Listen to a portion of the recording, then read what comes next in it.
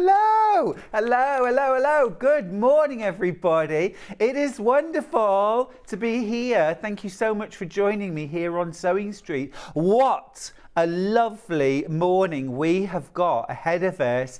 Oh my goodness. And we're celebrating a very special birthday today, but more of that anon. We need to start the day, as we always do, with our fabulous early bird. Now, this is something you're going to love, because every quilter, every bag maker, every dressmaker I know has got a few of these knocking around. But this is a mega bag of Millward Quilters sewing clips. You're not going to believe at the price that we're going to drop to you today. Should be $14.99. You've got 100 quilting clips in here, and the price is dropping to $10.99. Now this is, I'm not kidding. It's 100, and to prove it, I'm going to count them live on air. 1, 2. That was good, wasn't it? You little ribs to you. I'm not going to count them. You get 100. Look at that. And I'm not going to do my usual, which is to sort them into rainbow order. I should do that really, shouldn't I? But I'm not going to. 100 of these. Now, you already know you've got these at home. You've got a few of these kicking around, perhaps. Look, I am putting it into rainbow order. I can't help myself. It's like a tick. But this is 100. Now, I use my clips all the time for bag making. They are so useful when you're working with things like bosal, thicker layers. You can't pin through all of that. You need clips for that. Also, when you're putting binding on your quilts to hold the binding in place while you sew. For dressmaking, absolutely brilliant for holding your fabrics together when you're working with things like PU. Faux leather, cork, anything where you don't, vinyl, anything where you don't want to put a pin through it, your clips are going to be absolutely perfect for that. But look, we know these are normally so expensive, especially if you buy like small packs. That's a thing of beauty, isn't it? It was worth doing it. Look, I'm even going to put it into a little rainbow shape. Why not? I'm just playing now, aren't I? Look at that. There we go. Fill the whole world with a rainbow. Beautiful, beautiful. $14.99 is the usual price, but today you're just going to pay $10.99. Now, I'm expecting these to sell out very, very quickly. You're here nice and early. Grab these while you can. They do also come with this brilliant reusable bag. They're great to keep them in. Absolutely brilliant to keep them in. There's a lot of clips here. 100. The other thing, which a lot of times we miss, a lot of people I think don't even realise they're there. I certainly didn't for a while. But you've actually got markings on the reverse side. Do you see those little lines? So they're actually for marking your seam allowance. So when you put them on your fabrics, when you clip your fabrics together, often we put them coloured side up because that's the pretty side, but actually the right way up is the flat side on top. Okay, and then what you can do is you can actually clip them to measure out your seam allowance. Okay, and then you can use that as your guide as you're sewing. So really, really useful. I love my quilting clips, and they're also the kind of thing you lose. I'm always lose. I've just dropped one.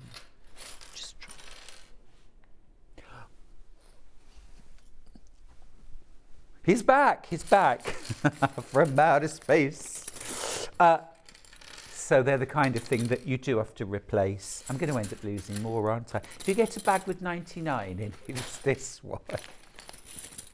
Now, this was a manager's special that we did, and we weren't ever supposed to go back to that price. But Cheeky Ben is on today, so expect trouble today, and lots of lovely deals as well. So we've got it back. It's $10.99 for your bag of 100 Millward quilting clips. Half the stock is already gone. and it is literally 8:05, so that's going to go, that's going to end up selling out. I'm going to try and get Facebook working. I'm not having a great time, I'll be perfectly honest with you, but I will try. We'll get that going. Anyway, let's have a look at the menu, shall we? There it is. So 8 a.m. Oh, that might give you a little clue. 8 a.m. Kaffe Fassett fabrics and the most amazing brand new quilt kit, which I'm going to be showing you how to make. It's the windmill quilt. At 9 o'clock, I've got the gorgeous Kerrie from Living in Loveliness, who is here with her pattern folder and craft Caddie kits and patterns. That'll be fab. At 10 o'clock, Sherrill is here from Dolly Doodah. Now, Sherrill and I were just talking. It's been a year since Sherrill's been here, and she's launching a brand new Dolly. Little Dot! Little Dot! She's here. You've been waiting for her. Little Dot will be being brought into the world live on air at 10 a.m. Now, at 11 o'clock, Kerrie is back with more Living in Loveliness. Oh, that's the craft Caddie. Beg your pardon. And then at 12 o'clock, sewing machines and accessories. However, I'm going to be also demonstrating in the hour how to make machine stitch cathedral window using brand new fabrics from Tula Pink. We've got a gorgeous 5-inch charm pack. It's called Moon Garden. It's absolutely beautiful. I didn't have time to demo it yesterday, so I'm going to be demoing that in the 12 o'clock hour. So stick around for the 12 o'clock hour. You won't want to miss that demo. All right, okay, so that's our morning. Now, I said a little while ago that it's an important day today, and it is an important day today because today is Kaffe Fassett's 85th birthday. Yes, Kaffe is 85 and fabulous. There he is. There he is. 85. Can you believe it? 85 and fabulous. And to celebrate Kaffe's birthday, I am getting all the feels for this quilt. How stunning is that? Now, the guys from the gallery came through earlier on and they were all like, wow, that is fabulous. Isn't that fabulous? It's a brand new quilt kit from Kaffe Fassett. We've got 2 colourways. That's the red. We've also got purple, lilac, lavender. It is beautiful, beautiful. I'll show you those in just a second. And I'm going to show you how to make the double pinwheel block. Also, I need to let you know, we've got a really special deal today. If you shop with us today, anything, could be our early bird, could be a Kaffe quilt kit, it could be a reel of thread, it could be some quilt batting. If you shop with us today, you'll be entered into a prize draw. Check this out.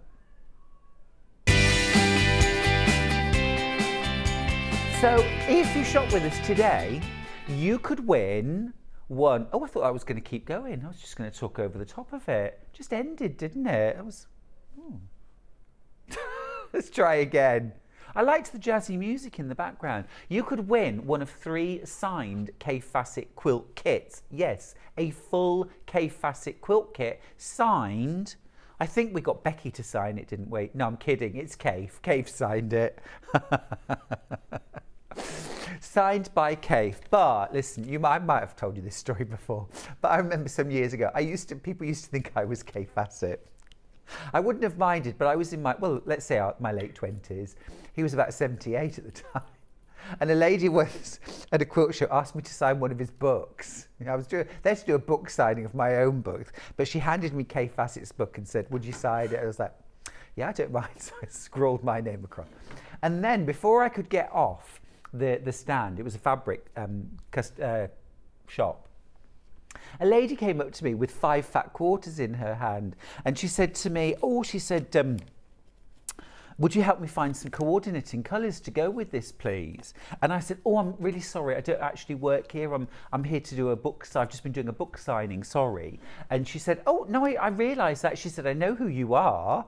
And I went, oh, okay. And she said, but I just thought while you were here, I would ask if you would help me find some coordinates to go. I said, well, I don't mind if you want my help and advice, I don't mind. She said, well, I mean, you are the king of colour. And I said, am I? And she went, hello, Kay Fassett.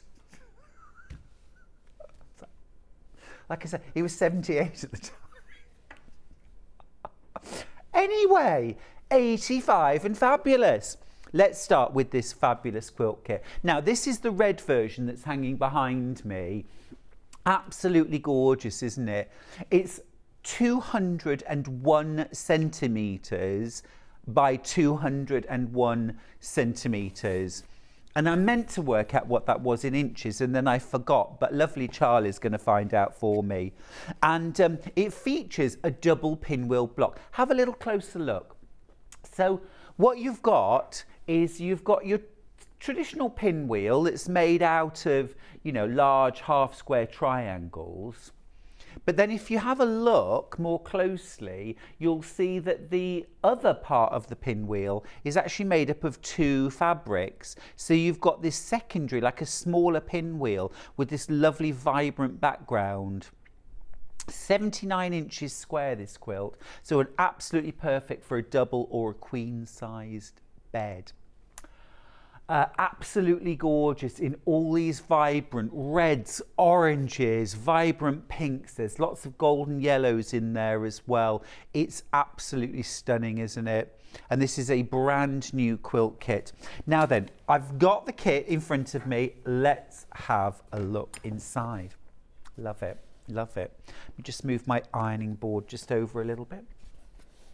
There it is. So, I mean, absolutely stunning, isn't it? What a beautiful, beautiful kit. As always, they're beautifully packaged. And then inside the box, you've got everything you need to make the quilt top. You've got your full instructions, of course. Now, you are going to use one simple template, and I'm going to show you how it goes together. And it's marked X. And then there's X reverse, because actually what you've got in the quilt itself is the same block but sort of flipped. So the windmill part is flipped. So you have a mirror image template. So you've got that template. Now I would use either freezer paper, or you could make a cardboard template. You could use template plastic to cut that out of. It's got your seam allowance already included. Just cut it out nice and accurately. But I love freezer paper for doing things like that, because you can iron it to your fabric and then it won't move around. And then you can see there, here are your two blocks, and you've got where you've got this triangle is a whole triangle, and then the same position on block B, that triangle is the pieced triangle. So those are your two different blocks. And then really gorgeous, simple layout, kind of, it's sort of a formal layout, because you've got the same blocks in the corners, you've got the same blocks here creating a bit of a cross in the center, and the same blocks around. So you've got this lovely, although it looks very random when you first look at it, it actually isn't. You've got quite an order there to the fabrics. Now let's dive into the fabric pack. I absolutely love the fabrics that are in this kit, especially the border fabric. It is gorgeous. Look. That is one of my favourite fabrics from Kay Fassett Collective. It is stunning. It's like a big chrysanthemum print. So you've got a massive chunk of that for your border. Really beautiful. You've got your pinwheel fabrics then. All these vibrant oranges. These really are my colours. Lots and lots of smaller cuts of fabric here. This is a gorgeous one. Look at this one here. Almost like sort of maple leaves. Really vibrant, just gorgeous. That's beautiful, isn't it? Like buttons. Really stunning fabrics. Oh, love the Aboriginal dots. Absolutely gorgeous. I've used this fabric before. Really lovely, really lovely. Oranges there. Oranges are not the only fruit, apparently. just gorgeous, isn't it? And all tied up with a beautiful ribbon.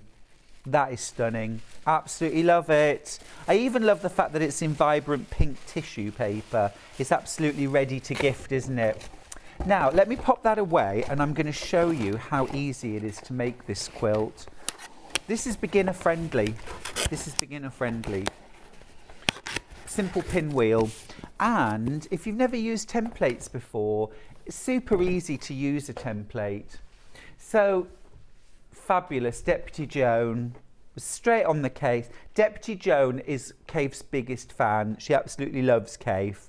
And so do I, of course. But I asked Joan to use these Anna Maria Horner fabrics because I didn't want to cut into a quilt kit really, because I wanted that for you. And if we started playing with it, you know, I do what I do really. I do what I can. So these aren't the exact fabrics, but they have that sort of similar vibrancy. And you can see you've got your pinwheel, your small triangles, your large triangles and the background. And we've got an A and a B here. So let me show you what we do.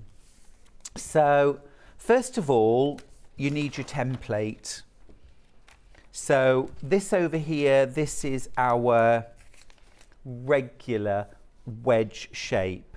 And you're going to cut out your fabrics ready for this.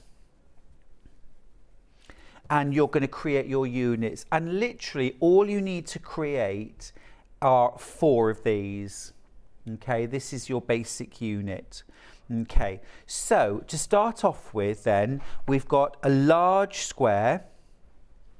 Okay, that you're just going to cut diagonally, corner to corner. Make sure when you do that, that you line up the corners really carefully so that everything's nice and precise. Not a bad idea to spray starch your fabrics before you begin. Something like Starch Savvy is good. And then cut that down the middle so that you've got your half square triangles. And you'll need 4 of those to start off with two squares. And then you'll need to cut out your template shapes as well. And literally all you're going to do, if you're using a paper template, you can pin it to multiple layers. If you're going to do multiple layers, then you need to stack your fabrics because you need all of the right side of the fabrics facing up the same way.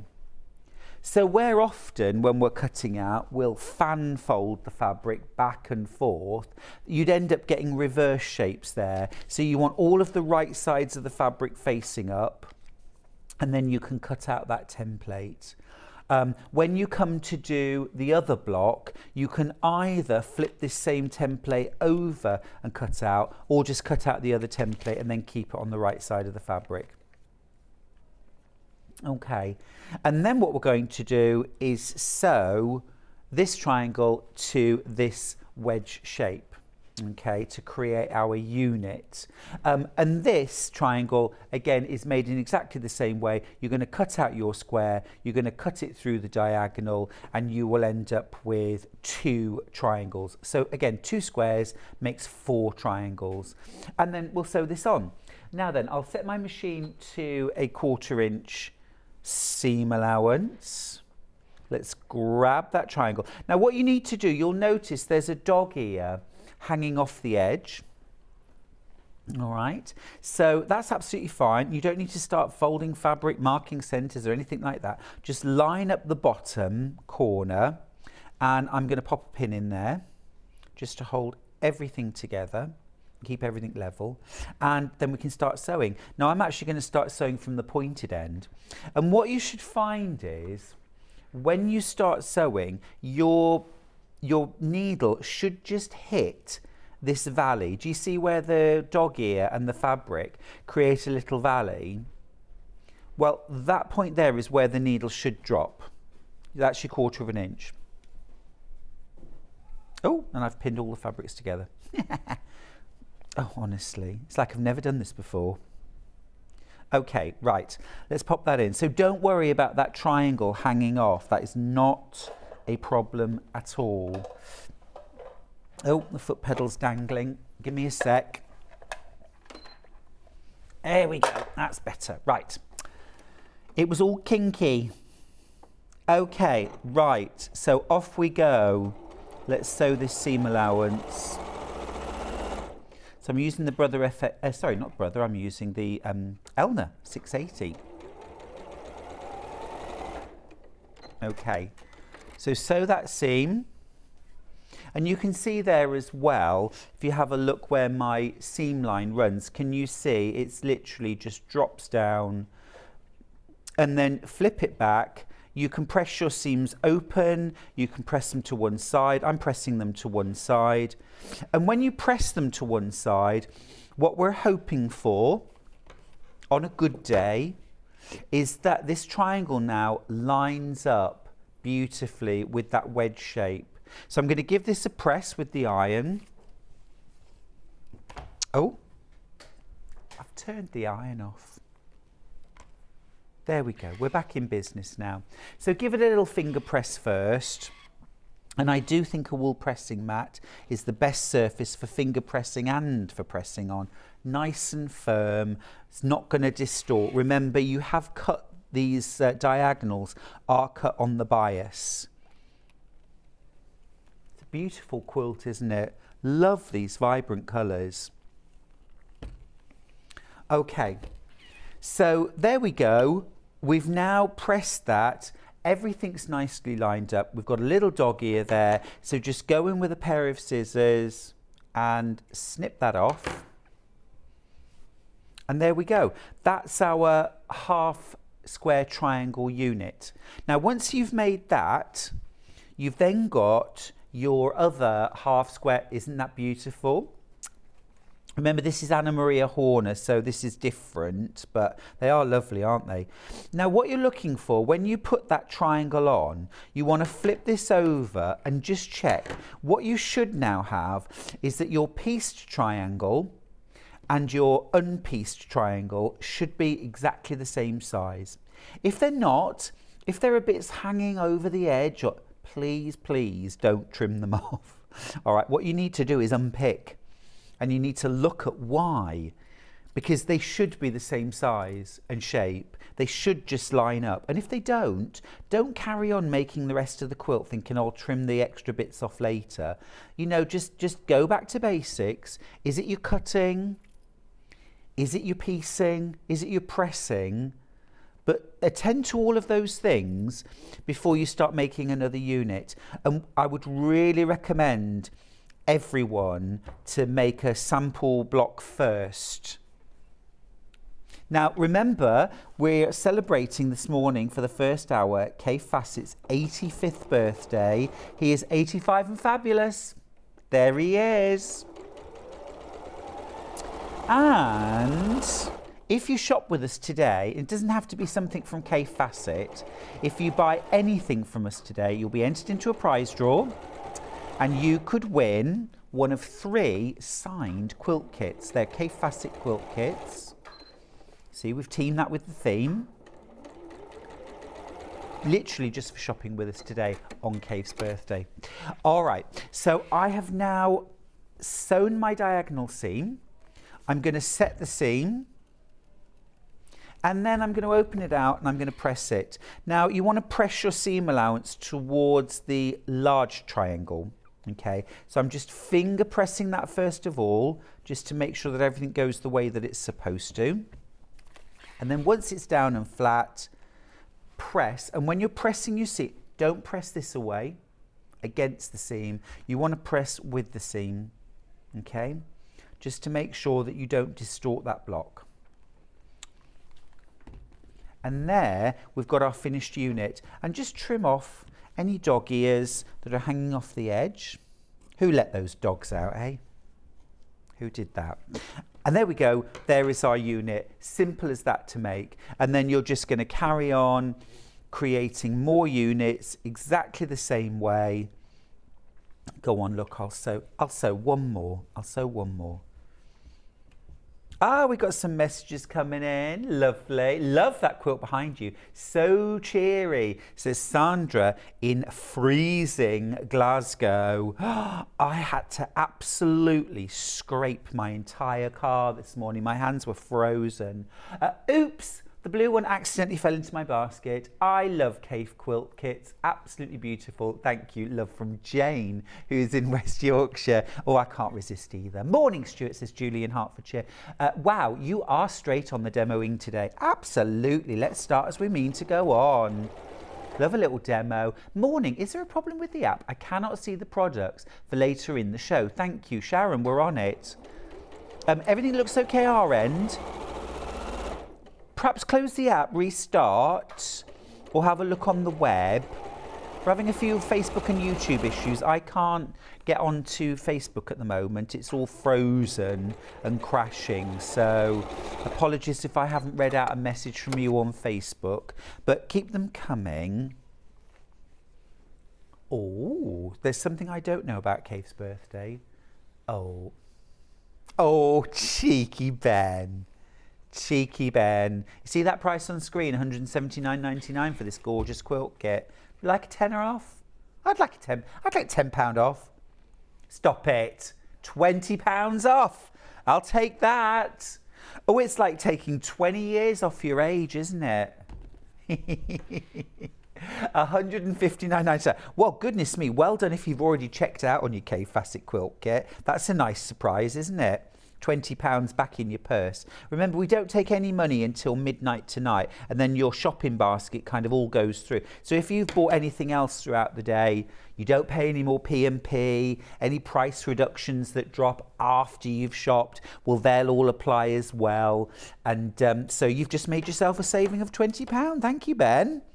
Beautiful. Beautiful. You're in a good mood today, aren't you?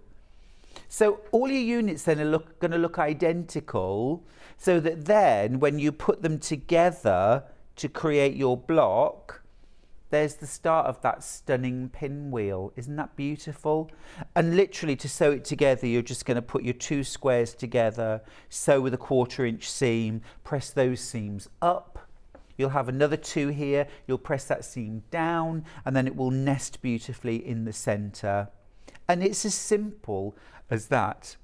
So this one right here is, now is that an A block, or that's an A block? And then this one here is going to be a B block. So the only difference there is you're using a reversed template for here. So if I just grab that demo quickly and show you. So for this one, oh, look at all this gorgeousness. Your template is simply facing the other way. So here's our original, there's our X template, and then this is our X reversed. So it's literally just the other way around. So same as before, a square that you cut in half on the diagonal, sew those together, okay. So that's going to go like that. Then you'll have your large half square triangle that you will sew to that, and that's your B units. 4 of those make a block. Easy peasy. And thank you very much to the Deputy Joan for preparing those gorgeous blocks for me. Joan had those blocks made in no time at all, a matter of minutes. I'd barely driven home, and I got an email with a picture of both the blocks. She's so fast. But it's also a very, very quick and easy block to make. Despite the fact that it uses templates, don't think that that makes it difficult. This is cute. Let me just show you this. By Sunday evening, written in red. Joan's next teacher. By Sunday evening. There you go. They were done by Friday. I'd gone round Friday afternoon. Coffee and mince pies, homemade, of course. But by Friday tea time, they were done. Joan's an absolute marvel. Thank you, Joan. Okay, so far we've only seen the Kaffe Fassett quilt in red, but we also have it in a purple, lilac, lavender. Come over here and let me show you. Here I am. Now this is absolutely gorgeous. beautiful, beautiful fabrics in here. I'll whip this box open and I'll show you what we've got inside. Look at all that loveliness. It's gorgeous, isn't it? So you've got all those lovely blues. See, I was calling it lilac lavender because those are the colours I see. But you've also got those beautiful blues in there as well. Blues, lilacs, lavenders, wisteria. You've got a little bit of green in there. It's lovely and fresh. Should we have a little look at what's inside? Let's have a little look at what's inside. So again, 79 inches square. You've got a full picture of the quilt. And I love a square quilt. Most of the quilts I make are square. I really love a square quilt because it always looks good. It doesn't matter which way up. You've got your full instructions. Very, very easy to put together. You've got 2 borders going around the outside. And then inside, all coordinated, look, blue tissue paper. Fab. I'm trying to open this carefully, because someone might get this kit, mightn't they? Shall I? Shall I imagine it was my birthday? I wonder what Kaffe's doing for his birthday.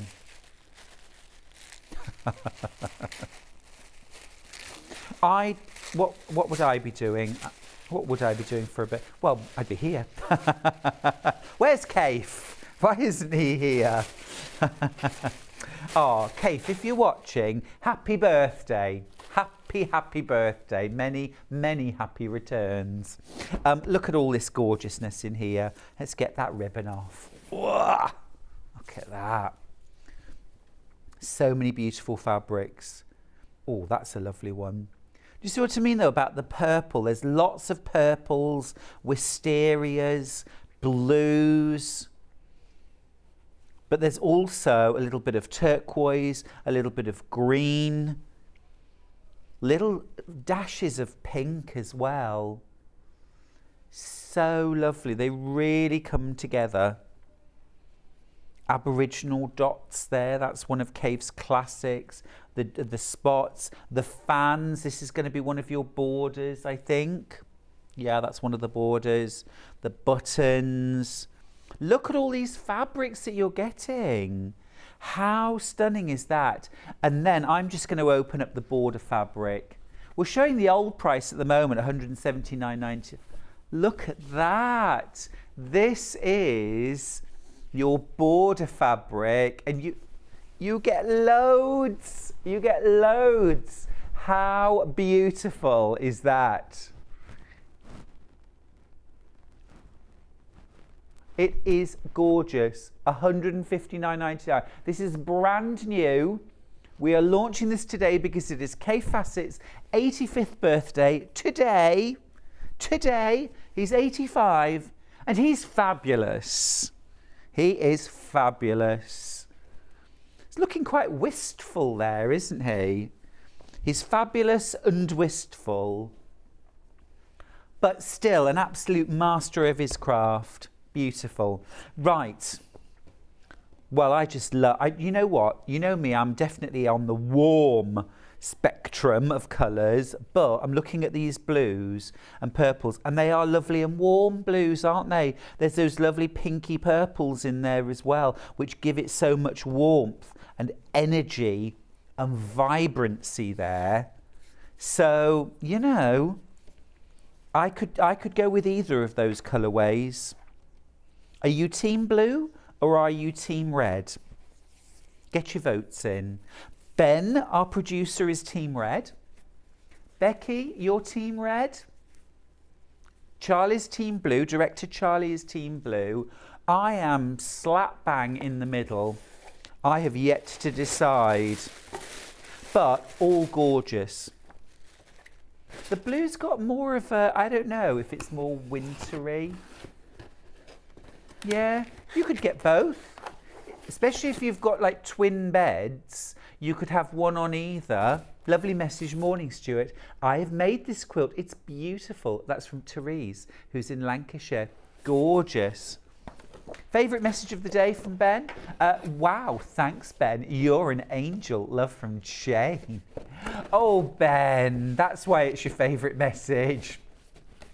It's a long time since Ben's been referred to as an angel. Hi, Stuart. Definitely Team Red. That's Sandra in South Yorkshire. I think I might be verging towards Team Red.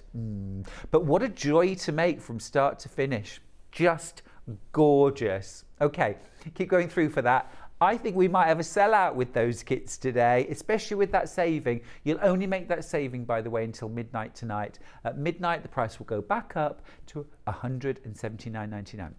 Grab it for £20 cheaper while you can. Now, we have got some gorgeous fabrics from Kaffe. We've got a mega bundle. I'm going to start with that. These fabrics are all available by the half metre on the website. However, they are all almost sold out by the half metre. So if you want them by the half metre, I would be very quick. Have a look on coming up in today's show. Look at that. Look at that. That's a bit of all right, isn't it? It's a bit of all right. Wowza.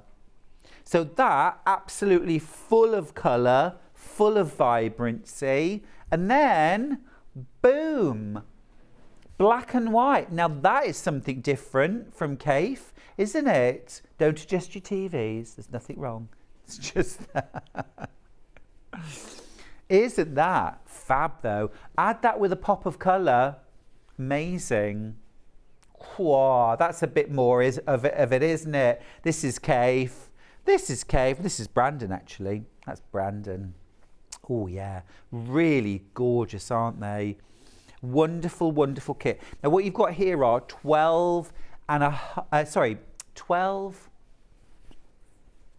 13, can't count, 13 half metres, 6.5 metres in total. Dark and moody. This is very much me today, is it not? Morning, Stuart. You're looking very chic this morning. Love the waistcoat. Well, thank you very much. I'm going to take that. Thank you. Pop a little waistcoat on. Although I did pop the top button. I go, oh, I've been working out. What can I say? And Kerrie from Living in Loveliness very kindly sewed the button back on again for me while I was still wearing the waistcoat. I think she's actually sewn me into the waistcoat. So I might be wearing this for some time. Thank you for that. Oh, hello. Lovely melons. They are melons, aren't they? They're not cacti. They look like they could be cacti. That's amazing. Gorgeous. Morning, handsome and crew. I love it. Thank you, Mo. No. They're all saying, we're handsome crew, we're handsome crew. It's like, no, it's morning, handsome, comma, and crew. Thank you. Wait here. Oh, sorry. Watching while in bed. Not well. Oh, knitting and making paper chains. Oh, Mo, you poor thing. Knitting paper chains. Oh, get well soon, love. Mwah. Sending you a big warm hug. One more message. Morning, Stuart. I go for Team Blue. Anne in South Yorkshire. Gosh, okay. You've divided a nation there, Anne. You've divided a nation. No, they're both gorgeous, aren't they? Oh, that's a bit of all right. Now, I love a border print, and Kaffe doesn't very often do a border print, but let me just show you that. That is gorgeous, isn't it? It's a bit of all right. It's a bit of all right, isn't it? Think of all those opportunities for fussy cutting as well, even just out of half a metre. That is lush. That is lush. Beautiful, beautiful. Now, what about same print, but in vibrant, delicious greens? Wow.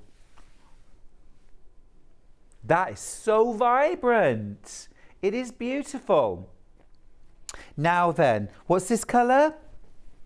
Purple, purple. The purple-headed mountains. Ba ba da ba da ba. Gorgeous. Oh, that is yummy. Oh, everyone started dancing then. Now then, this needs to go over to Jewellery Maker, surely. Our sister channel. Look at that. Although, you know, the greedy boy in me is looking at that thinking, oh, is that beetroot? Lovely slice of beetroot.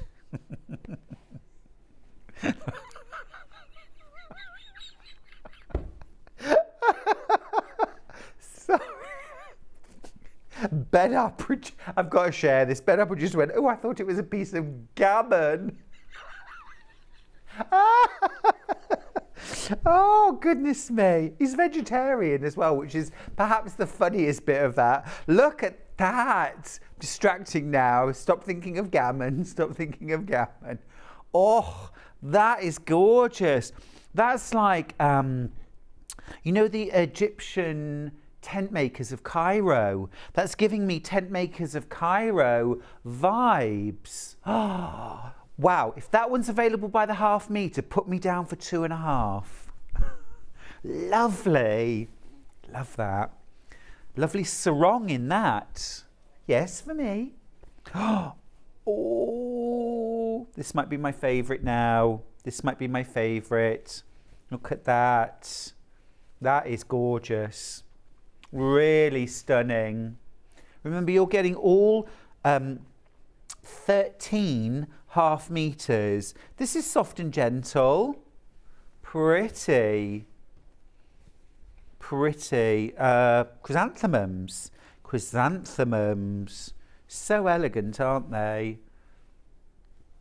Beautiful bright blossoms to finish. So 13 half metres, 6.5 metres in total for 83.87. Remember, make one purchase today, you'll be entered into a prize draw to win one of 3 quilt kits signed by Fassett himself. Now, are you team blue or are you team red? We have got 2 amazing options for you in this brand new quilt that we are launching today on Fassett's 85th birthday. Hi Stuart, lovely to hear and see you again, especially showing lots of wonderful fabrics. I love Fassett fabrics and I love the blue collection. That's from Susan in Suffolk, definitely team blue there. Jane in West Yorkshire is definitely team blue from Jane, kiss kiss. Okay, team blue in the lead. Team blue is in the lead.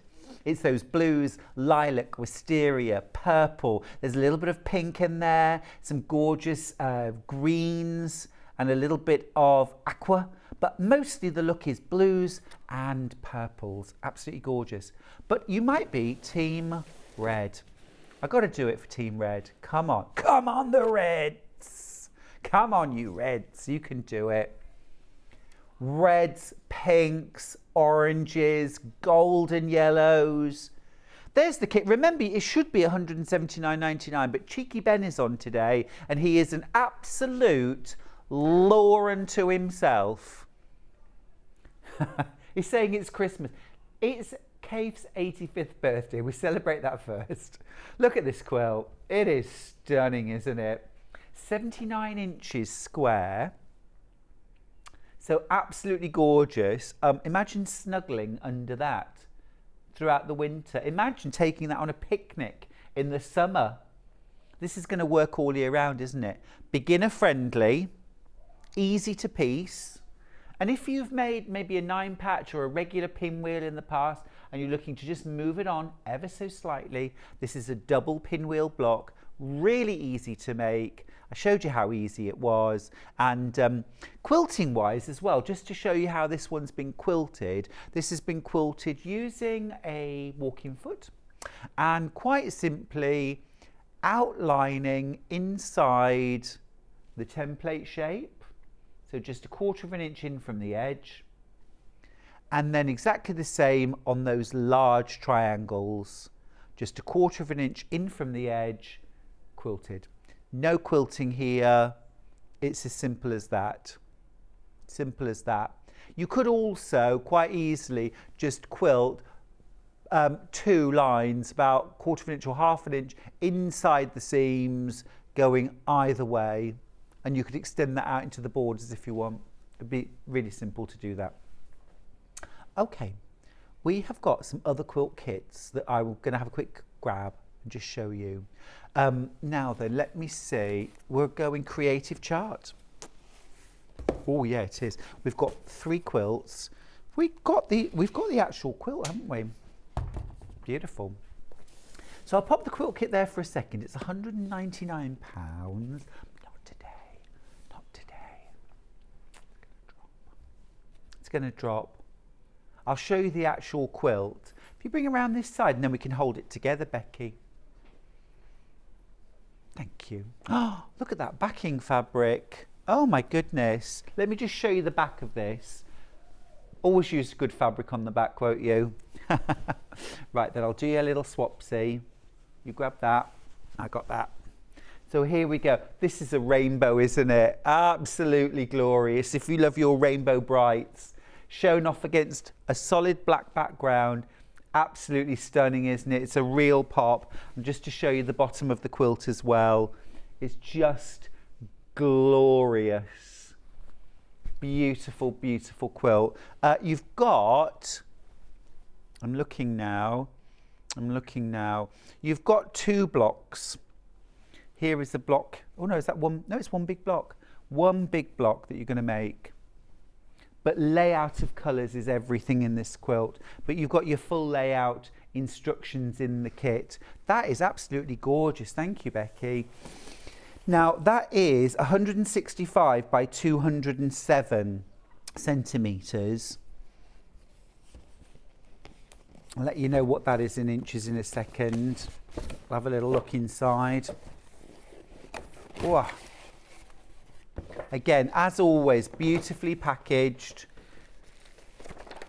65 inches by 82 inches. So this is foundation paper pieced. So you've got your foundation. So you're just going to photocopy that. There's a little inch square up in this corner just for you to check when you print off your foundation. Print one off, just check that the square here still measures 1 inch square. If it doesn't, you need to look at your sizing options on your printer. But trace that out or photocopy it, and then easy to foundation paper piece. Just 2 large triangles. And then inside you have got your fabrics. Now I absolutely love bright colours against black. It is always stunning. It always pops. And it's not something that you see a lot with Kaffe. Not from Kaffe. He doesn't tend to, but this is an exception. Absolutely gorgeous. You've got all these beautiful fabrics. That's one of my favourites of Kaffe ever. Yeah. It's all about, oh, look. Oh, that is absolutely stunning, isn't it? That is really beautiful. I'm thinking a little jumpsuit, shorty jumpsuit with an elasticated waist. Not for me, obviously. Oh, gosh, lovely. Little spots. It's just beautiful, isn't it? So vibrant. I love rainbow best of all, so this quilt kit is really jumping out at me. So many gorgeous fabrics in there, look. Purples, pinks, reds. You've got that lovely soft grey spot, some grey solid, some black solid. So you've got absolutely everything you need there to make that quilt. Really big quilt as well, isn't it? $179.99 for that. Lovely. Okay, I'm going to pop that to one side. We've got 2 more quilt kits to share with you. I'm going to pass this one along. And we're going to go with chic centered. Chic centered. Oh, that is yummy. Oh, that is yummy. $129.99. Now that's a stunner, isn't it? Absolutely stunning. A bit darker and moodier looking than normal. It's still bright and gorgeous, very colourful, but it's got a sort of a deeper, more kind of jewel tone to it, hasn't it? The yellow really pops, doesn't it? And also this lighter, brighter bubblegum pink. You just get these sort of bright touches. Now this quilt is rectangular. Size-wise, it is 170 by 128. That's 67 inches by 50 inches. So perfect for a single bed. Great to throw over the back of a sofa as well. Nice and easy to piece. Very similar piecing actually to the quilt kit that's hanging behind me. It's just going to be one simple template, I suspect. Yeah, there we go. Now let me just tell you, this has proved very popular. We've only got 8 of these quilt kits left. So if you want this, be quick. So yeah, look, you've got your wedge shape. So where the other one was this kind of wedge shape, like a chisel shape, this one has got the pointed at both ends, and then you're literally just going to cut quarter square triangles and sew that onto the top, and then sew 4 of those together to create the block. So it's nice and easy. And using the odd template really does open up a whole world of possibilities of quilts to you. So if you've never used a template in a quilt, don't think it suddenly makes it harder. It really doesn't. It's you saw how easy it was to piece together. Piece of cake, piece of birthday cake. There you go. A piece of cake. Ah. Oh, there's so much in here. Yeah, what are we talking about Kaffe's birthday for? It's my birthday soon, he says. He says, February, early February. No, it's Kaffe's birthday. We're celebrating Kaffe's birthday, Stuart. Stop talking about yourself. Look at that. Love that fabric. Love that colourway is amazing, isn't it? Just gorgeous. So you've got all these beautiful fabrics. Le poisson. There's that vibrant yellow. That's a bit of all right, isn't it? Look at that. Pebble mosaic. Stunning, isn't it? Absolutely stunning. Mille fiori. That's gorgeous. Half the stock gone now, so we're down to our last few. Just a few left. That's beautiful. Really lovely. And I love the eclectic nature of Kaffe's fabrics and quilts, because you've got something like this which could be in a country house. You know, it could be the curtains or the upholstery in a country house. And then you've got this which is so vibrant, so modern, but a little bit sort of dot art. You've got Aboriginal dot patterns. You've got Italian mille fiori. Oh, very cultured, very cultured. Isn't that beautiful? Feathers. And then that beautiful deep red spot. I love how that features in the actual quilt. Just to remind you, you've got those in every block, those little quarter square triangles. Absolutely stunning. It is a beautiful quilt. I really like that. I really like that. And it's interesting as well. I was talking yesterday about scrap quilts, about how you know, although in some ways you can look and at first glance, the scraps that you put together, the fabrics you put together can look very, very overwhelming. But there is something about a good quilt design that unifies all of those elements and makes the whole thing just beautiful and work together. And that is absolutely what Kaffe's done with that quilt pattern. Beautiful. We're celebrating Kaffe's 85th birthday if you just joined us. He's 85 and fabulous. It really is. And if you shop with us today, you'll be entered into a prize draw, and you could win one of 3 signed quilt kits from Kaffe.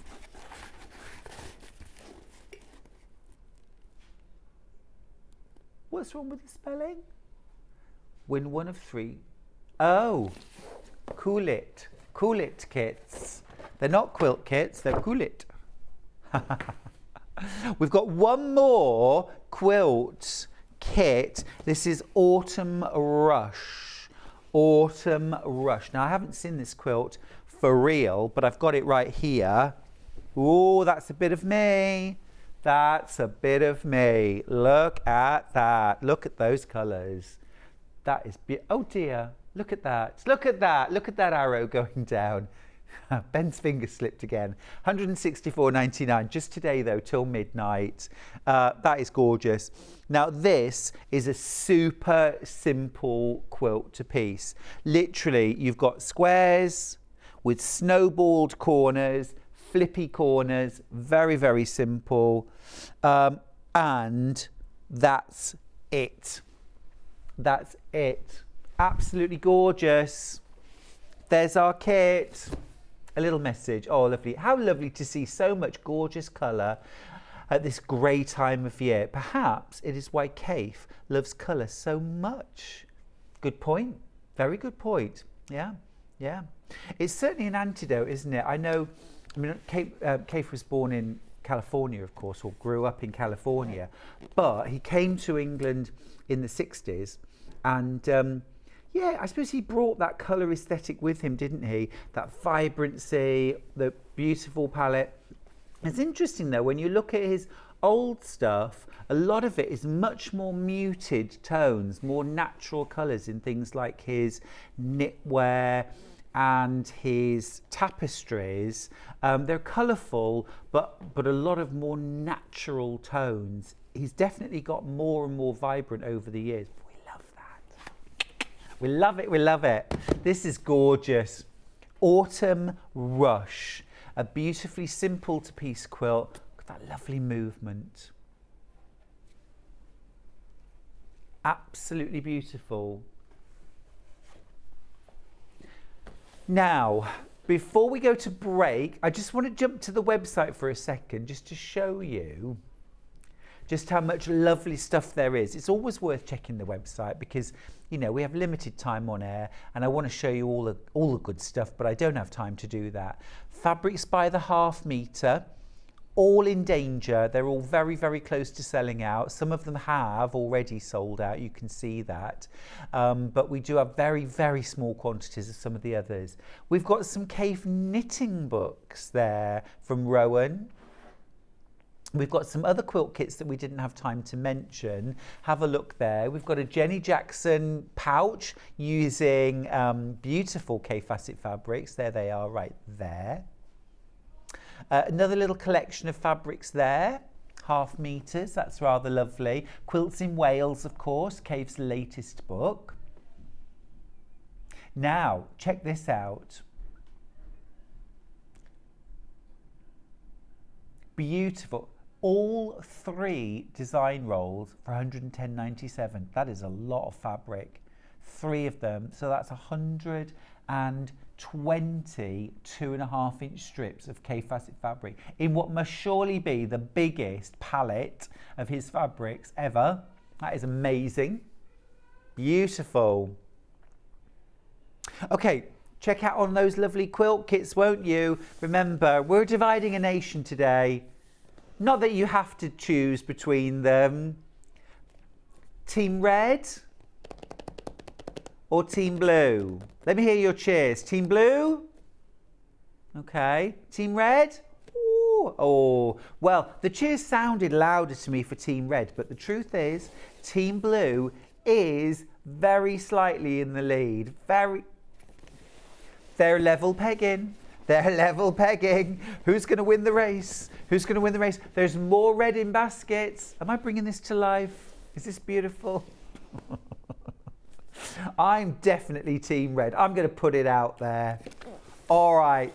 We are going to go to a break. When we come back, I'll be joined by Kerrie from Living in Loveliness with beautiful projects, some beautiful fabrics too. So please don't go anywhere. I'll see you after this.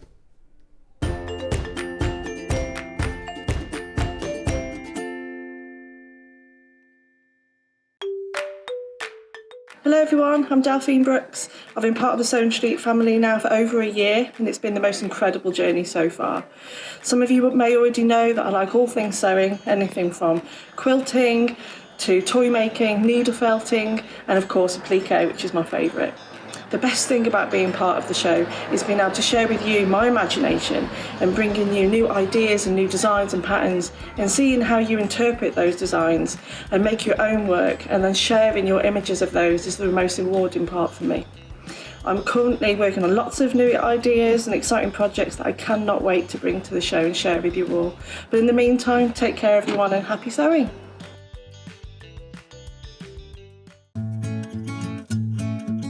Stuck for ideas for the perfect gift? Why not get them a gift card?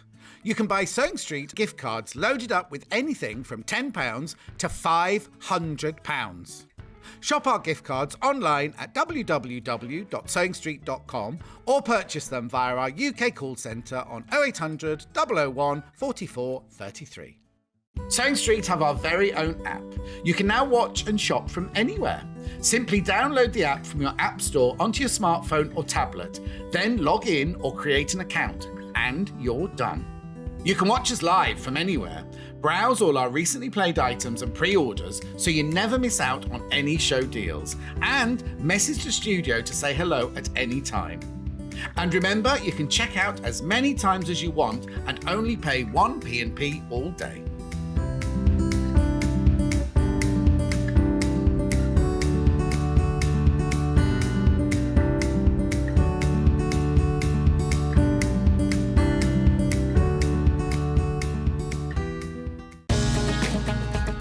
Follow Sewing Street on Facebook and Instagram to keep up to date with what's coming up on the show, as well as being the first to know about our amazing offers.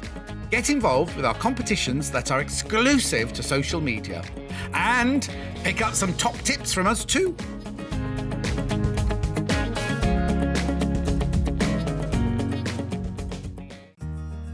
Have you heard about all the different ways you can shop on Sewing Street? You can shop on our website, sewingstreet.com, and you can also order by phone by calling our friendly UK customer service team. Just call 0800 001 4433. And don't forget about the Sewing Street app. Here you can shop all of the Sewing Street products as well as watch the live shows from anywhere. You can download the app onto your smartphone or your tablet by simply searching Sewing Street in your app store. And one final thing, no matter how many times you check out on Sewing Street in one day, you will only pay 1 postage and packaging. Happy shopping! Missed the live show? Don't worry, we recorded it for you. Never miss out on your favourite presenters, guests and makes ever again. Head on over to our YouTube pages to watch back the day's live show and enjoy your favourite demos over and over again. Subscribe and turn on the bell notification so you never miss a show or video ever again.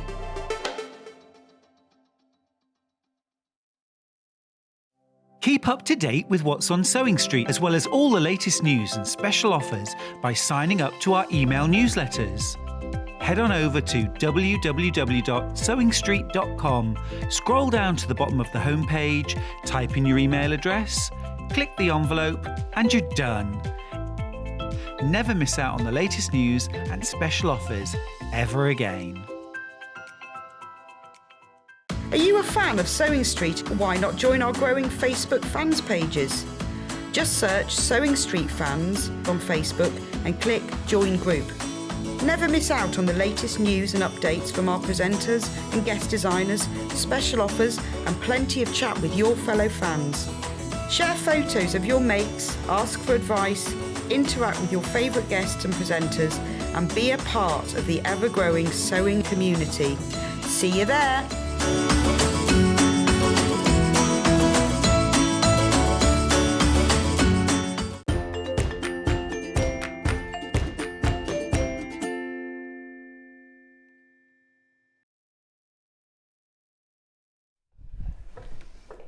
Hi everybody, welcome back to Sewing Street. Great to have your company.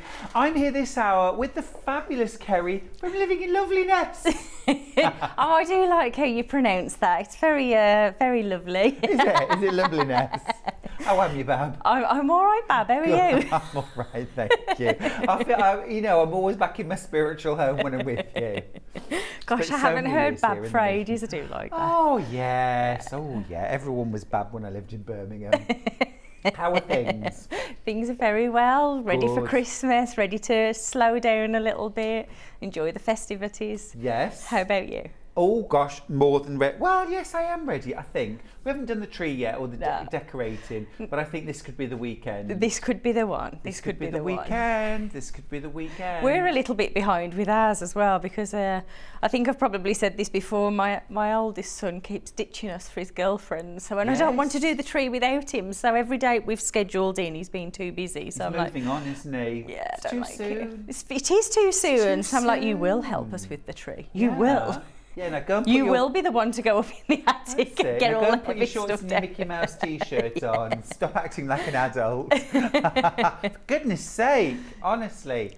Well, we've got a wonderful hour here, and it's featuring the beautiful pattern folder from Living in Loveliness, which is just beautiful.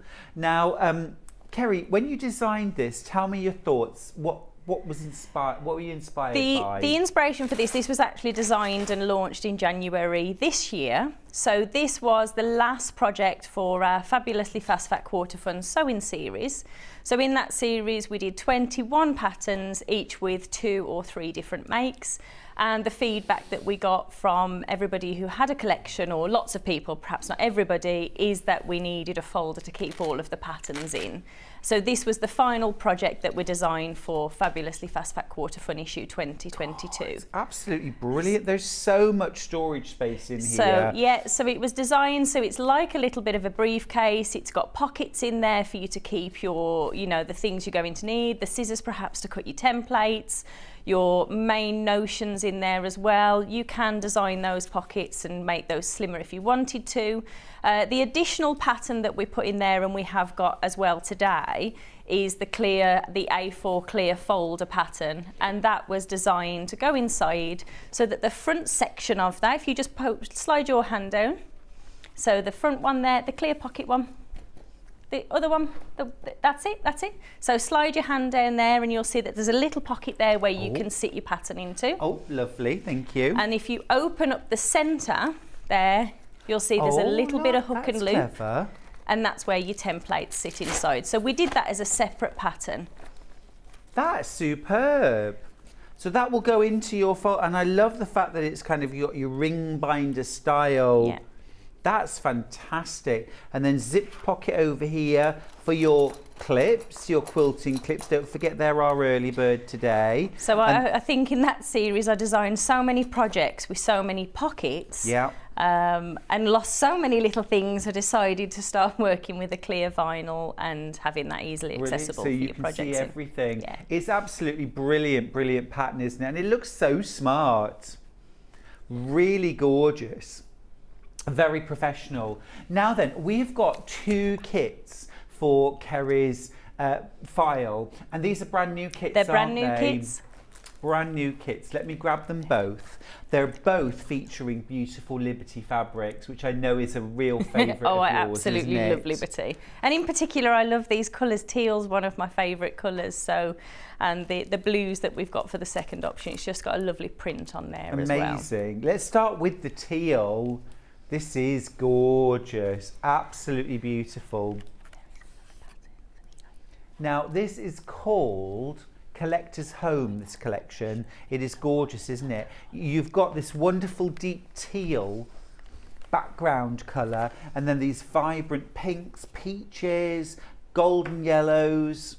I'm not sure how I don't have a dress in this particular print. Absolutely. It is magnificent, isn't it? It is I love really this. beautiful, both of the different fabrics, and I love that sort of variation in scale, the larger print and the smaller, so beautiful together.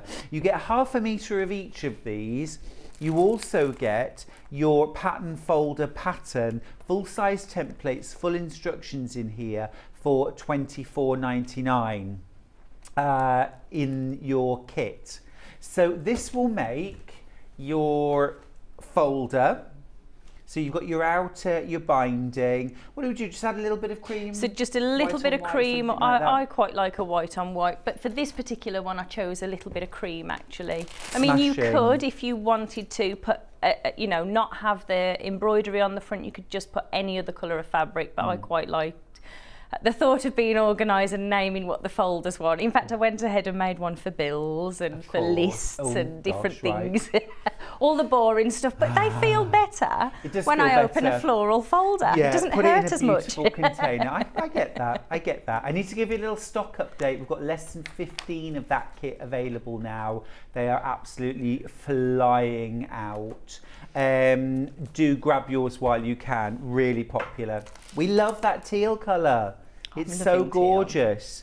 So that's one option for you. There is one other option, which I know you'll rather love. Now, this was incredibly popular on pre-order.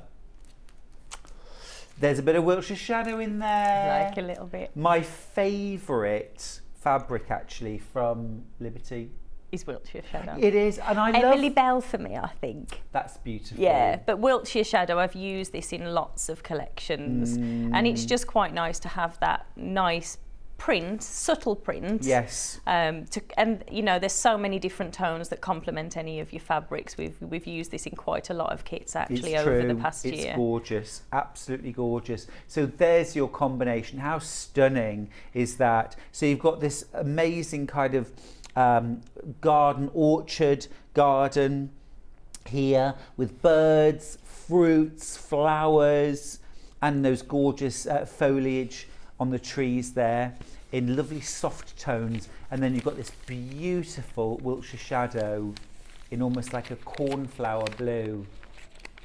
Stunning. 1/2 metre of each plus your pattern. It's been very busy on pre-order, that one. So if you really like the look of that one, grab it, pop it in your basket. Now, we did have more stock of the blues. This one, actually, we're approaching limited stock already, Kerrie. And we've not even had a little play yet. I know, we'll get to that as quickly as we possibly can. Now, if you'd like to buy the pattern on its own, you can. Let me give you the details of that. It's £9.99. Full-size pattern pieces. Just like a dressmaking pattern, isn't it? Yeah, we like to keep them full size, rather especially than dimensions that you rotary cut. You get full size pattern pieces, full instructions, full tutorial inside there.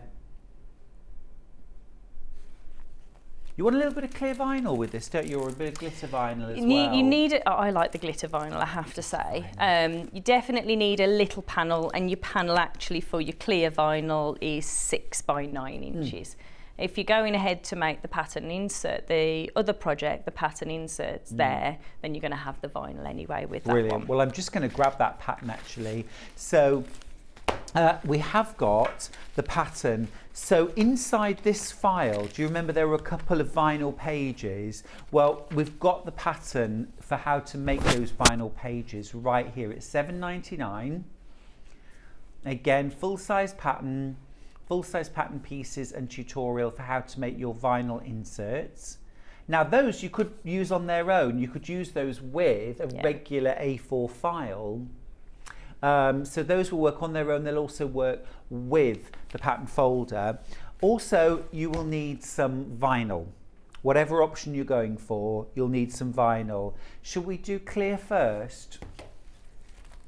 So clear vinyl, this is such a great product, isn't it? Oh, I absolutely love working with. Not at all, no. And what I tend to do with vinyl, and certainly in this project you'll notice, and if you have another little look, is I put binding on the raw edges, and therefore it just, you know, you're sewing directly through the fabric. Yeah. So easy to sew, easy to sew. If you managed to get the early bird earlier on, those quilters clips, this is when it's perfect having them. When you're working with something like vinyl, you don't want to try and, you can't pin through it, so you clip it together with those.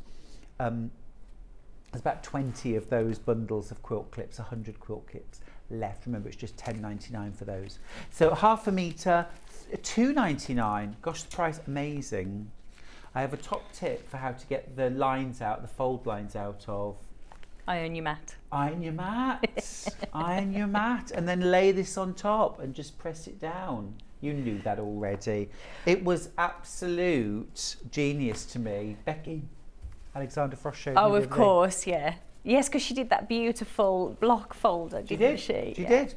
Our other option in vinyl is the glitter vinyl. I think this might be my favourite. Oh, it's the same price. My goodness, that's awesome. I love a bit of vinyl. I ran out of vinyl the other day and had to go to a large store to buy it, and it was twice the price of that. Yeah. So this is really good, really well priced. Absolutely fab. And the glitter is actually sandwiched sort of in the middle. So it doesn't flake off. It doesn't come off onto things. It won't rub off. It'll stay there forever. Absolutely brilliant. £2.99 for half a metre. That would be enough for making numerous insert pages. You'll get, so from half a metre of vinyl and 2 fat quarters, you'll get 2 pockets. Perfect. So if you want more, obviously buy more, but you'll get 2. You'll end up with little bits of your vinyl left, perhaps enough to do the folder, and from your fat quarters, you'll end up with some strips, but from 2 fat quarters and your half metre, 2 folders in total. Perfect. Thank you for that. Great. So, shall we play? Let's play. Let's play. I'm all geared up next to the iron. Oh, you're ready to go. Do you want to have a go at doing my vinyl for me then? There is a tiny little I can do that. Kink in there. So if you could do the vinyl, there we go. Let me move that out the way so I'm not. I'm just going to perch in the corner so I'm not in shot, but I'm here to do your bidding. So where do we start then? So for the first thing, so what I've done here, there are so many pieces to this project, and you will get the full project out of this. What I would recommend doing when you're starting with this, so on each template it will give you cutting instructions. So for example here, your top interior flap. So this is the little pocket on the inside of the right side of the folder, and it tells you which fabric to cut these from. Now you're getting 2 half meters in your kit, which is enough to do the whole project, providing you follow the steps here of which fabrics to use.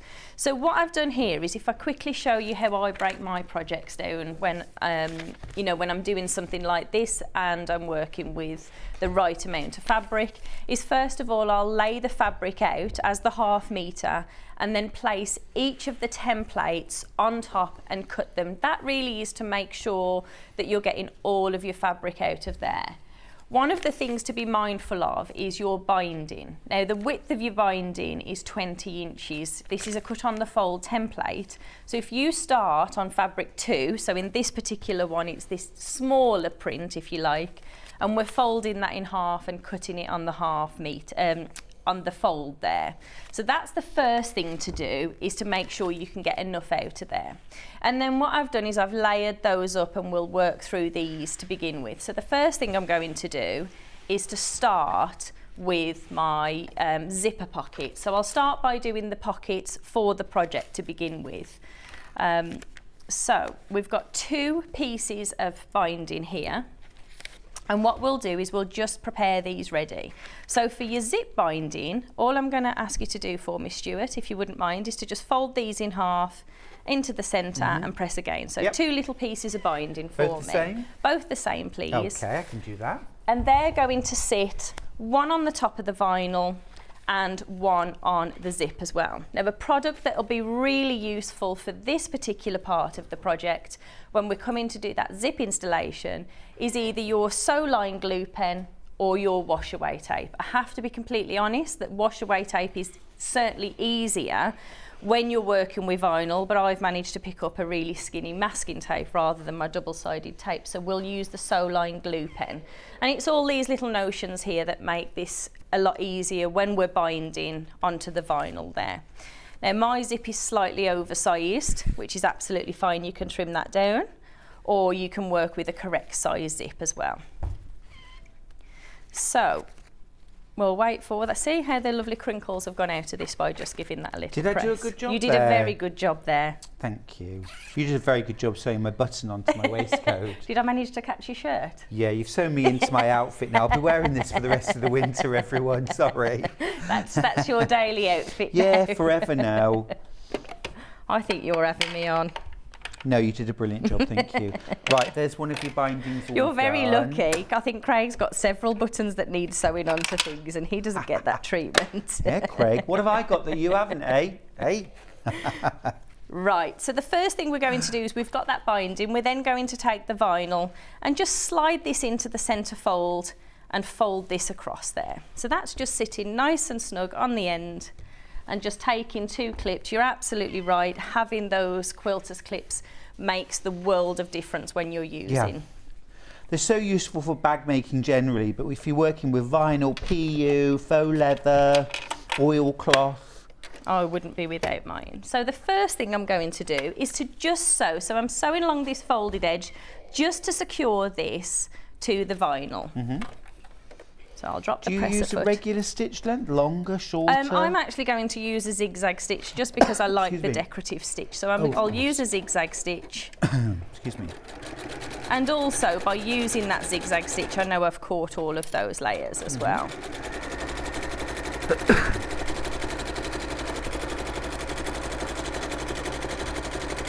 Apologies, by the way, if you're using Facebook, we still haven't managed to get that working properly.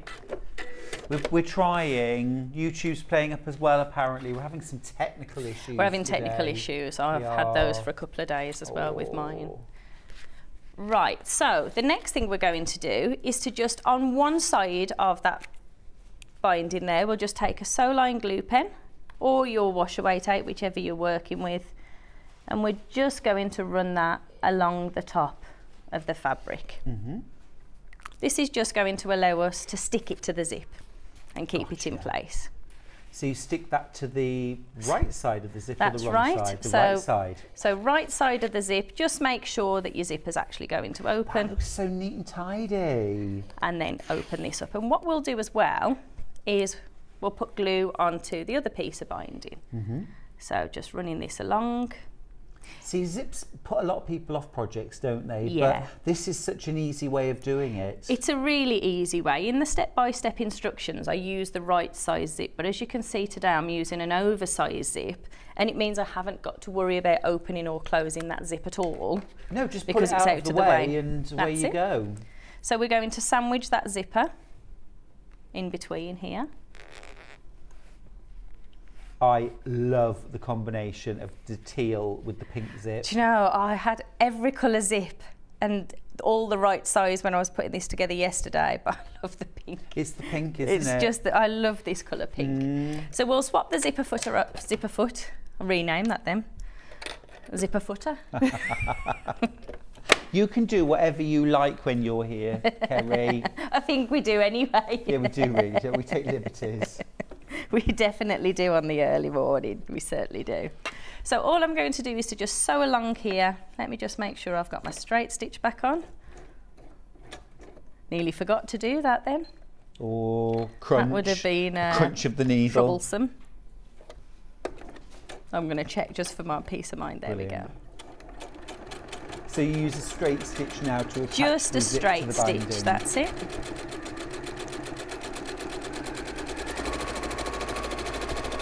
See, that's so easy. If you've never done a zip before, give this project a go. Very, very straightforward. And that's just a regular zip. That's right, just a regular zip. nylon zip, Yeah. that's right. So we'll do the same on the opposite side. So I've just swapped the zipper foot over. So for those of you that thought sewing with vinyl was hard, look, no change of foot. Use your regular zip foot. The vinyl is actually covered by the fabric, isn't it? So Yeah. as you said, you're sewing fabric to fabric. That's it. So on the back, I recommend a vinyl foot when sewing with, a leather needle when sewn with a vinyl. Oh, But I okay. haven't swapped this over at Okay. all, and you can see. So there is our first pocket. Mm-hmm. What we'll do now is we'll take the piece of fabric with a pocket. So again, as you can see, what I do here is just pin the templates directly to the fabric, so it's Yeah. all together. It makes it much easier when I'm sewing these projects along. And what we're going to do is just align that vinyl right at the bottom now, secure that into place. I thought I'd brought those in, thought I'd managed to leave those Yeah. behind then. So just clipping this into position, and then your zip on top. And I'll just pin through these as well so I know it's together. And to secure this into position, what we're going to do, again, swap over to the zigzag, and I'm simply just going to zigzag through those layers now, and that secures the pocket into place. I'll then swap this back to a straight stitch and just sew along the vinyl to secure that. It just makes it easier at a later stage when we're going to put. So you're going to be sewing now with the vinyl on top. That's right. So again, do we need a special foot for Well, this? I'm only sewing through the layers of fabric this time, so I'm sewing through that top binding, making sure that zip is nice and close. In fact, I'll close this up now, so that's it nice and snug.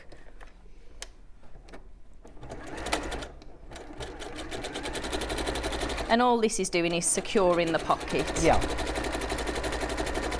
So a straight stitch again, or are you going zigzag? I'm doing a zigzag stitch just so it mirrors the bottom. Then when I arrive at the end, I'll swap that back to a straight stitch, increase the stitch length to the longest stitch, which is 5 on this machine. Oh, see, that zigzag really looks lovely. I haven't done that. I'm going to do that now. With a zigzag? Oh, I use a zigzag all the time. It looks yummy. But I suppose you could also use a decorative stitch. I think this is the nice thing, really. I mean, we've all got, that fabric's moved just a little bit, we've all got lovely stitches. You know, my go-to is always a zigzag stitch, and that's because most machines have a zigzag stitch on there. Yeah. Yeah, absolutely. But, you know, I mean, this one would look fabulous with a nice floral stitch, wouldn't it? You know, if we had that. It really would. So I'm about 1/8 of an inch from the end, and I'm just sewing through the fabrics. Fabulous. Oh, it's gorgeous. I really love your projects, and I love your choice of fabrics. Oh, I absolutely love these. They are beautiful. Sorry, look, I was just... That's okay, I've just lost my diving scissors. in. That's a beautiful combination. I remember we've done this fold together before. That is my favourite colour combination. We did. We've done this a few times actually, but I have to agree, this is spectacular, isn't it? Well, both of them. I absolutely love the other version with the Wiltshire Shadow and the Orchard Garden as well. That is a beautiful combination as well. You might be buying this for somebody as a quilt kit. Gorgeous giftable present, but you might be making it to make up for someone.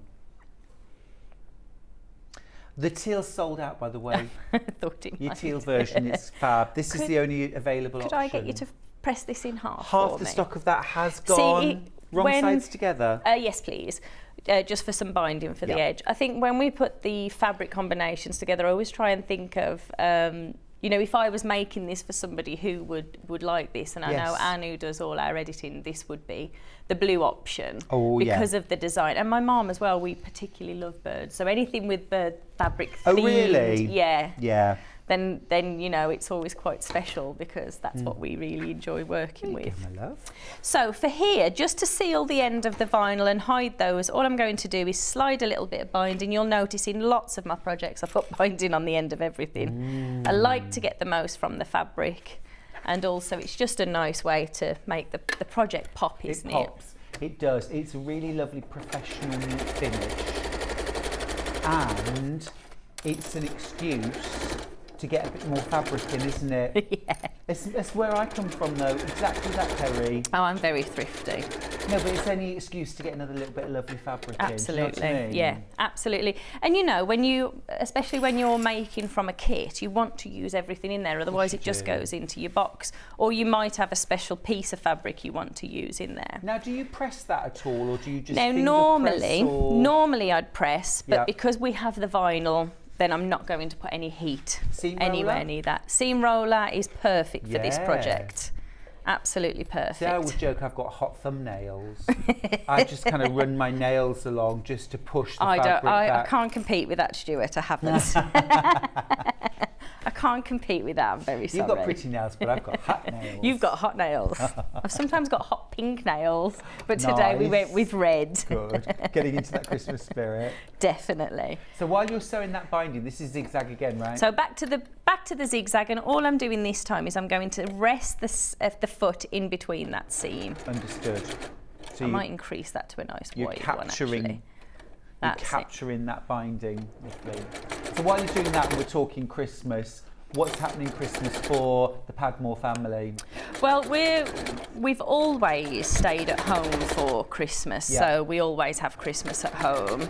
And then we've got quite a lot, I suppose, of traditions. Really, we like going on Christmas Eve to see the lights. Lovely. So we always go and look at the lights on Christmas Eve, and usually New Year's Eve as well. And then Christmas Day we have at home. Hopefully we can fit in the Christmas dinner, you know, by the time. But we always have our Christmas dinner quite late because we have our Christmas breakfast is muffins, bacon, cranberry, and brie. Oh. That's our Christmas morning tradition. Yum. And all the time people say, oh, you should change it. I'm like, no, I look forward to that. Approximately what time do you serve that? Don't Well, answer. to be That'll honest, be me knocking on the door. I think, oh, right, okay. Yes, we are very known for those. You could come and join us, couldn't you? Yeah. Any time from 5 a.m. till 8 a.m. That's normally when they're up bright and early. Right. Although they're a little bit older this year, so I don't know. I think they're still excited. So this is what we've got now. So this is the first side of the pocket. So we'll just clip this into here. You could put a basting stitch on here to secure it if you wanted to, but I'm just going to clip it for now. Gotcha. And then we'll move across and we'll work on the second pocket. So we know we've got that one done. What's your Christmas Day tradition then? Do you have one? Christmas Day tradition? We don't really have them. No? Because for us, every Christmas is slightly different. Yeah. We've got different parts of the family that we spend time with. We've got friends we sometimes spend Christmas Day with, which we're doing And you this iron that year, on there but for Mum me? too. Oh, nice. We sometimes have Christmas just the two of us. So it really varies. Really varies. It always features lots of lovely food, of course. Of course. And of course we'll be going over to feed animals on Christmas morning, That which would will be be rather really nice. Yeah. That would be really lovely, actually. Yeah. I'll do special vegetables. My goats in particular are very spoiled because I'm always preparing. It's like I'm cooking dinner when I'm preparing the vegetables and fruits for them. You know, I have these big, like, sort of platters covered in apples and carrots and wedges of all sorts of other vegetables, and I cut up big melons for the chickens to eat. You know, they eat better than we do. Our little naughty elf visited. He visits every day, and he visited yesterday. And yesterday he did chase his school lunch. And in his he did his school lunch. He did his school lunch. So the elf visits. Okay. And he gets up to tricks. And yesterday he made Chase's packed lunch, and it consisted of carrots, onions, parsnips, potatoes. What else had we got? A bit of cabbage, all wrapped in foil in his lunchbox for school. Yeah, that was his lunch. That was Chase's lunch yesterday. He asked if he could change it. He said he didn't think his friends would think it would taste nice because sometimes they share. He said they don't want white carrots, is what he said. No. For what is it called? For the parsnips, yeah. White carrots. So, white carrots. He said, I don't think George will like white carrots, Mum. We're sharing lunch today. So that was his way of getting out of the elf. Did he get a different lunch? Yeah. Oh, bless him. He got a different lunch. Very naughty elf yesterday. But it's a good reminder to everyone, you must remain good. You've got to stay on the good list. He's still watching. So this is for the interior flap. This is the little pocket on the inside. So we're using a little bit of hook and loop here. So I'm attaching the loop to the interior part, and then you've put some interfacing on there just to stiffen that up a little bit as well. So again, obviously, if you've got a glamorous assistant, they will put the interfacing on for you. Oh, I could do with you every day. I would be a help, you know, genuinely. Genuinely, I'm very biddable. We need a day in the studio together. We need a design day. I think that would be amazing. We need a lunch date, Kerrie. We do. I saw the picture of the ladies at lunch the other week. I was really quite jealous. It was the onion rings that did it. It was the. Did you see the size of the burger? I did see the size of the burger. I'm going to look like a burger. I've been at so many meals recently. Gorgeous. We'll set our date today. We'll set our date today. And we'll call it a design day. That's it. That's exactly what we'll do. So this is the exterior part of the flap. I'm just placing this pattern facing, and what I'm going to do here is to sew around all of the edges and just leave a little turning gap there. Okay. So a little bit of hook and loop tape just for your closure. I suppose you could put poppers on if you prefer. You could put poppers, absolutely. I do like poppers actually. It's Yeah, easier me to write too. hook and loop into the pattern. I've done quite a lot of patterns actually with the poppers. Yeah. But for this one, for me, because the folder turns on its side, I wanted something straight across that pocket. Something really sleek. Yeah, because for mine, it would be, I'm really old school when I'm designing projects. I am pen, paper and felt tips. Yeah. Wax crayons if I can't find them, so I need them nice and secure inside that folder. Or a napkin. Or a napkin, yeah. Best ideas come out on napkins quite often. They do. It's so funny, like my mum, if I'm out with her, you know, and I want to jot something down, I'll say to her, have you got a pen or a pencil in your handbag? And she'll always pull out a lip liner or an eyebrow pencil. She'll say, I've got this. So I've taken so many notes home written in lip liner. Oh, really? Yeah, She does it in lip liner. Oh, very good. Yeah. Anything works though, doesn't it? You know. Of course it does. Of course it does. I'm never without a notebook. So all I'm doing here is just making little incisions onto the curve there, and then just cutting that corner. This will allow us to turn this the right way out. Right, and you left a little gap in the top. Just a little gap there. Perfect. Started and finished with a reverse stitch, and as we push this through now, and then we'll just give this another press. When you say we'll give this another press. That's the royal way. You're cheeky. I love my shows with Kerrie. You're absolutely gorgeous. Your loveliness personified. Some days, not every day, some days. Today Oh, well, everyone gets me on my best day here. Yeah. We all have our off days, don't we? Oh, we certainly do. Are you a morning person? Are you a night owl? Yeah, well, to be honest, I was a bit of both, to be honest. But since I started going to the gym, I'm so tired of a night time now. So by the time I get back, I'm absolutely exhausted, and I'm go to bed much earlier than I used to, which I know makes Vicky very happy, because every time we used to do a show, she'd message me and say, "Kerrie, please go to bed. You're up to you're up early in the morning." Yeah, and you'd still be up late. And I'd still be up late, but I am definitely a morning person. I can do a million things in a morning before I've even drank my cup of tea. Isn't that wonderful? I love that. I love that. And you've been going to the gym loads, so you might be tired at the night, but you're also hench. Yes, and it's surprising. I never actually thought, this same way you do more, you feel better, you've got more energy. I have to say I agree with that now. Awesome. Yeah. So what I'm going to ask you to do here for me, my darling, is just double hem the top of these, because this is making our pocket. Okay. So if you wouldn't mind doing that, Yep. and then About we'll a centimetre each time? Yes, please. That would be lovely. And what I'll do here, so on the flap, because we sew this directly to the panel in a similar way we did with the vinyl pocket, I'm just going to top stitch, again using that zigzag stitch just around the three sides and on that curve. And then that all matches and it closes the turning gap. That's right, yeah. Fab.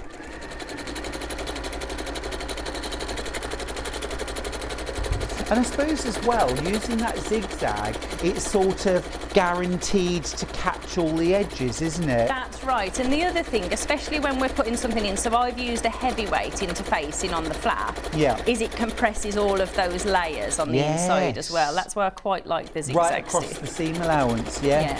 If I'm using a bosal foam or something with or even a batting, then I'll increase the width of the zigzag as well, just to make sure that's nice and great tip. Pressed nice. My lovely friend and deputy Joan uses the serpentine stitch in a similar way. Things like quilt bindings. Right, those are both done. Lovely. I hope they're up to scratch. They are definitely up to scratch. So again, I'm just going to zigzag stitch across here. And what I'll do as well is I'll just pop the loop onto there. Now, if you have a little look, even on the tops of your template. So as we work through the patterns of Fast Fat Quarter Foam, we were asked to put which side you double hem. So your templates are showing you which section you double hem in and exactly the position of your hook and loop as well. I love that. It's so easy to follow.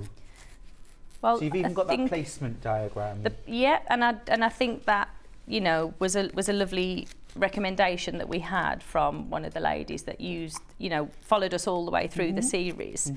If you've got a piece of fabric that's maybe half an inch difference, it's difficult to decide, isn't it? Sometimes. So if it's just there, it's easier than getting the ruler out and measuring. You can just place the template on top and you know you've got this right. Agreed. So for the hems, we'll do a zigzag stitch.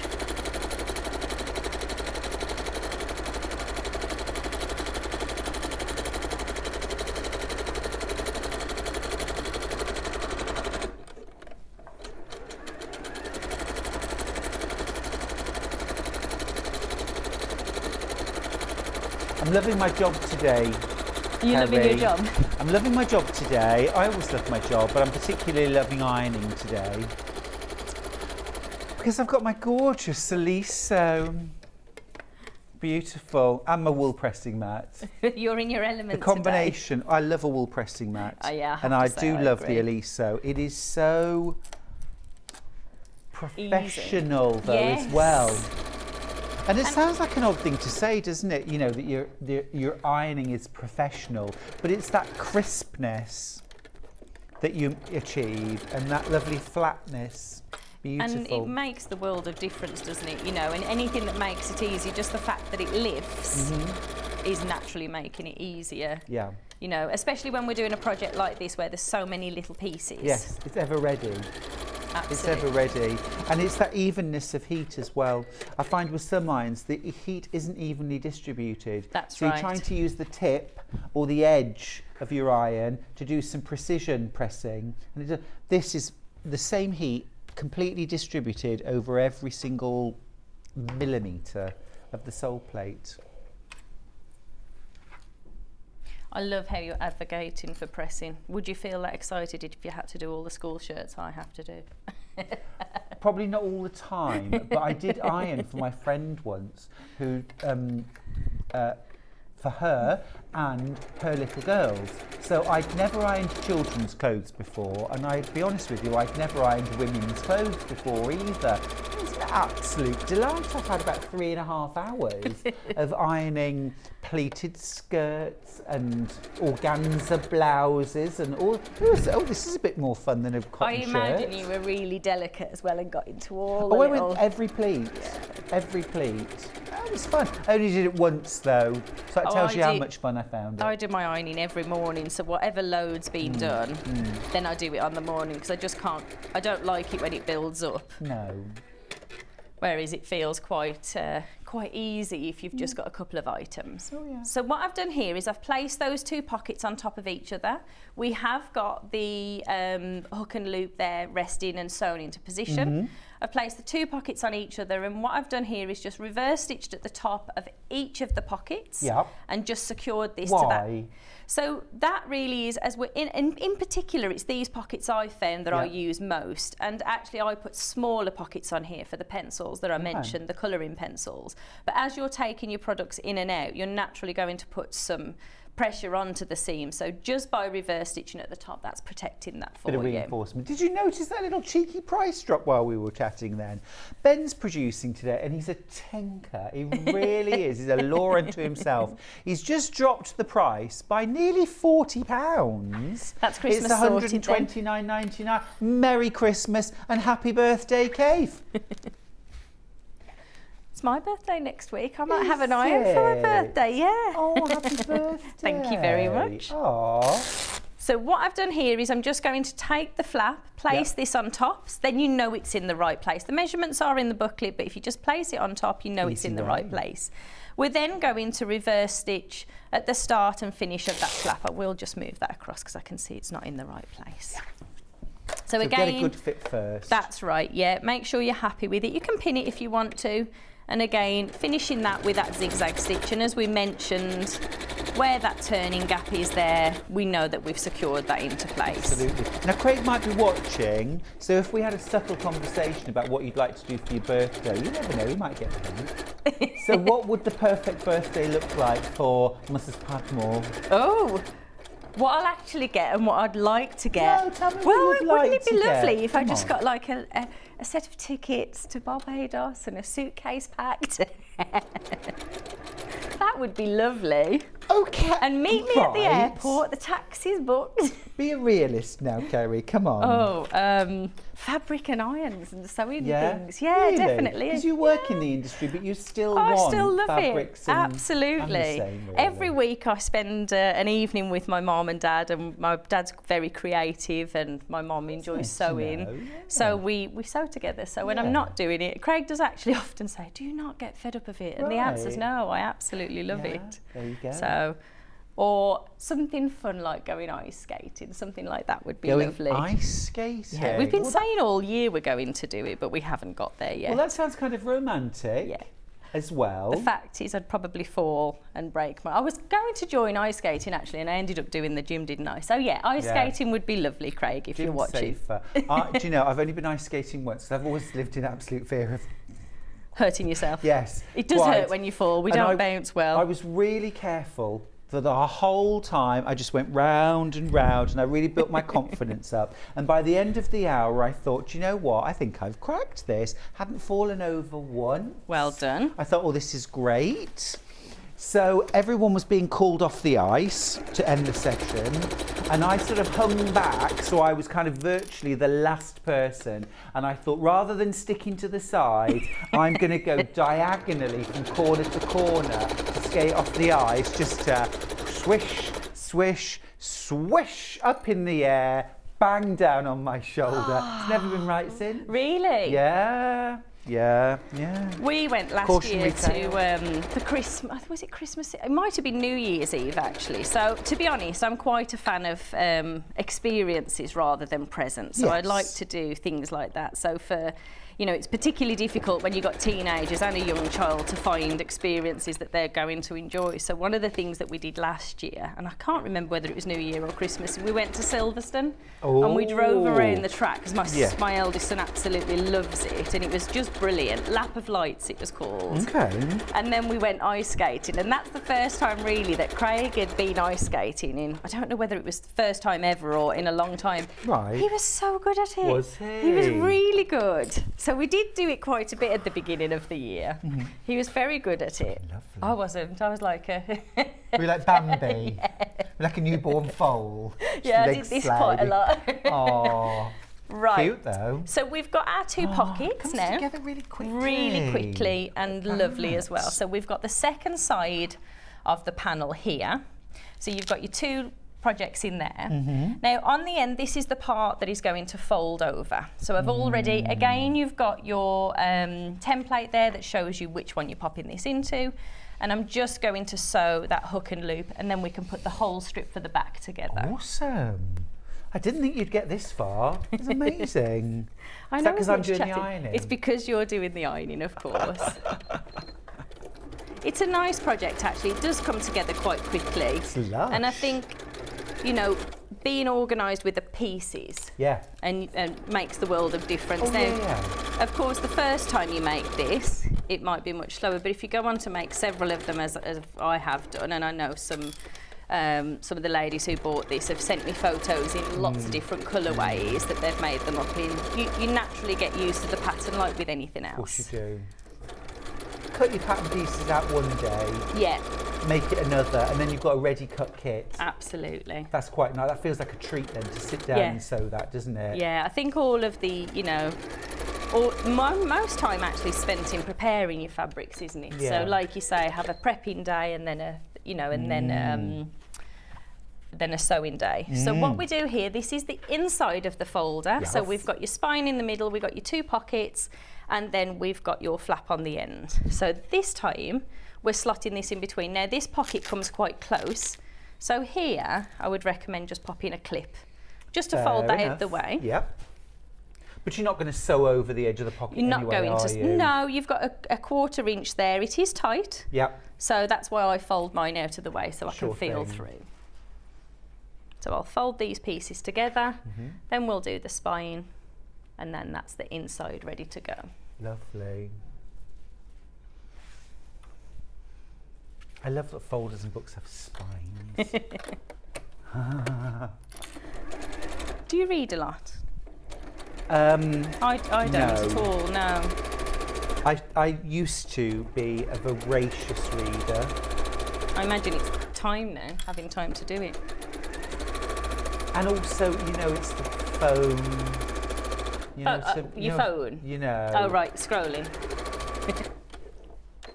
And I tell myself not to. I have to get put a a little book timer on instead. my... I don't read at all. My daughter does. She's always reading.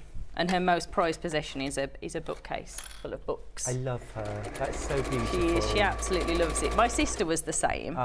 It's heartening, isn't it? Yeah. Because books are they're so special. We've always done a reading challenge, myself and my sister. My sister's got 6 children, 6 girls. And then I've got 3, and we do a reading challenge with 6 girls. She's got 6 girls. So we do a reading challenge and have all like them a little pleated skirts. well, she did bring them to me once to alter them, so I taught her how to use the sewing machine. I bet you did. But in the summer we do like a little reading challenge, and my nieces, they're sort of 19 and 20 now, and they said, "Are you going to participate?" This was last year, and I said, "Yeah." They said, "What book are you going to read?" I said, "I'll read 6 pages." Yeah. They chose a book for me. They'd all read like endless amounts of books. I just about managed. You want to pin that for me, don't you? I can see. Yeah. Well, except I'd use pins. Oh, you'd use pins. Yeah. There you go. Can I do that? You can, of course. Do you like them with the seam or? I don't like mind how this? you do it. Okay. Well, these are like javelins. They're huge, aren't Knit they? with those. I saw a little thing on Instagram, funnily enough, yesterday, and somebody used cocktail sticks to Oh, knit I used to do that all noodles, the time when I was to knit little. noodles, To knit to noodles. knit noodles. And Like I had to ramen watch it noodles. to see. They managed to knit a little square as well. Lovely. My sister got me once to make a big cushion out of dog hair. Oh gosh, that would be so hard. I had to spin it first of all, but We used that's to. pinned the wrong way around because you're going to sew it like that, aren't you? That's okay. You sure? Yeah. Okay, good, cool. We used to have a craft centre years ago, and we used to have an open day once a month, and we had the local ladies who were part of a spinning group, and it was just mesmerising to see all of these Oh, I love lovely spinning. things. I love spinning on my wheel. It's like my meditation. Yeah, It's lovely. weaving and spinning, and the you know, the collections that they'd made were amazing. I wonder, I mean, I'll throw it out there. Do you like spinning wheels on air for a show? I'd love that. Oh, you'd be in your element, I wouldn't you? would absolutely. I'll come in, love we'll have that as part of our planning meeting, and you can teach me how to do it. I just used to do it when they'd already set it up, you know, and a little bit of weaving, but the And complete it's setting up. so easy, really, on a wheel. Oh, really? Not on a drop spindle, that's harder. Yeah. But a lot of people start on a drop spindle, but it's much harder. A wheel's easy. Oh, We had a spinning wheel in my classroom when I was a child. I was about 8 or 9. Miss Jenkins had a spinning wheel in the classroom. And if you'd done all your work and you'd been really good, you were allowed on the spinning wheel. That would definitely have made me do my It work. was 1876. I don't know, I don't think, it was a while ago. I don't think we had anything like that. No. Yes, we did actually. I'll tell you what we had, and I loved this. Me and my friend loved doing this, and I don't know if you ever did it or will understand why we loved it. But we used to do quite a lot of art, Right. and sticking and gluing and that Yeah. sort of thing. This was primary school, and whoever finished the first could pick the dried glue. Off the spatulas Off and the the pots. spatulas and the Oh, pots. yes. And we Oh, loved yes. it. And my Yes. friend was very naughty once. I used to go to her house, and she said, "Look what I've borrowed," she said. And because we used to bake with her mum, I thought she'd like borrowed a cup of icing. So I had a big spoon of it. It wasn't. It was the glue. It was the glue. Spoonful. Big spoon. I was like, oh, icing. That learned you. It did. Didn't it, eh? It definitely Or I once did. caught a child in my class who'd painted both his hands with PVA Oh, yeah, glue. we used to do that. Entire hands were like white gloves. It's like, what are you going to do with that? I'm going to pick it off. Just wait for it to dry. It's like, go on, man. There's no other alternative. No, What's see, that? I get that. Right, so this is now the exterior part of the folder, and these are all done in separate sections with your batting on the back. And then what we've done here, so if you have a little look on my one there, we've got a plain piece of fabric, And to help with your, if you're writing sewing patterns on there and you prefer to have a template, there's an additional template, fig 1 inside your pattern booklet. If you just place that under your lighter fabric, if you're doing it as the pattern designs, using a heat erasable pen, then you can simply just write that on, and then all I've done is use some embroidery skeins then to sew those together. Magic. Now there's also some little hexagons inside the template, but this fabric was just so beautiful. So what I've decided to do here is to just cut out some of the flowers, and we'll pop those on the front here. So in the same place where the hexagons should be. You could lose your bonder web, or you can use your flowers like I've done, because you've got some remnants left over. Yeah. And I think, to be honest, any opportunity to showcase those beautiful flowers. Yeah, why not? And again, get the most. I'm thinking as well, you could even put a little mini vinyl pocket there with a little binding on the top that you could slip like a business card into if you wanted to sort of file, That is such a lovely, G to where, do you know what I mean? You could do that, couldn't you? That's a very good idea, and it's definitely something we'll add to this in future. Do it. So the next thing we've got here is all we're going to do, the same as I did for the inner piece, is just sew these pieces together and to secure that hook and loop into place now. Awesome. So again, you've got your, I'll just make sure I've got that the right way round. You've got your template there with your guidance of where to put your hook and loop. So I'll just sew across that and put those pieces together. And we've already had thumbs up on YouTube for spinning wheel. Oh, there we go. Yeah. Gorgeous. Yeah, let's do it. A spinning show would be great. Explain carding as well and the types of roving. Spinning wheels are very expensive though. A drop spindle more affordable from Colleen in Shetland. Well, it's true. Yes, you're right, because I mean you can buy a drop spindle for maybe like £15–20 and a spinning wheel might be sort of 350, but it's a comparable price with a sort of fairly entry-level sewing machine. Yeah. And it is all your equipment basically. That's it. You've got your equipment. And I mean, I've had my spinning wheel forever. They don't wear out. That's it, isn't it? It's wood. It's a beautiful piece of wood, and it looks lovely in the sitting room as well. Yeah, it's a nice piece of furniture. It'd be a piece of furniture for me. It'd be furniture for me. No, you'd love it. Honestly, I'm going to get you spinning. To be honest, I imagine it's really nice and relaxing at this time of year as well. Beautiful. The funniest thing though, we've got sheep. I don't spin their wool. Why? Do you really want to know? Well, 2 reasons. They're mountain sheep, so their fleece is really rough. You wouldn't want to wear anything knitted out of it. And I'm certainly not making carpets. But also as well, all the processes you have to do, scouring, carding, all the cleaning of the raw fleece. I just buy the roving already prepared, and then you can just jump on the wheel and spin. Yeah. It's horses for courses, really, but just seems a shame. I know. I mean, it doesn't go to waste, but I don't spin it. Right. So this is last bit of demo now. Last bit. It's amazing though that you can get so much of this folder made within an hour. So cut it out, perhaps in the morning, have a lovely lunch, and then spend the afternoon making it. Well, we're slowing down now for Christmas. So this is my last show for 2022. I'll be back next year. Good. And you've got some lovely things planned for January, I know. We've got some lovely things New planned. quilt? 18th of January we have a new quilt. Check it out. I'm back on the 4th of January. Are you? So nice little break. That is a nice break. I'm sure Craig has a list of things for me to do. Well, it could be Barbados, couldn't it? Let's be honest. Who knows? Who knows? He's watching. If he was, he's probably turned off so he can say I was not watching. I didn't get the hint. But like, you wanted an experience, I brought you an iron. There you go. Hurrah.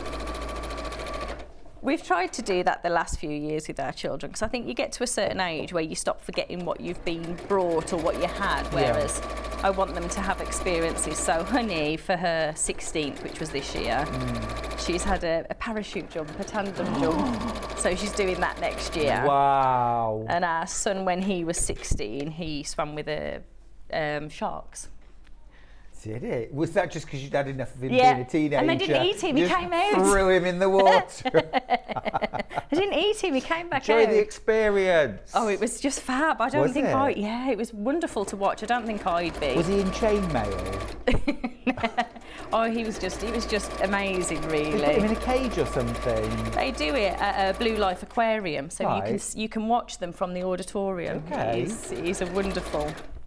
It's wonderful, and they can collect. Sell tickets. Watch my 16-year-old son swim with sharks.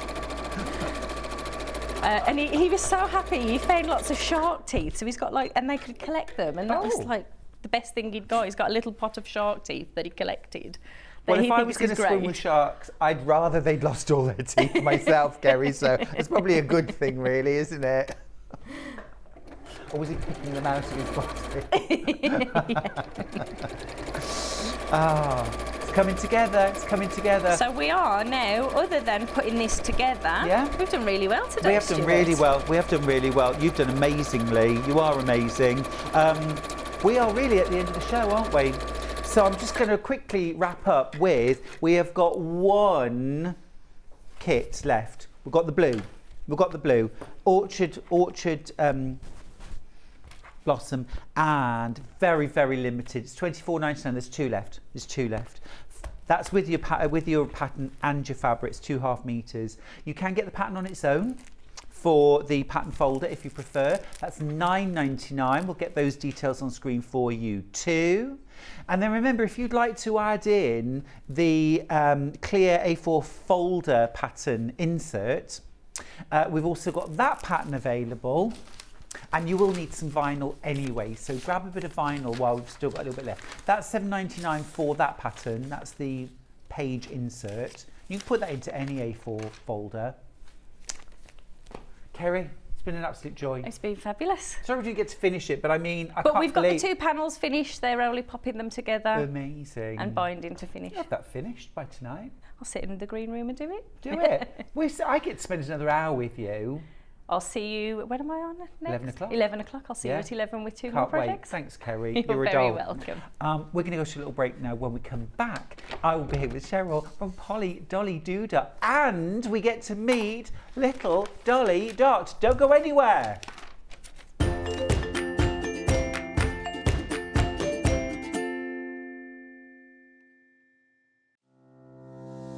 Hello, I'm Catherine Wright from Leicestershire Craft Centre based in Market Harborough.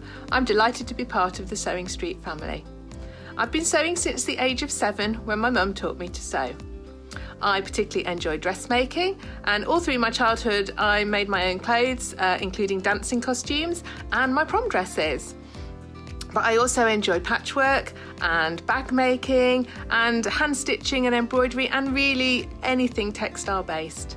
The thing I particularly love about fabric and textiles and stitching is that there is always something new to try, there's always a new technique or a new skill to learn, and I really enjoy doing that. My top tip for new sewers is to be friends with your iron. Your sewing always looks better when it's been pressed, and it's not like ironing your own clothes. It's much better than that. And also to build your skills up step by step. Don't launch in with the wedding dress first off. Start with a simple dress and build your skills up, and then you'll see good results right from the start and feel enthusiastic and carry on sewing. So really, just have a go, have fun. It's all about having fun and enjoying it. So happy sewing. Are you a fan of Sewing Street? Why not join our growing Facebook fans pages? Just search Sewing Street Fans on Facebook and click Join Group. Never miss out on the latest news and updates from our presenters and guest designers, special offers and plenty of chat with your fellow fans. Share photos of your makes, ask for advice, interact with your favourite guests and presenters, and be a part of the ever-growing sewing community. See you there!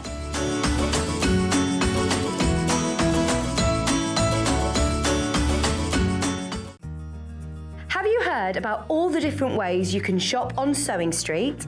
You can shop on our website sewingstreet.com, and you can also order by phone by calling our friendly UK customer service team. Just call 0800 001 4433. And don't forget about the Sewing Street app. Here you can shop all of the Sewing Street products as well as watch the live shows from anywhere. You can download the app onto your smartphone or your tablet by simply searching Sewing Street in your app store. And one final thing, no matter how many times you check out on Sewing Street in one day, you will only pay one postage and packaging. Happy shopping! Missed the live show? Don't worry, we recorded it for you. Never miss out on your favourite presenters, guests and makes ever again. Head on over to our YouTube pages to watch back the day's live show and enjoy your favourite demos over and over again. Subscribe and turn on the bell notification so you never miss a show or video ever again.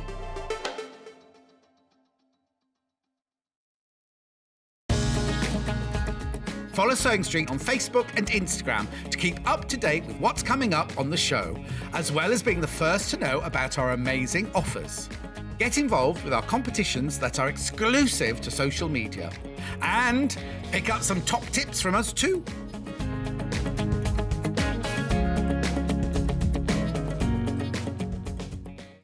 If you're a Sewing Street customer, no matter how many times you check out in one day, you will only pay one postage and packaging. So don't wait to add the item you want to your basket and check out. You will only pay one P&P even if you check out multiple times in one day.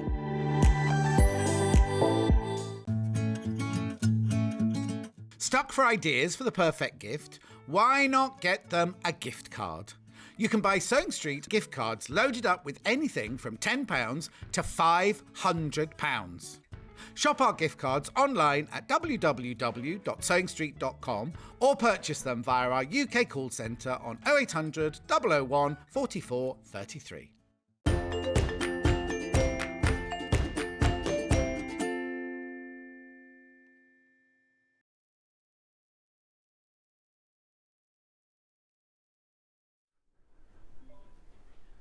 Hold me closer, tiny dancer. On the highway. Oh, I am so excited for this show. It's been a year, Sherrill. Well, February, yes, well, nearly a year. Nearly a year, Sherrill. It's Sherrill from Polly Dolly Hello, Doodah. everyone. Welcome back, my lovely. Thank you. Really excited to be here. Oh, we've got a brand new Dolly launch. We've got a launch, brand new pre-launch. And I know that all of the...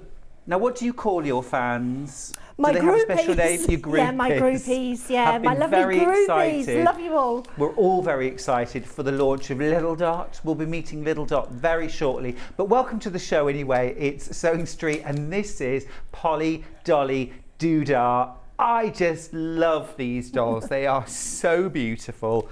We know you love Polly Dolly Doodah dolls. And I don't think we've ever done a show where we've had the whole family featured all together in one show. Today is that day, and the stalks have flown down. There's been a new addition to the family. We've got a new addition, yes. Well, let's meet her. Yes, okay. Little Dot. So this is Little Dolly Dot.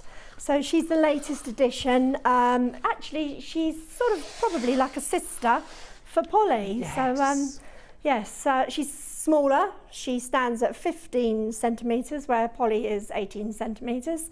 She's got the mohair weft hair. So beautiful. She has got a good head soft, of hair. silky hair, yeah. So she's quite spectacular. She's got another little sister there. She's got the curly weft mohair. Absolutely gorgeous. That looks like Hannah, our producer. Sorry? She looks like Hannah, our producer. Oh, does she? Oh, yes, she really does. Yeah. Yes, I've seen Hannah. Yes, she does. Similar colour hair and the curly style. So, yeah. So sort of toddler size, yes. but in proportion. Yes, she's same as a Polly pattern, reduced in size, but obviously she's got the mohair weft, which is all explained in the pattern book on how to attach that, which I will also be doing another video for that, so that people can actually see me in real time attaching the mohair weft. But yeah, I think she complements Polly quite nicely as a new little sister for her. Yeah, absolutely brilliant. Sherrill, for anybody that hasn't met you before and hasn't seen your company, just give us a little flavour. Who are Polly, Dolly, Doodah, and how did it all begin?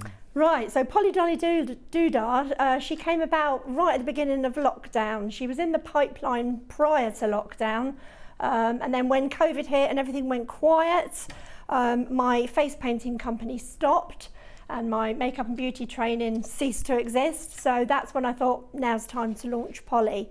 So yeah, so she's been on the market for 2 years, just over 2 years now. And I sort of hit it at the right time because people were staying at home looking for something to do, looking for crafting things to do. So yeah, people just love her. Amazing. She's gone from strength to strength. She really So has. from there, her brother came along, so little Ollie Dolly. Will you bring him right over? Yes, Bring him right into the right centre. Oh yes, let me bring him here. Oh, there we go. So yeah, Ollie Dolly was created, and then a couple of months after that, we did Molly Dolly. A little baby was Molly. born, baby Molly. Baby Molly. Here is baby Molly. I just love her hair. Yeah, just like a newborn. She is absolutely wild. Love her in a little chair. Yeah, it's a nice Out she little chair. comes. She's just gorgeous. They have a gorgeous weight to them as well, don't they? Yeah, they are. They're nice and, well, they're easy for child's play. You know, they're easy for the kids to so pick they up and can pull be around. played with as They dolls. can be, yes, they can be. So, Or you can use them as a decorator doll. or as a decoration, yeah. I'm finding that most of my customers, my groupies, they are grandmothers like myself, and they're making them for the grandchildren. So they seem to be a lovely sort of craft that grandparents can make for their granddaughters and their grandsons as well. It's not just for the girls. No, and they have the a boys are loving beautiful them. tactile quality. Yes. And that's about the fabrics that you Yes, use, which I'm isn't going to it? talk about the fabric that I use. Second to none doll skin jersey, so the best that you can get. Absolutely, absolutely. These are luxury, aren't they? Oh, they they are are, absolutely yeah. beautiful. This is as far removed from that sort of throwaway culture in and out as it's possible to be, isn't it? Well, this is something that's to be cherished and to be kept forever. For a lifetime. So yes, once it's been For a made, it's going to be lifetime. like an heirloom doll. It's going to be sat there on the shelf, Absolutely. or even if it's played with, Yes. it's still going to be kept Still gonna be through there. the years. Yeah. Jill's messaged in from West Yorkshire. Hi, Sherrill and Stuart. Love little Dolly Dot.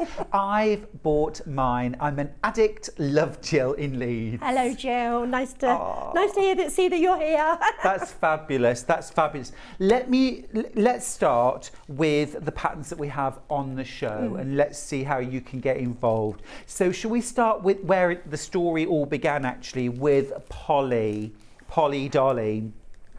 So, details on screen, coming up on screen, are for the pattern book to make Polly Dolly. Now she's 18 inches tall, so she's a fabulous size. This is a complete step-by-step guide. Now I'm going to get this out because this is really extensive. So first of all, let's deal with these. So you get in here your jersey shade card. And what I love about these fabrics actually, Sherrill, and also the hair colours, you really have covered a really wide range of natural skin tones here, from very fair to that gorgeous deep rich brown. We've got peach, fair, sun-kissed, olive, russet and brown. So we've got 6 different options we can choose from. Yes, that's right, yeah. And as you said, this is the absolute Rolls Royce of doll jersey. It totally is. It's the best. I import it in from Holland, as I do the mohair as well. So yeah, it's the best that you can buy. Brilliant, perfect. So that's your shade card so that you can choose. From Sherrill's website, you can get all the fabric packs to make your dolls and the hair and so on. Then you also get the hair shade card, and this goes right from pearl right through to brunette.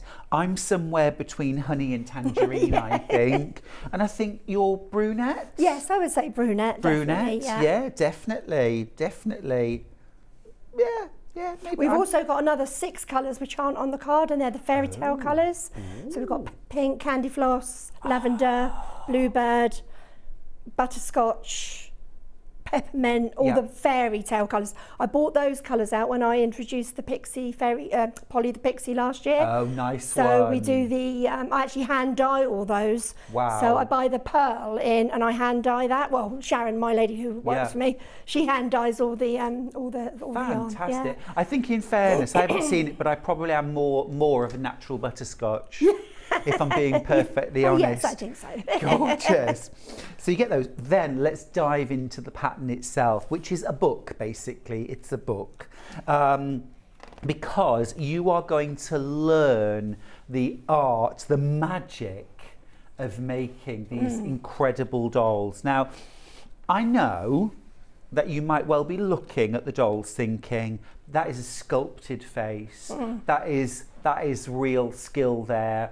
I've seen you build up the head ball before now, and it is incredible how it comes together, but it's also incredibly achievable. It is. Well, that's one of the reasons why I made the pattern so basic that the complete novice and beginner can copy the pattern book and make her. Plus, I've got 13 videos on YouTube and also on my website where people can watch me in real time, and they can sew along with me as I'm actually making each step of the doll. Yeah.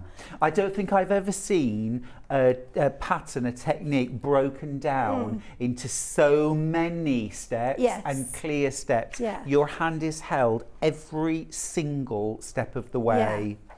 Every single step. Look, we're still on, because it's all about the character, isn't it? It's all about that face. But how to make the feet, the legs, that could have been me.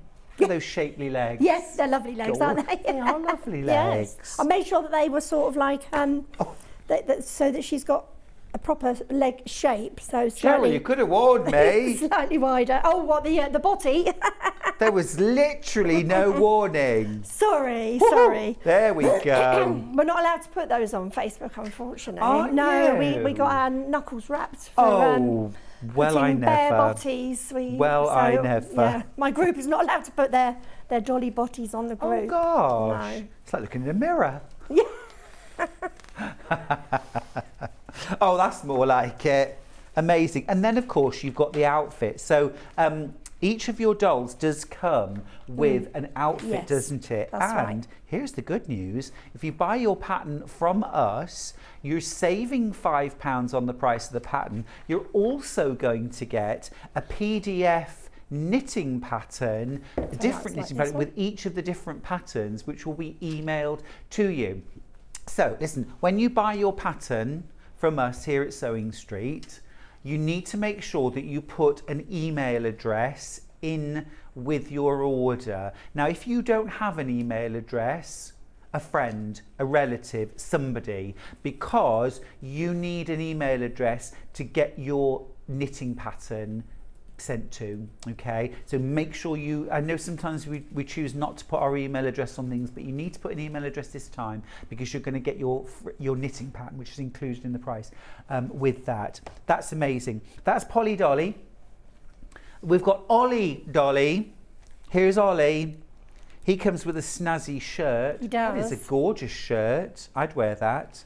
A lovely pair of shorts. Gorgeous little socks and shoes. We can Yeah, get in the these too. packs, if you buy the fabric pack from the website, everything is included to make the doll. So you've got the fabric for the doll, you've got all the components that's needed to make her, you've got the fabric for the dress, you've got the fabric for the petticoat and the panties. She's got her little panties on there. She hasn't got her panties on there. She's naked. She's commando. I didn't think I put any panties on any of them, actually. News flash. Yeah, literally. news flash. News flash. Polly's forgotten to put in pants on. Where's your drawers? Polly! I was in a rush to getting her ready. We've all yesterday. had days like that. And then you Sherrill, also I get know your I shoes. have. I do, yeah. I've got mine on this morning. Good to know. Good to know. I just forgot to put hers on. And you get shoes and socks as well. I just had to check, actually. Oh, did you? I did. Where's your glasses gone? You take your glasses off. Oh, sorry. I'll put them back on. And then with Ollie, you get the outfit, for the outfit pattern, You got the shirt fabric, you got the shorts, you got the socks and shoes.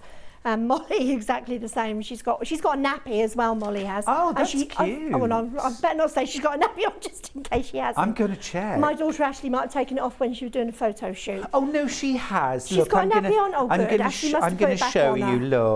Look. Let me just get one overhead. Let's do your napkin now. Come on.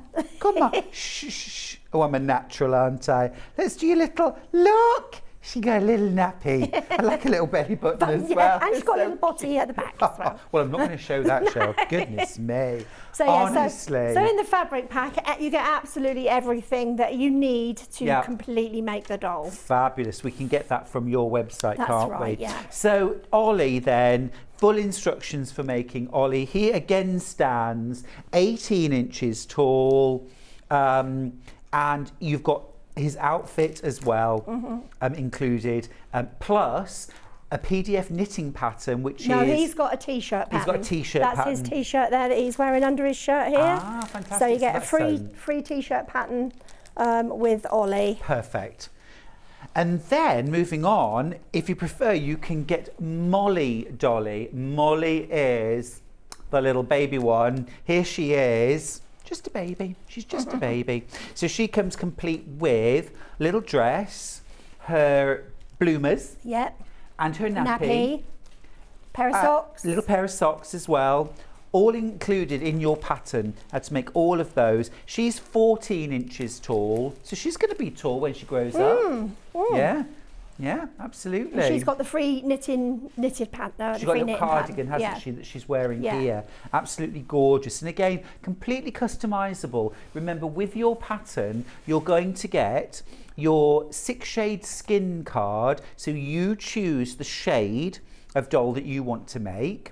Obviously, you're going to choose the eye colour as well, the hair colour. You've got all of these hair colours to choose from, but there are also six more others, fantasy shades, including butterscotch, which I'm almost convinced I will match my hair colour about as closely as you can get, all included. Fabulous. Now, let's talk about our brand new edition, Little Dolly Dots. Okay. Because we can get her pattern, but it's a pre-order. Yes, this is a pre-launch, so she is available now. The pattern book is available now from Sewing Street. But because it's a pre-launch, the pattern book won't be posted out till about the 27th of December, ready for for delivery to the customers that very first week of January.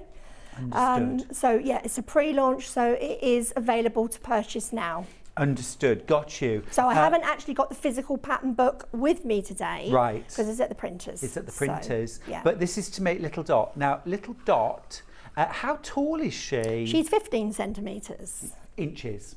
15 inches. 15 inches tall. That's right, yeah. 15 inches 15 tall. inches, 38 centimetres. Perfect, thank you. So she's a little taller than baby Molly. That's right. But she is 3 inches shorter than her big Polly, sister. that's right, yeah. And her big brother. And eventually she's going to have the complete pattern, all the outfit patterns that Polly's got, because Polly's got a wardrobe of outfit patterns. Nice. So they're available on the website. So it's not just once you've got the doll and you've made that first dress, you can then go back onto the website and order a variety of different outfit patterns, PDFs. Oh, fantastic. Are there dungarees? Dungarees. Love a dungaree. Yeah, Peter Pan dress, Flutterfield dress. There's loads on there. Gorgeous. And eventually Little Dot will have her own complete wardrobe as well. So yeah, you start off with the sleeveless dress. Yeah. She's got the cardigan coming, which I'm avidly knitting at the moment. Lovely. So you get that PDF pattern with your Little Dot. Yes, you do. Pattern. Yeah. So you get the cardigan pattern as well. And then eventually she's going to have all the outfit patterns as well. Fantastic. But the beauty of this hair, let me just grab my... So I was going to ask you about the shade card for the hair.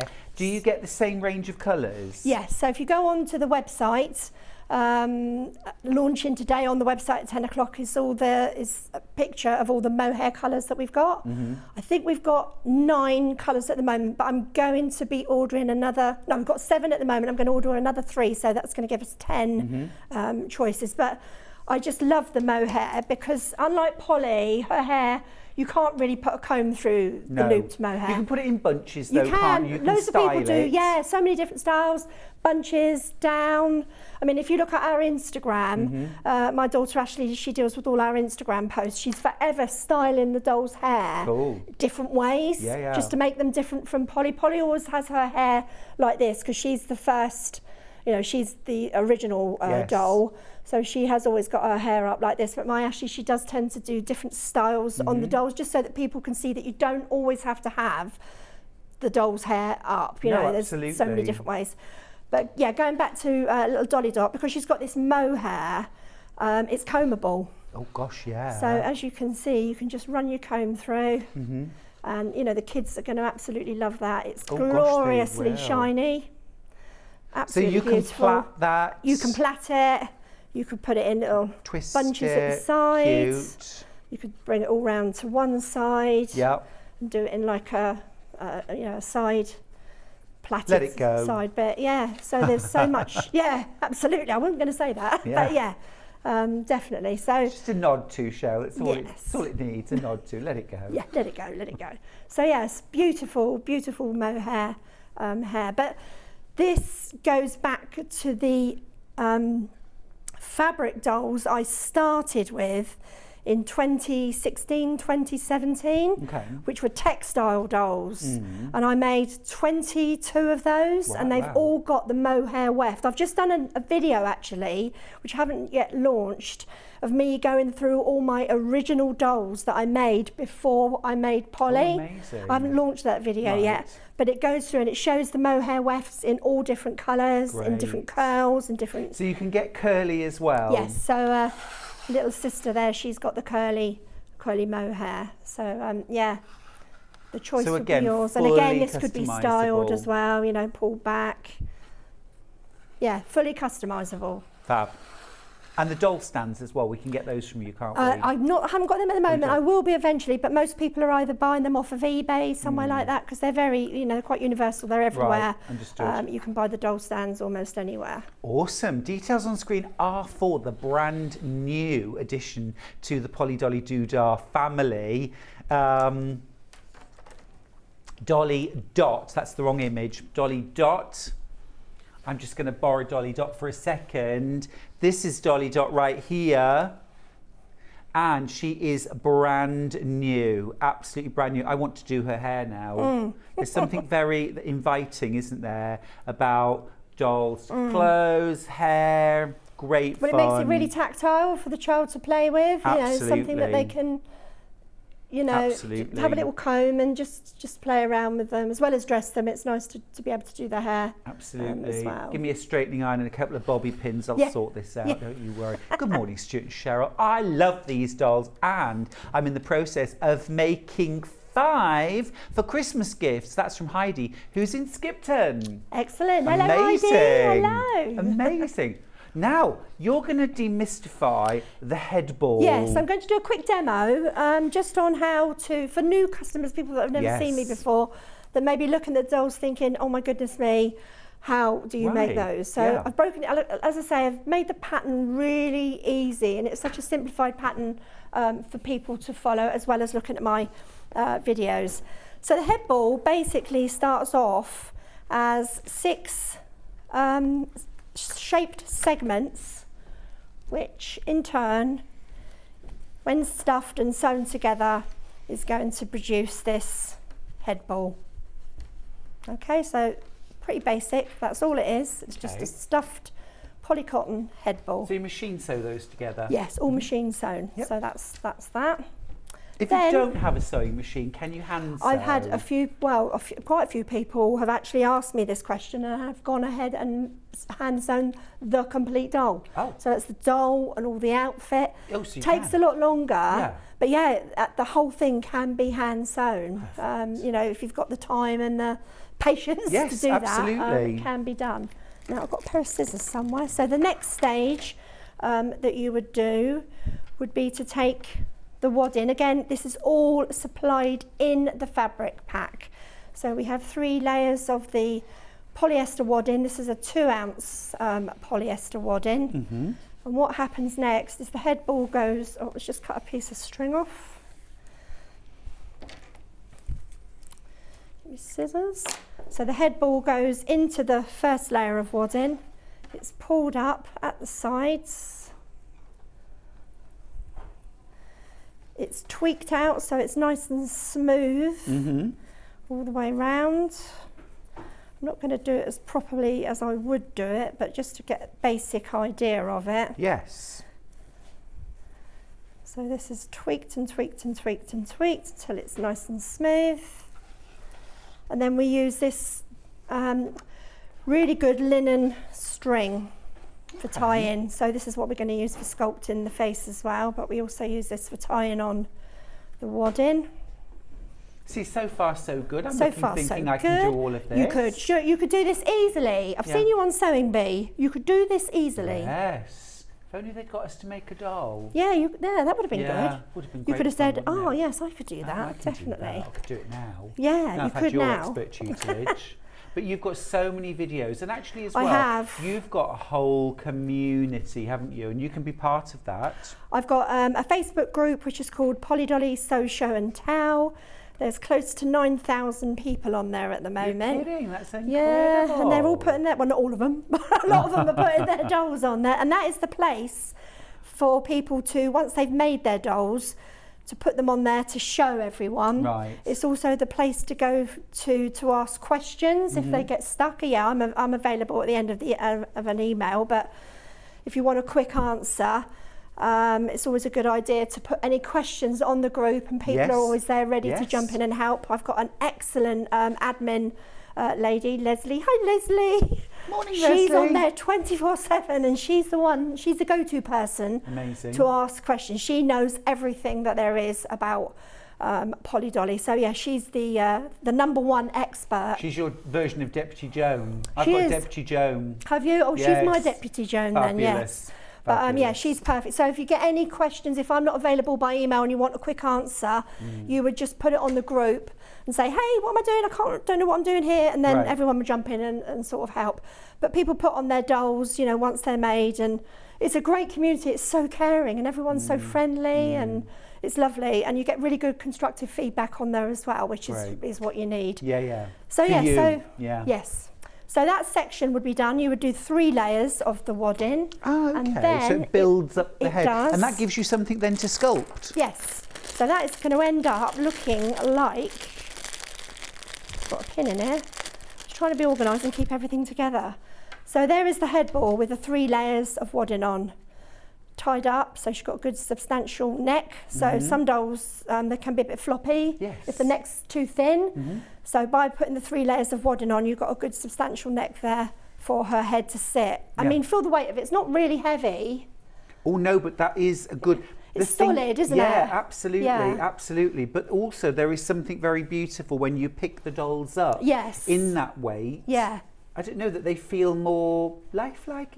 Is that Well, a they do. strange thing to say? I think it's the skin that helps it, the doll jersey. Now, I've had people email me to say, thank you very much for sending my fabric kit. I absolutely love the doll skin, and I'm just spending the afternoon stroking it because it's so tactile. You just want to touch it. But that's It's what's so beautiful. engaging about your dolls for children to play with. They're very engaging. Yeah, they are. Yeah, so nice skin. So the next stage is, what we would do next is we take some, this is tubular gauze. Tubigate drip I've had that on my elbow. what you put on your elbow, on your knee. Yeah. You know, when you've got poorly sprain. Tennis elbow. Yeah. So this would be the next thing to do. So that just goes through your hand. You pull the head through, the head ball through. Gotcha. That comes down just past the neck edge. That's the first covering. That gets sewn at the top. It's already starting to look more like a doll Sewn head. at the bottom. Yes, it does. Now, it's at this stage, it's just round. Okay, so we need a little bit more definition with a chin. So what I devised was, because I mean, I made 15 prototypes of her head before I got this right. And again, in this video that I've done, which I haven't yet launched, with me showing the fabric dolls, the textile dolls that I've done, I bought out the 15 prototypes of Oh, so her you've got head. them. Oh, I would They're love horrendous. to see They're that. horrible. They are awful. Oh no, but it's almost like looking, you know, that sort of, Looking you know, back. the evolution of man. That It sort is. of It's thing. exactly like that. Yes. It's exactly like. So I've done this video, and I bring out each prototype and say, right, this is what this was awful. What fresh horror is this? Oh, they're horrible. Some of Really? them. No, I bet they're not. So yeah, so I'm going to launch that video so people Oh, can see cool. what I did actually go through to actually get this right. Right, this did not happen overnight. This did not happen overnight. And then, so to get the chin more substantial, we use stuffing. Again, of course, it's all clearly explained in my videos and in the pattern book there. And So this is as the you same can even see- if we're making baby Molly, if we're making little dots. Exactly, they are all exactly the same. Understood. They're all the same principle, yeah. So as you can see now, I don't know if I've got the overhead camera on that now. Got a chin. She's starting to take shape a bit better with a more prominent skin there. Yeah. Chin, Yeah. not skin, more prominent chin. Prominent chin. Okay, and then so moving on. My father-in-law had a teacher at school who all the boys nicknamed Chinny. Oh really? Oh. Chinny Taylor. Oh. Yes. Obviously, and I'm assuming why? he had Yes, maybe quite he a was. chin. Yeah. Well, you can, depending on how much stuffing you put in your doll. So you can see this one has been. This has got the gauze. It's got the chin stuffing. It's been sewn at the top. It's been sewn at the bottom. Oh, you sew the Take the neck up pins as out. well once Yeah. you put the chin in. Yeah. So you can see that she's now starting to take shape. She really is. So the next thing that you would do is you put the elastic band on, and yes, the elastic bands are included in the fabric pack. Awesome. Because right from the beginning, when I wasn't providing the elastic bands, people were saying, oh, I haven't got an elastic band. Right. People were saying, oh, get the postman, they're the right size from the postie. So yeah, we do actually include the elastic band in the pack, which is the right size for all the different dolls. So the next stage is to sculpt, and this is the bit that terrifies people. This is the bit that they go, oh my God, how do you do this? You know. Now I've done a head hack video as well. So even though I've got the main video, I've got 2 sculpting videos. Okay. Yeah, 2 sculpting videos on how to do the sculpting part of the head. I've brought out an additional video, which is called the head hack video, and it goes in depth a little bit further, and it gives you some better measurements, and it gives you this is what you shouldn't do to this is what you should do. So it's all quite mathematical, isn't it? But It's you getting the set that shapings out. right, yeah. Yeah. If you follow what I'm explaining and showing and demonstrating in the videos to a T, Yep. you will end up with a doll exactly like Polly. Well, and the proof is on your Facebook page, Yes, isn't I mean, it? if you Because there go are on, so many if dolls you go into the there. group, you can see the people that are making the dolls, and you can look at and think, wow, they are so. But the beauty of the dolls is, yes, they're all the same, but they're all different. Of course. Even one person making a selection of dolls, you're never going to get it identical again. And that's the beauty of them. They're all going to be unique because they're all uniquely created. They're not course. mass produced. No, not So at it's all. hard, you know, I've had people that have tried to make twins, and yeah, they've done, some of them have done some really good, you know, identical ones, but there's always something just slightly different. It's Yes. really difficult to get them exactly the same. I mean, I've got, how many have I got? I think I've got 18 of these now that we use for our photo shoots, and they are all completely different, yet they Yeah. are all made by me. Yeah. Well, the heads are. Some of the bodies I've got Leslie to make because I was so busy, and I knew that we needed to get some more Instagram photo shoots doing, and I was just too busy, and I messaged Leslie and said, Leslie, would you make 10 bodies for me, and I'll do the Yeah. heads. Because the Well, head I'm is, imagining it was like doing a buffet, you know, where you say Yeah. 32 baps, Jean, you Yeah. slice, I'll spread. Yeah, it was, You yeah. were like, you do bodies, I'll do the heads. yeah. Right, here So we she go. was great. She did that. So I sent all the fabric up to her. She made all the bodies, sent them back, and oh no, I made the heads. I sent the heads to her. She put the heads on the bodies that she was I love making. It it. came back to me. Sharon put the hair on, and then so it's real team effort we've got at Imagine Polly if you were headquarters. the delivery driver taking those Yeah, round. I've got taking your the box of heads. yeah. What? Yeah, so, but actually talking about that, on a sidestep, I sent 2 parcels of Leslie's heads to a customer in America. She ordered 6. she sent 3 in one box, 3 in another box. I didn't check the shipping label, and I'd sent them to the address label, which was in Florida, but she was now living in Ohio. Gotcha. And I think the people in Florida opened the box. Yes. So well, what is this? 3 heads. 3 of these, and they probably thought, what on earth are they? So luckily, she said, now living in Ohio, she said, well, I still know the people in Florida that bought my house, and they were able to send them on to us. So yeah, Yes. I mean, if you got them in the post and you didn't know what they were, you would look at them and think, well, what the blooming hell are they? So on to the next stage is we're going to sculpt. So this is the interesting part. And again, I've made it all, it's all self-explanatory in the pattern book and in my videos. So we're basically using a rubber band, an elastic band, to guide us with the centralised proportion, and also a couple of pins down the side so that we can see where the side of her face will be. And then we take our string, our tie-in string, we wrap it around our fingers a couple of times at the back. We're going to hold that at the back of the doll, band slipping a bit, and we are just going to bring that all the way through.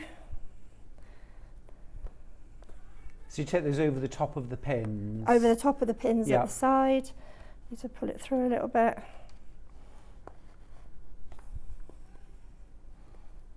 This is not the right size elastic band. This is the elastic band that I had everything tied around in. It's slipping a little bit.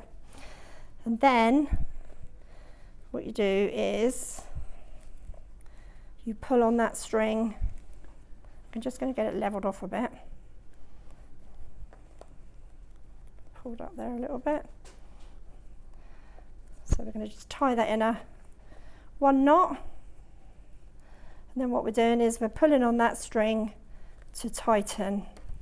And the more you pull, the more the face goes in at the centre. Let's get that elastic band out of the way a bit there. So we're going to pull that in. I'm not going to tie that off. What I would do, just pull the elastic band off.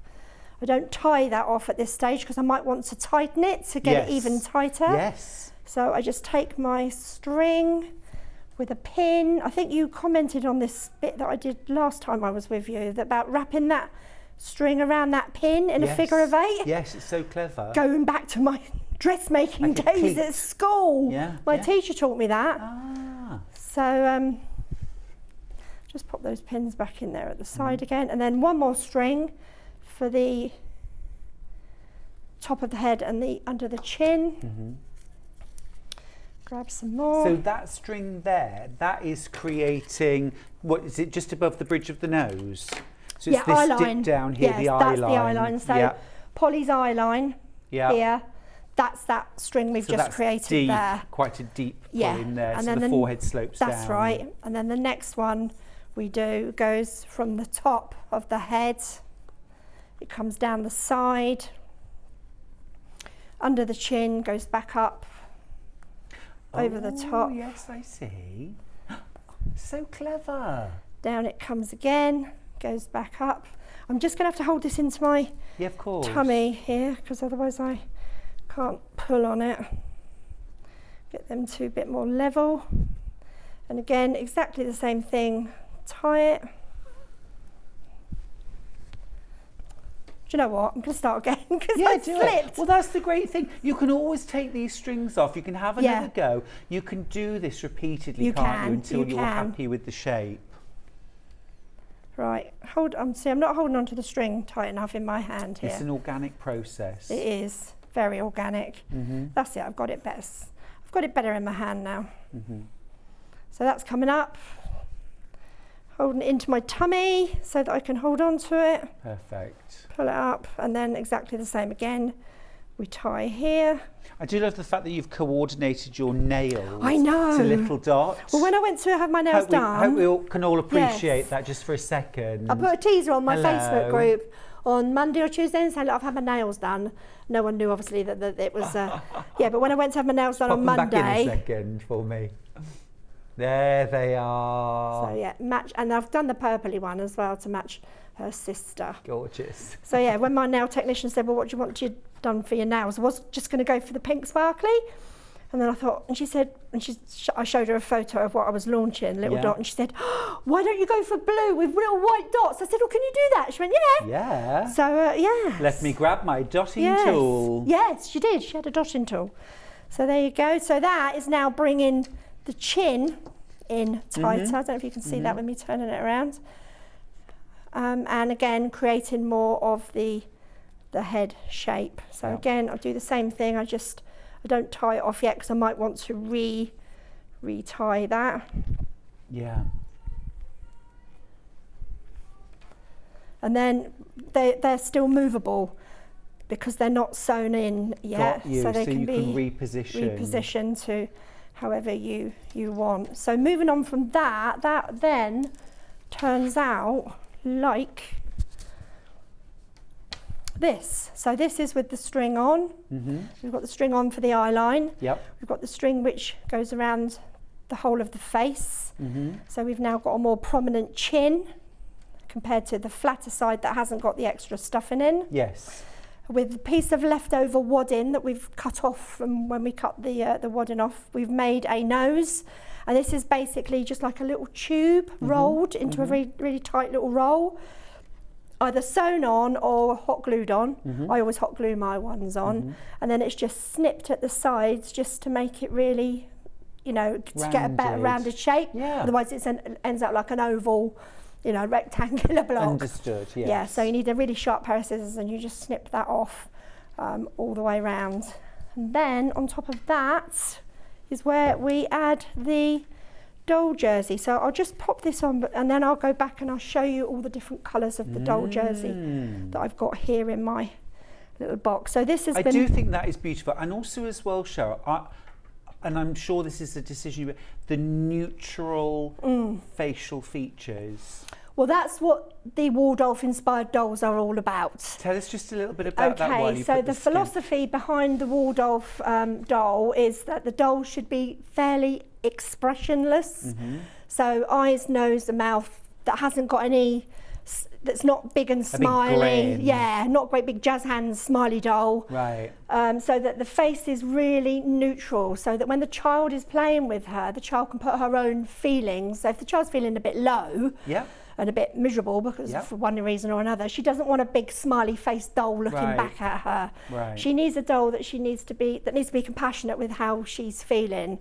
So that is the philosophy behind the Waldorf doll, is that their facial features are really simple. Small eyes, small little mouth, non-expressive mouth. I mean, you can make them have a bigger smiley They're full of face, character though, aren't they? Don't know whether I'm allowed to name drop, but I've been doing a lot of work for Sarah Ferguson, the Duchess of York. Now, she ordered a big batch. Clang! Did you hear that? She ordered a big batch of dolls, batch of dolls. She had about 3 or 4 to start with, then she ordered a batch of 10 to go with her little red ragdoll book.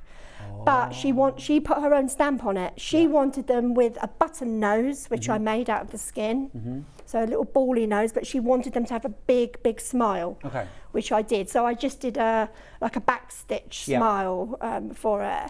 It was what the customer wanted. Sure, obviously. you can switch them up if you want. But the philosophy is to keep the smile and the features as simple as possible. And then moving on, so then we've got our head skin sewn, and we are now going to put our head into our skin. Now I have to hold this up against my tummy to get it in, so please bear with me. So we're pushing that right up there into that neck edge, and then we pull the skin up and over. Okay. It's just like putting a sock on. It is. Do you know what? This fabric feels like a pair of really thick knitted tights. So it's no different from putting on They can be a killer to put on, can't they? Goodness me. It's no different from putting on a really tight pair of tights. Yeah. Been there, done that. Yeah. And as you get older, you can't bend down like you used to be able to put your socks on. I said to my husband the other day, I can't get down on the floor, get my foot in this sock anymore. He was laughing. because yeah. Did he help then? No, he didn't. No. So yeah, so there is with the skin on, and obviously that's sewn in exactly the same manner at the top there and around the bottom. So yeah, you can see how that head has taken shape. It really has. Through very few simple steps. You're right, and steps which are reversible as well, isn't it? You can move that string, you can play around with it. You can, absolutely. If you get it wrong and the head shape's not quite right, again, look at the videos. I've got the measurements, I've got all these measurements listed in the book. So even that measurement from there to there is listed. The measurement from there to there. In the head hack video, I've got that measurement. So everything is itemised down with the centimetre measurement so that people, you know, really can't go wrong. There's a huge amount of hand holding, which I love. Yeah, well, see, the thing is, I've done teaching for a long time, 27 years. I was teaching in colleges, makeup and beauty, alongside my face painting company. And if I've got the knowledge, I love passing on that knowledge. Yes. I just like showing people how to do things. Yeah. And when I first made the dolls, it wasn't about selling the dolls to customers, it was about making the doll and showing people how to make them, because I feel that knowledge is key. That and passion.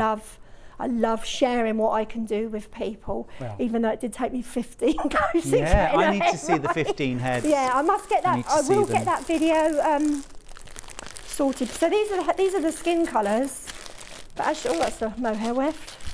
So those are the 6 shades that we do: fair, sun-kissed, start again, peach, fair, sun-kissed, olive, russet and brown.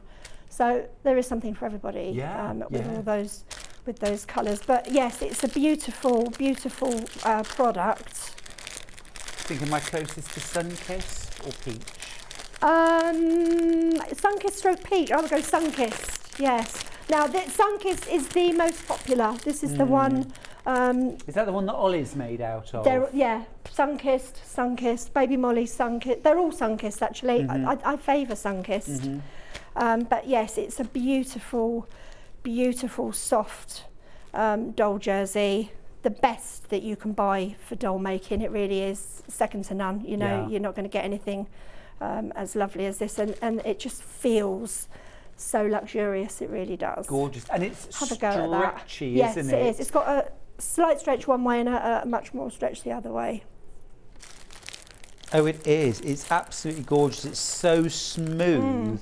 And I notice on the dolls they have little rosy blushed cheeks. Yes, that's just cosmetic face blusher. That's all it is. Blusher. A lot of people, when they make Waldorf dolls, a lot of the old Waldorf doll makers, they use wax crayons. Okay. With a wax crayon, the only problem with that is if you put it on, you can't take it off, and it's getting it to look delicate. And I decided, I thought, no, I don't want to use a wax crayon on these dolls, because you can get so far and then you could ruin the face completely by putting too much blusher on. We've all been there, Sherrill. Well, haven't we just? We've all been there. Oh, I'm just checking my blusher today. Make sure I don't put too much on. I think, are you poorly? You look like you've got a fever. So so I thought, no, do you know what? Because I had a load of makeup. I thought, no, I'm going to have a go at putting blusher on it, and it worked really well. Rather than putting over the top wax crayon on it, I think the blusher works. It's really soft well. and delicate, gentle, and again, you can match that to the skin tone that you're using as well, and use something that's complementary, maybe something peachy or pink. Yeah, whatever colour you need. The hardest one to put the blusher onto is the brown skin. So what have we been doing on our brown skin dolls is putting on like a peachy blusher. That works really well. Yeah. So moving on to the hair. So the hair comes in two balls, and this is how the mohair looks. Again, from Holland, and this is what's used to make Polly's hair. This is blonde. This is honey, and you get some crochet cotton yarn to make the cap. Again, this was another thing I decided when I was making her. I wanted to make an easy process for people to be able to attach the hair. So again, I did loads of prototypes, and what I came up with was crocheting a chain, and then just on a 3.5 hook, a long chain using 20 meters of yarn. and then sewing that yarn on the doll's head Gotcha. in a complete spiral all the way around. Now little Dolly Dot's hair is basically done like that. The mohair weft, I don't know whether you can see, is sewn in a spiral. Are we in there? Close there? Yeah, we're getting there. So basically that mohair weft is sewn in as a spiral all the way round. And this is what Polly's head cap starts as. And then these mohair yarn lengths are just hooked through. Under through, like crochet locks. That's it. You can do that on your own hair, can't you? Yeah. And that's how, so again, another easy, simple process Perfect. for applying her hair. I've said this before, but I so want to make you one, should, Sherrill. you should. I so want to make one. I've just bought They're another absolutely two. This is, and of course as well, I'm just going to put it out there, boys should be playing with dolls Absolutely. as much as girls. Yes. It's about learning empathy, social skills, being able to put yourself in someone else's position. Totally. Goodness me, boys need that They as do. much as They do. girls. Yeah, More, they do. some would say. Yes. Just a quick show of these mohair locks. So with the little dolly dots. It's a sewing weave. Yeah. These are the mohair locks that come with, this is strawberry. I love this colour. We're getting closer to my natural shade there, strawberry Sherrill. blonde. Strawberry blonde, that's me. Lovely colour. And then this one is a burgundy sort of colour. So yeah, I just brought those in just to show you a couple of the different mohairs. And then also, just wanted to show you the other fabric colours for Polly's dress. So when you buy the fabric kit from our website, you get the choice of the 6 skin tones. You get choice of 6 hair colours, and you get choice of 3 dress colours as well. So you get the pink, white, blue, or the white. pink and the blue, Absolutely beautiful. Thank you. Oh, it's a little world, isn't it, that you get drawn into. It is a tiny world, and it's all the fun of making the doll, making the clothes, knitting some accessories, doing the hair, changing it up. I love it. It takes us all back to an innocent time in our lives. Yes, it is. Do you think that's why people connect with doll Well, making? I think so. I don't know whether I put it in my video that I've done with the other dolls, but I did make a comment and say that I was a very big doll player as a child. I had all the dolls right the way through from the original Tiny Tears up to the Cindy, and dolls were my life. And then I can vividly remember when I was 11, nearly 12, I just about started in secondary school, and I was walking down the road to my friend's house as an 11-year-old, and I started crying because I knew that my doll playing days were over. And I've never forgotten that. Right. So to actually play with dolls again, yes, I have great fun dressing them. It's, you go into the sewing room and you put her there and you think, well, what we're going to put her in today, and you get her dressed up. And you also find yourself talking to the dolls. Yes, I can I can walk relate. past in the morning and you go, hi Polly, how are you? But you just talk to the dolls because they become your children that you've made. You feel like you're giving birth when you make them. You really do, because you produce them. Of course you do. You have, yeah. Of course you do. They've been made with your own fair hands. They don't take 9 months to make. Well, some people are on 9 months when making them still. But depending on how long they take. But you get a real connection to the doll that you make, and you fall in love with that doll. You really do. And then she becomes real. She almost becomes human. Yes. And you find yourself talking to them. And other people say, my husband's thinking I'm mad because I'm talking to the doll. You're not but mad. You do. You're not mad. It's lovely. It's lovely. It is that empathy, though, isn't it? It's that caring as well. I mean, it's at the heart, I think, of all crafters are caring people, creative people. You're creating something which mirrors life. I think it's lovely. I think it's lovely. Thank you. I'm absolutely hooked. I think it's gorgeous. Really cool. Just gorgeous. Remember, we are launching today the very brand new Little Dolly Dot pattern from Polly Dolly Doodah. Now, this pattern actually is so brand new. It actually launches Just after Christmas. Yeah, 27th of December. I'm hoping that Ashley and Sharon are going to be able to be having the books packed, ready to get to They'll be going out. Yeah. So if you order today, you'll be getting that pattern sent to you very, very early January. So you have an opportunity between now and then to gather together your kit. Remember, you can either buy a full fabric kit, fabric pack, which is everything, to make the doll, the clothes, the shoes, the socks, everything, the hair, all included in your pack from Sherrill's website. Get that all sorted, and then very beginning of January, maybe start a brand new hobby of doll making, an extension of your sewing, your knitting, your crafting. Maybe you have new grandchildren on the way, or you have little grandchildren, or older grandchildren, because actually, as you said, you were 11. I think it's awful. I feel like I want to give you a hug. Have you ever had to stop playing with dolls? I can vividly remember crying at 11 because my doll making days were over, and I was so upset, and I knew that I had to go into the next, thing, which was Donny Osmond, and stop my doll making day, my doll playing days. And so when I started making dolls again, it was great. I really started when my grandson was born 6 years ago. They trigger a lot of new crafts, don't so they? he's had dolls from me, he's loved them. He's had crochet toys, Perfect. It's absolutely beautiful. Love it. I've loved the hour, Sherrill. Oh, thank you. I've loved being on with you. It's been great. Thank It's you. been really Thank great. you for demystifying the art of sculpting a doll head. Yes, I can make it easy. It actually looks very achievable. Yes, it is, totally. It is very achievable. Totally. And check out Sherrill's website too. All right, we are going to go to a break. Yeah, lovely. Thank you all for having me. It's been our pleasure. And thank you, everyone, gang, as well. Polly, Dolly, Doodah gang for joining us as well. I do feel like I need to thank my other guests on the show. Yes, of course, Yes, of course. Absolutely. I've got a nappy to change and 5 small meals to make. I won't be eating any of them. I'll see you after this.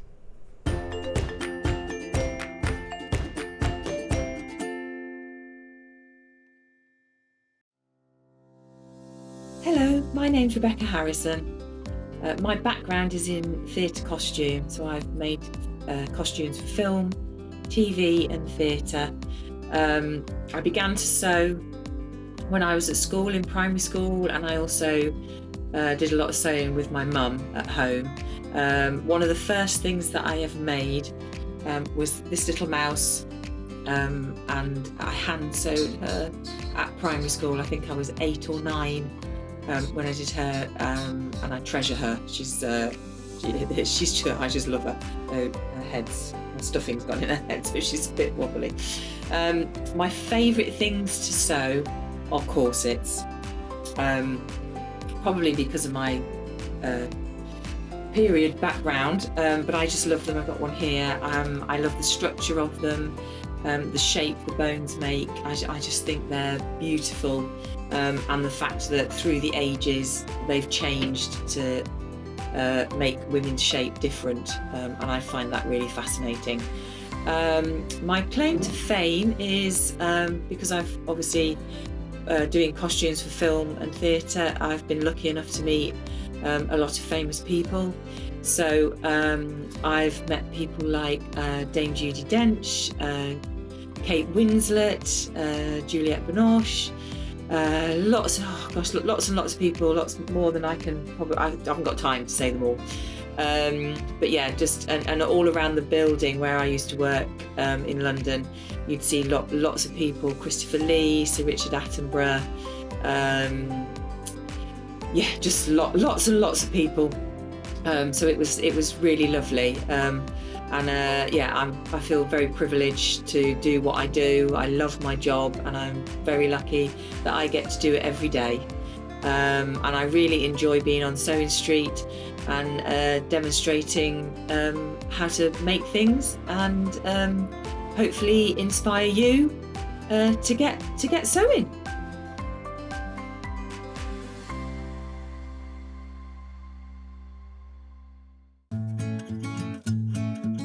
Stuck for ideas for the perfect gift? Why not get them a gift card? You can buy Sewing Street gift cards loaded up with anything from £10 to £500. Shop our gift cards online at www.sewingstreet.com or purchase them via our UK call centre on 0800 001 44 33. Have you heard about all the different ways you can shop on Sewing Street? You can shop on our website sewingstreet.com, and you can also order by phone by calling our friendly UK customer service team. Just call 0800 001 4433. And don't forget about the Sewing Street app. Here you can shop all of the Sewing Street products as well as watch the live shows from anywhere. You can download the app onto your smartphone or your tablet by simply searching Sewing Street in your app store. And one final thing, no matter how many times you check out on Sewing Street in one day, you will only pay one postage and packaging. Happy shopping! If you're a Sewing Street customer, no matter how many times you check out in one day, you will only pay one postage and packaging. So don't wait to add the item you want to your basket and check out.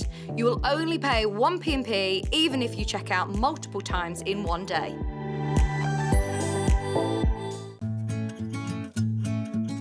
Stuck for ideas for the perfect gift? Why not get them a gift card? You can buy Sewing Street gift cards loaded up with anything from £10 to £500. Shop our gift cards online at www.sewingstreet.com or purchase them via our UK call centre on 0800 001 44 33. Keep up to date with what's on Sewing Street, as well as all the latest news and special offers by signing up to our email newsletters. Head on over to www.sewingstreet.com, scroll down to the bottom of the homepage, type in your email address, click the envelope, and you're done. Never miss out on the latest news and special offers ever again. Have you heard about all the different ways you can shop on Sewing Street? You can shop on our website sewingstreet.com, and you can also order by phone by calling our friendly UK customer service team. Just call 0800 001 4433. And don't forget about the Sewing Street app.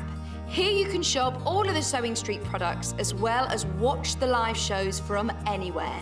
You can download the app onto your smartphone or your tablet by simply searching Sewing Street in your app store. And one final thing, no matter how many times you check out on Sewing Street in one day, you will only pay one postage and packaging. Happy shopping!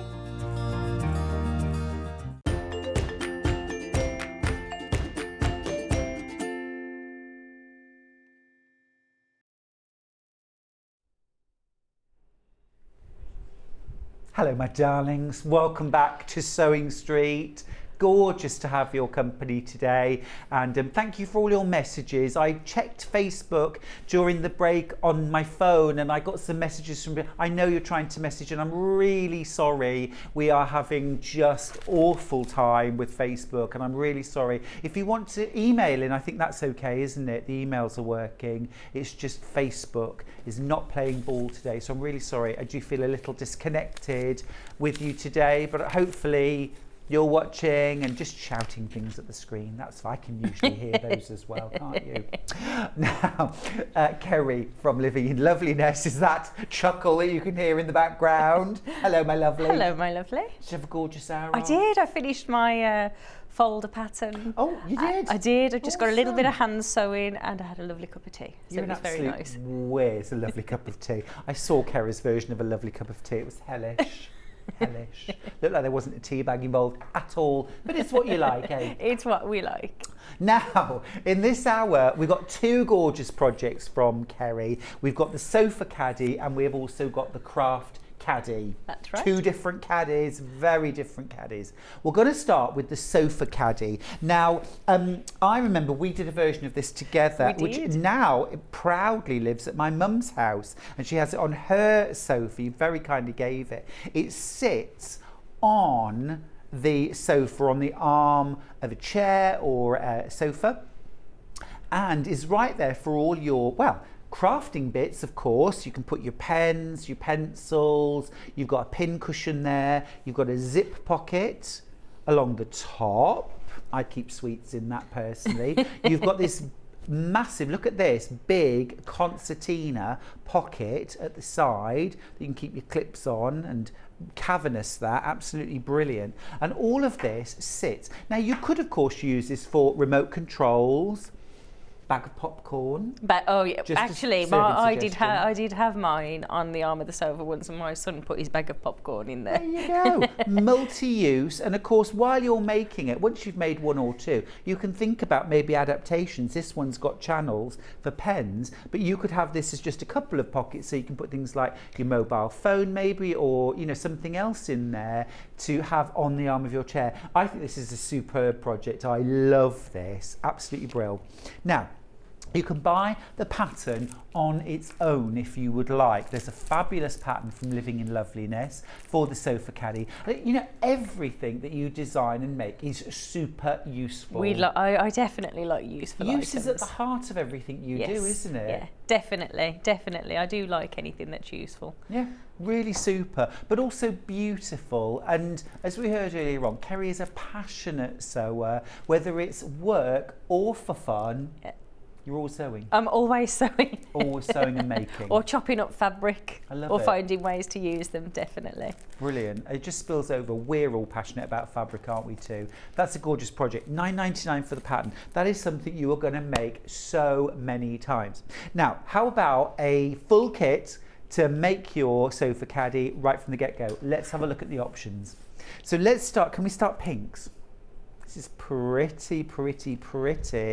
I love this combination. You're making this is one. the combination, and I've decided actually the one I make up today I'm going to pop to one side for my mum's birthday. I mentioned in the earlier show that you know, we love birds, and that print, that beautiful dark print, the first one of the fat quarters, has got a lovely print of butterflies and birds on there, and it is just stunning. Absolutely gorgeous, really beautiful. It's got a sort of French look to it to me. Yeah.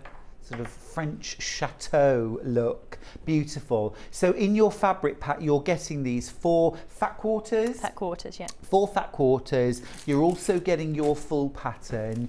Few little bits that we'll add to this when we're making our pattern. What do we need? So you will need a 6-inch zip. That's for the little pocket, and you'll need a little bit, and literally I've got a tiny little bundle, and that's for the tiny little pin cushion there. So 6-inch zip, bit of and a little bit of toy stuff. That's right. That's all you need. Perfect. And we have got zips on the show, so stick around. We'll see you right for those. So that's one option for your sofa caddy.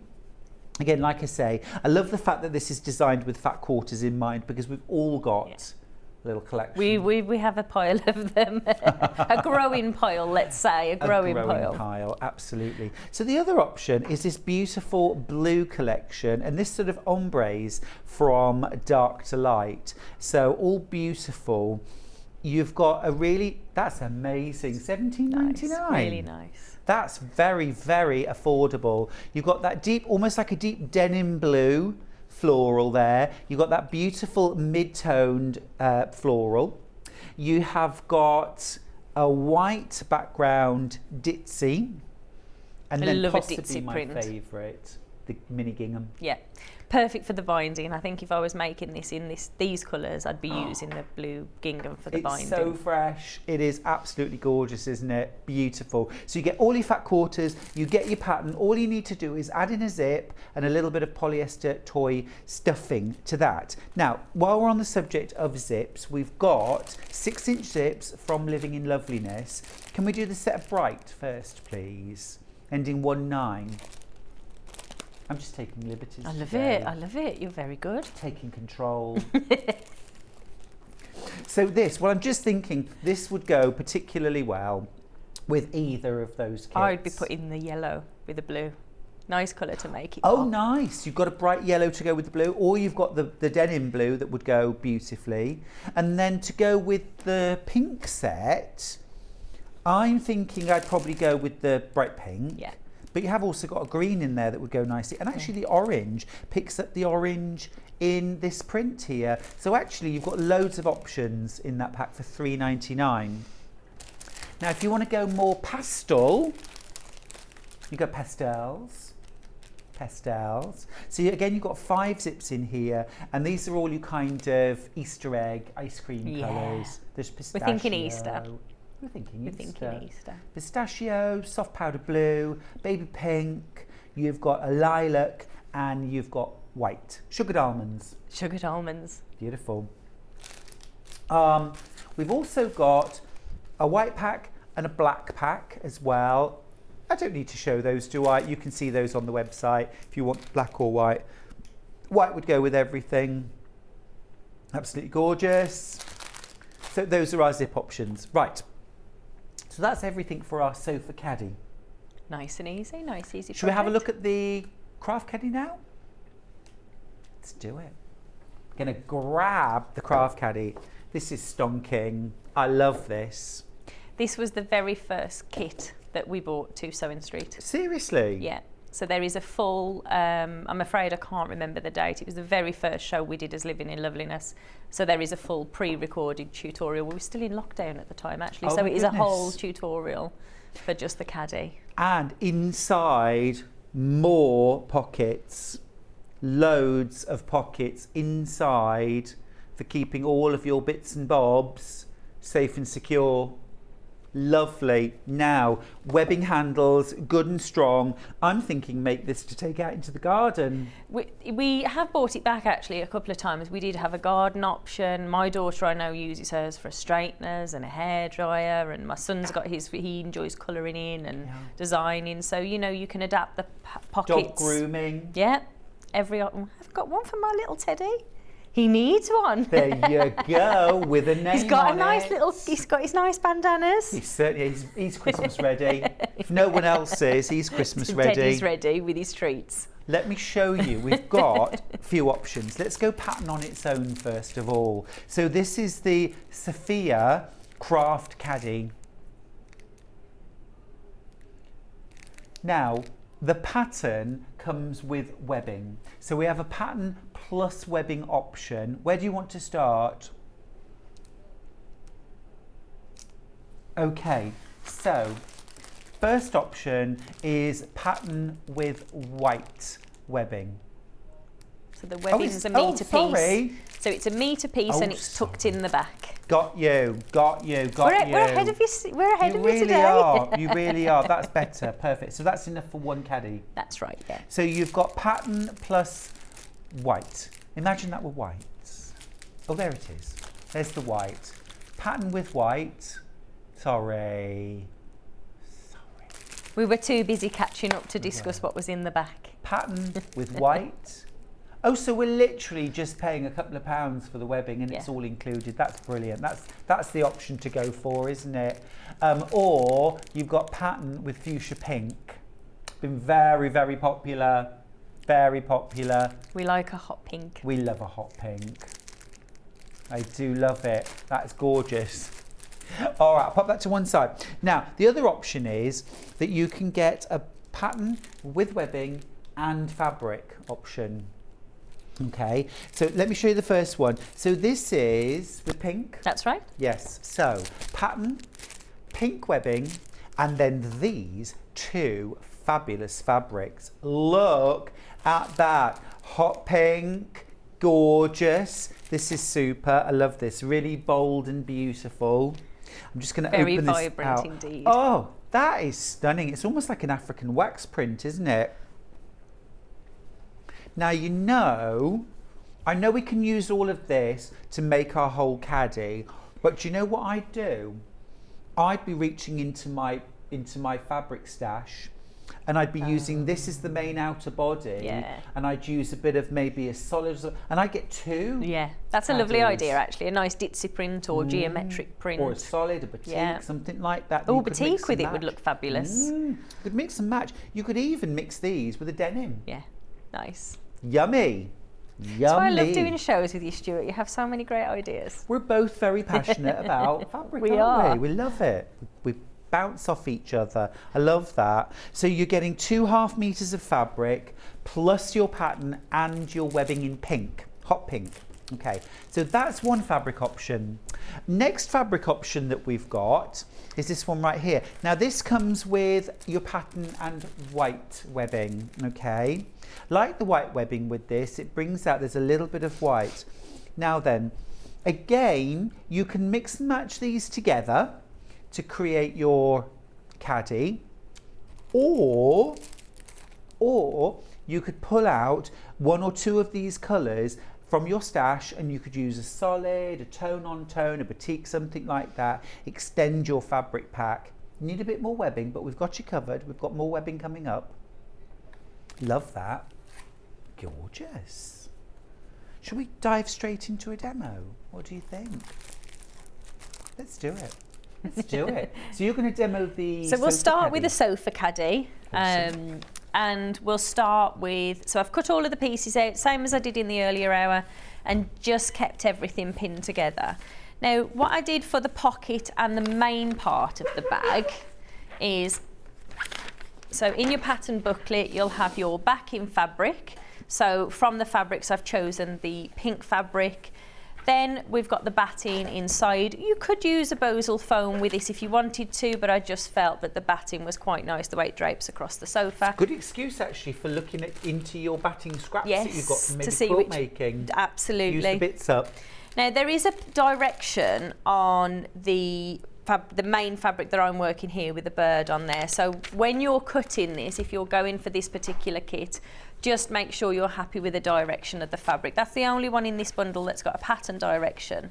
And then what I did here is just sprayed a little 505 directly to the batting and fused this together on both sides.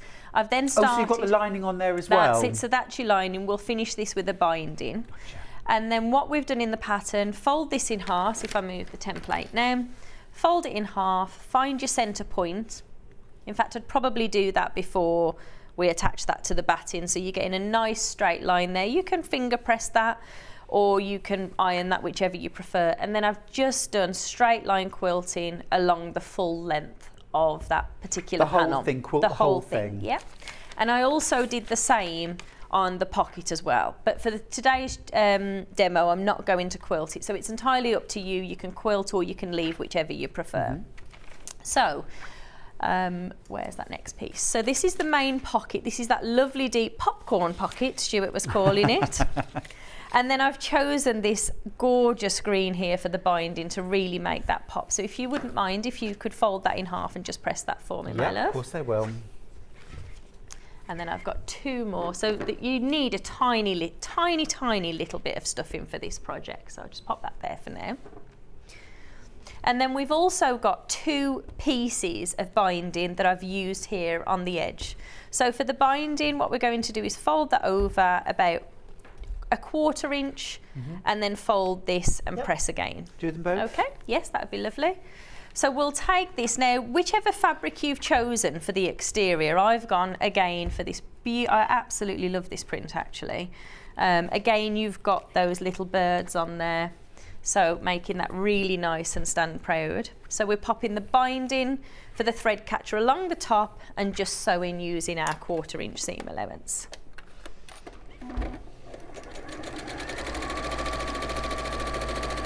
I love that deep pocket that's on the side. Oh, it's lovely, isn't it? To be honest, it is labelled up as a thread catcher. I haven't got much further with my crochet projects, but it is great for a ball of yarn as well, you know, if you're sitting. So when I got into that a little bit earlier in the year, it is a right size for a ball of yarn as well, which is quite nice. It's a brilliant project actually. Like I said earlier, it's something you're going to make again and again and again, and you can vary the fabrics. You could match it up to your room, your interior, or match it up to personality, so everybody in the family could have their own sofa Caddie, couldn't they? That goes over the arm my of their chair. youngest son, he loves playing his Xbox like all 10 and 11-year-olds do, and it's really good actually on the side of his gaming chair, just to put his remote into there. So nice, easy access, and then on the inside, I mean, he hasn't got a mobile phone, but it would be great for a mobile phone, wouldn't it? So it is a nice use there, even in, you know, on the side of the little chairs in children's bedrooms.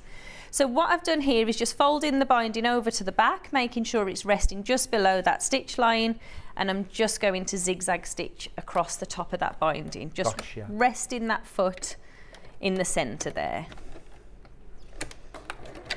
And that zigzag's so cool because It traps the edges. That's it. It's easy to capture the edges of your binding when you're stitching. It also looks really decorative as well.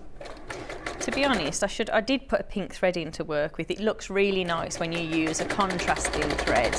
I've still got white, but it is a nice opportunity to use those lovely colours of threads as well. That's what I'd normally do with a project like this.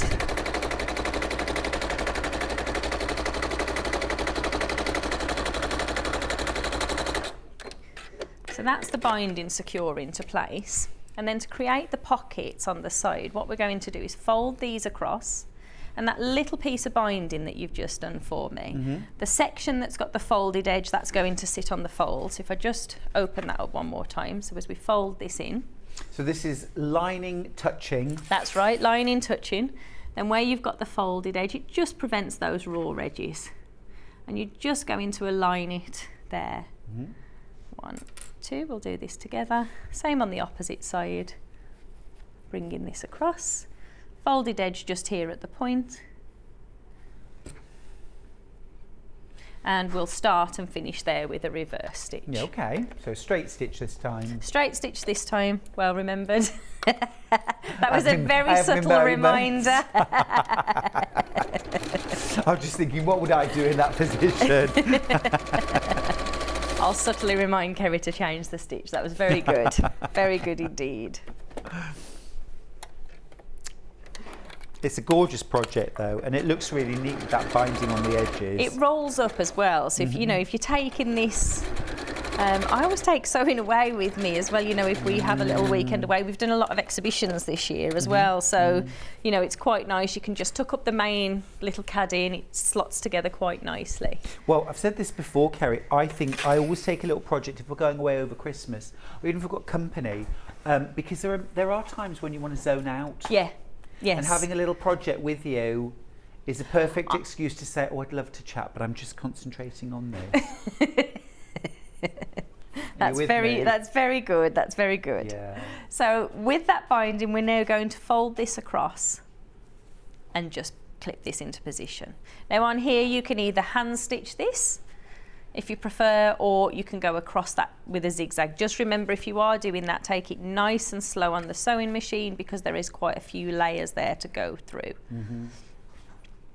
I'm not very good at sitting still either, you know, I always want to be doing things. So, you know, it's quite nice to have your project. I mean, if you're deliberately trying to get out of a conversation, that's useful as well. Do you know what I mean though? It's just, oh yeah, definitely. Sometimes it's just nice to have just a little something to do, and it's not always easy to sit and read a book when you're in lots of company, but maybe a little hand sewing or crochet project. Absolutely. Gorgeous. I think that machine needs a new needle, doesn't it? Definitely, it's doing banging. some... I'll ask, have we got any machine needles, please? I'll hop on and change the needle for you, maybe. Just regular kind of universal sewing machine needles. Let me have a little look at those, thank you. So what we're going to do next is then take the panel. In fact, we'll make the zipper pocket next. We'll do the zipper pocket. So that is the first little pocket. To get a really good finish on the edge here, all I do here is just give this a real good steam press there just to secure that in and find the edges. So if I get you to do that, and then we'll move on to the little zipper pocket. You could even sew down that, couldn't you? Yes, you could, I've made some lunch bags where I that's a folded nice it like idea. that and then sewed really close to the edge. Oh, I might do that actually. That's a good idea. So the next part, did I bring my glue pen? Yes, I did. So we're going to pop the zip in. So I've got the little zip there. And what I've done here is cut these together so that pattern is carrying across. We're then going to place the exterior fabric. So this is the fabric that you're going to see on top of the Caddie. And what we'll do now, just check that that little zipper works. Once you're happy that works, open that up halfway. And then we're going to take the glue and bring that across that zipper there and place that on top of the fabric and just run your fingers to secure this together. Again, then just running the glue stick across the back of the zip and then taking your lining piece. Now we've got that in place. All I'm going to do now is just a little reminder to myself where to stop, especially as this is such a small piece of fabric. Just feel through the fabric where your zipper is, place 2 fingers ahead of that zipper and just slide a pin through, because we're working with a same size zip here. We'll sew up to the pin mark, raise the presser foot, open the zip completely out of the way, and then sew along to the bottom part of the zip. Fab.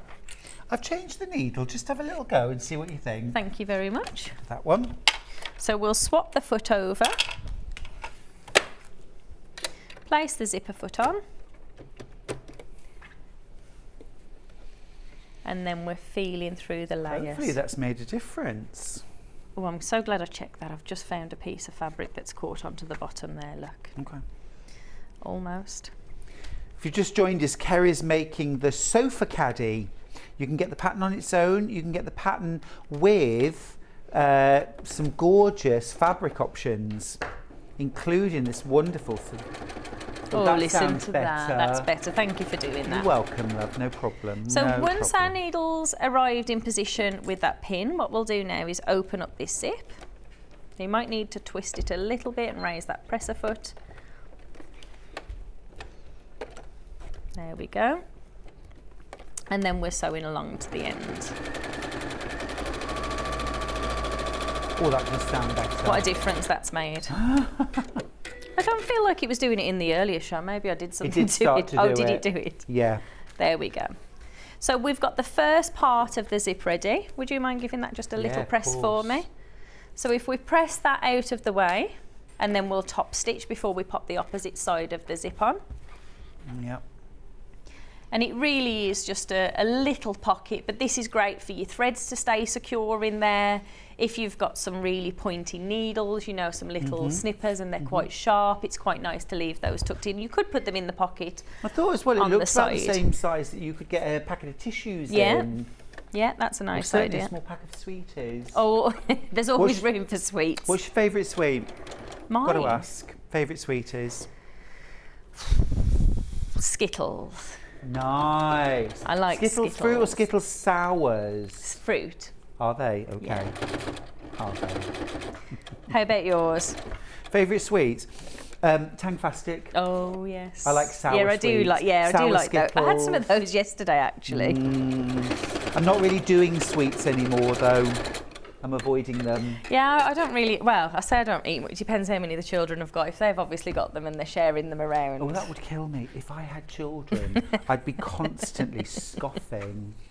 I remember when friends had, like, you know, babies and things like that, and you go and feed. Of course, you always clear the plate. Rusks. Whatever they leave, Yeah. you finish, and you find yourself doing it, don't you? Oh gosh, yeah, absolutely. I have to say that, you know, once that stage is gone, you do lose. Oh, I did anyway. Lose a bit of weight because I wasn't clearing up their plates Exactly. afterwards. There's a couple of chips and a couple of I'll you just know, a have bit of those. fish finger and some beans left.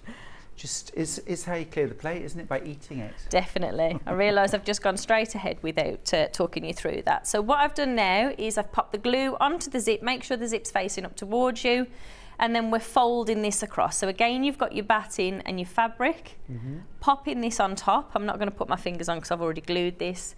Then running a little bit of glue again along the top of the zip and popping the lining on, making sure you can see the wrong side. Now there's a lot of layers there, so I'm just feeling through to find the zip. And this is where I'm going to sew to. Beautiful. Lovely clear demo that as well, because that's the point at which lots of us, me included, suddenly the tongue pops out and I start scratching my head. Which Getting way the to fabrics go? round the right way. Brilliant, thanks. What's your favourite chocolate? Now, I'm a proud parent moment now. I want to just share with you. Right, okay. Not a parent, but I do feel like one sometimes. Charlie, our director, I've mentioned Charlie before, he's got into patchwork and got into sewing just by osmosis from being here. He's actually making a bag now. Oh, is he? He's making a bag. For me? It's not, I think it might be for himself, Kerrie. But you know what it's like. Once you've made If a this few, a you press. start making them and gifting them, don't you? Absolutely. Can I Is it go for on you, your list, Charlie? I should wait and see what it looks like. No, it'll be brilliant. So what kind of bag are we making? Oh, he's gone for a Lisa Lamb bag pattern. Nice. A little bit offended that it's not from Bags for Life, but there you are. Cut of everything. Oh, he's got the book on order. That's right. Was that a quick rescue there? I think it was. He's dug himself out of a very deep hole. There we go. That's all pressed for you. That's really nice to hear that inspiration's We going get everyone around, in the end, isn't it? don't we, Yes, Kerrie? we get do. everyone in We the do. end. So if I get you just to press this is going to be my little tool pocket at the side. So if you just double hem the top of there for me. So I'll just top stitch this side of the zip now. Okay. I like Lisa Lamb's satchel bags that were on the other day. They were beautiful. She's brilliant, isn't she? Lisa Lamb is an absolute inspiration. And just such a fabulous, fun ambassador for our craft. She just brings joy to everything. Yep, we love her. There we go. So we've got our little zipper pocket. It is really small. So what we're going to do here to finish these raw edges is just to add some binding to the edge. So because these are so small, I'm just going to fold and, if you wouldn't mind pressing those. Yes, I will. So while you press the binding, this is just going to be the accessory pocket. And again, we've double hemmed there and we'll finish that off with a zigzag, sorry. Lovely, okay. I'll just carry on pressing with the beautiful Aliso iron. We really should start actually. Can we go to the normal price? Or what is the normal price? £162.99. You're saving almost £40 with that cheeky price drop that Ben's dropped in today. Yeah, Merry Cavemas, he says. It's Cave's birthday today. He's just going wild. Just throwing his weight around, doing what he likes, but we like that. If it saves us money, we're happy for that to happen. Yeah, we like it a lot. So back to the little zipper pocket. What we're going to do here is just put the binding onto the raw edge. One clip's plenty on there, and we'll sew this into position. Okay. This green gives it a lovely pop, doesn't it? It's lovely. Let's get back to a straight stitch. Okay.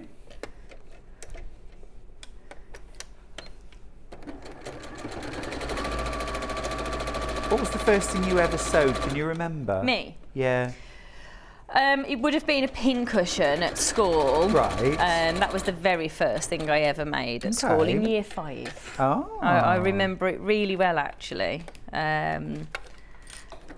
Mr. Mills. My teacher was called Mr. Mills. Yeah. And for my GCSE textiles, I think I've said this before, my teacher wanted us to make an envelope cushion. And I wanted to make a shoe rack, you know, like that huge chain store. More exciting. Yeah, and she wouldn't let me. Oh. She just kept saying, you do want to make a cushion. I was like, I've already made a cushion. I'd made a pin cushion, that was mine, you know. Yeah. And she was having none of it. She wouldn't let me make a shoe rack. And let's be honest, an envelope back cushion, it's a lovely first project, but it's not exactly GCSE textile. No, and that's all she wanted us to do. I think I did make the next one. But when I got back into sewing a couple of years ago, it was a miniature advent garland stocking for my children. That's really what started Living in Loveliness off. It was the little mini, and I hand sewed those. And then when my son was born, Chase, so he's 11 now, I made those for his first Christmas on the machine. So yeah, that was my first thing really. So what we're going to do now is just to attach that accessory pocket. To do this, you're simply aligning this with any one of the sides. It's entirely up to you. Of course, don't forget there is a pattern direction on here as well. So what I'm going to do is just cover that, because I can cover the birds there, but when I look into this pocket I can see the birds. Perfect. So there we go. If I put this on, and I'll just put a couple of lines. Now if you want to, you can use a ruler and a heat erasable pen, mark your pockets down. We're starting again with a reverse stitch and sewing along to finish those little pockets there. One of my favourite things for marking there, you know, is a ruler and the back of a butter knife. Oh, good idea. Or a hero marker. Yeah. You know, if you've got a hero marker, great. But if you haven't, the back of a butter knife. Butter knives are just, you know, they come in handy for so many things. If I was trying to sew without a chopstick and a butter knife, well, I wouldn't be able to make anything really. I don't think I've ever used a butter knife, but apart from to take the screw off the side if I can't find the screw. But that is a very good idea indeed. But chopsticks all the time. Chopsticks are great. Brilliant. Yeah. Far easier to use in sewing than eating, I have to say, unless you're very good with that. Oh, Charlie and I are good. Oh, are you? Charlie actually got complimented in China for his use of chopsticks and his dexterity. Oh, really? And he's never let me forgotten it. That I wasn't praised, he was. Oh, that he was, that's it. Yes. So for your little zipper pocket, we're going to fold this in half, sort Oh, of I've just finger noticed press. something. Now, on the zipper pocket, you've only machined the binding to one side. To one side. Don't finish at the other edge. That's right, because what we're going to do here is fold this across, centre your zip, and then pin through your Clever. layers. And as we zigzag that down, that secures your pocket We're into attaching place. it and binding it At the same time. Clever. Don't those fabrics go together beautifully? Just stunning. You can get your fabric pack with pattern $24.99. Let me show you. You get your pattern, full instructions. Every pattern you've brought here, I've looked at and I thought, you'd make that 10 times. Yeah. You make that 10 times. Absolutely brilliant, superb. Then you get your fabrics, 4 fat quarters. You get that gorgeous, deep, succulent, rich, pinky purple. You get your soft, romantic, I think it's French on there as well, which instantly makes it more romantic. Je ne sais quoi. Je ne sais quoi. J'adore. J'adore. You do make me laugh. With my linguistics. They're amazing. I'm so impressed. Oh, bless you. I just, it's done with confidence. There's nothing going on behind, in the brain. Nothing at all.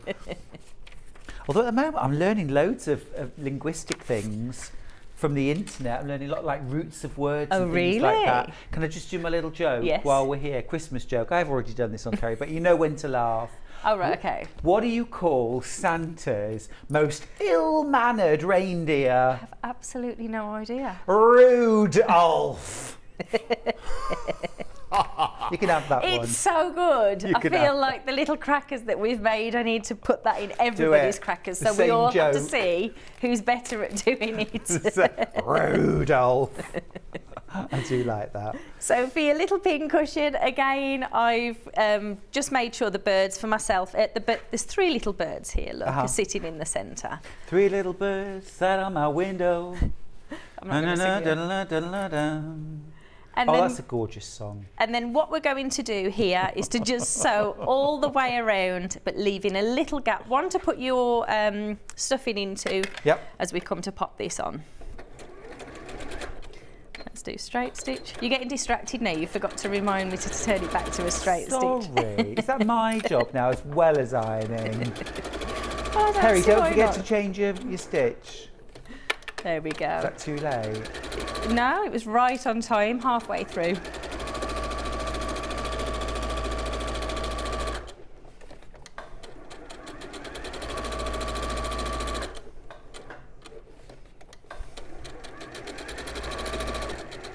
Oh, I like that. Here's a Christmas joke for you. I'm getting them fed Are we getting now into my jokes ear. now? We've got to, please send in your favourite Christmas joke. I need 6 for my Christmas crackers. We need 6. Okay, here's number 2. Why is the turkey never hungry at Christmas? Because he's stuffed. I like that. That is actually really good. I like that. That's good. That is actually good. I like good. that. Ah, gobble gobble. We have far too much fun here. That sounds like me when I talk sometimes, when I get really speedy. Oh, have you got a favourite Christmas joke? No, I haven't. Have we done favourite Christmas song? Favourite Christmas song is Winter Wonderland. Is it? Yeah. Oh, it's lovely. I sent you my lyrics and you sang them, remember? Really? I don't remember that. You don't remember? Later on, da, da, da, da. Right, so here we've put your stuffing inside, and what we're going to do is just flatten this out a little bit so we've got no raw edge here. And as you put this on, so this bit is quite tricky. You could put the stuffing in afterwards if you really wanted to. Okay, yeah. So I'm just going to pin through, making sure it's overlapping the end of the zip. And then I'm going to sew a 1/4 inch to secure that into position. Santa hurt himself, but he wasn't taken to the local hospital. Do you know why? Why? He's got private health care. That's good. That's good. It's timing. It's timing. That's what it's all It's about. how you tell them. It's how you tell them. It's definitely how you tell The way I them. tell them. Do you remember? What was his name now? Nobody here will remember because I'm the oldest one. Who was it? It's a cracker. Do you remember? Big glasses. I do. Irish, yeah. Frank somebody. I remember Frank it. Sinatra. Couldn't tell you his name. I definitely think it wasn't Frank Sinatra. Or Skinner. Or might have been.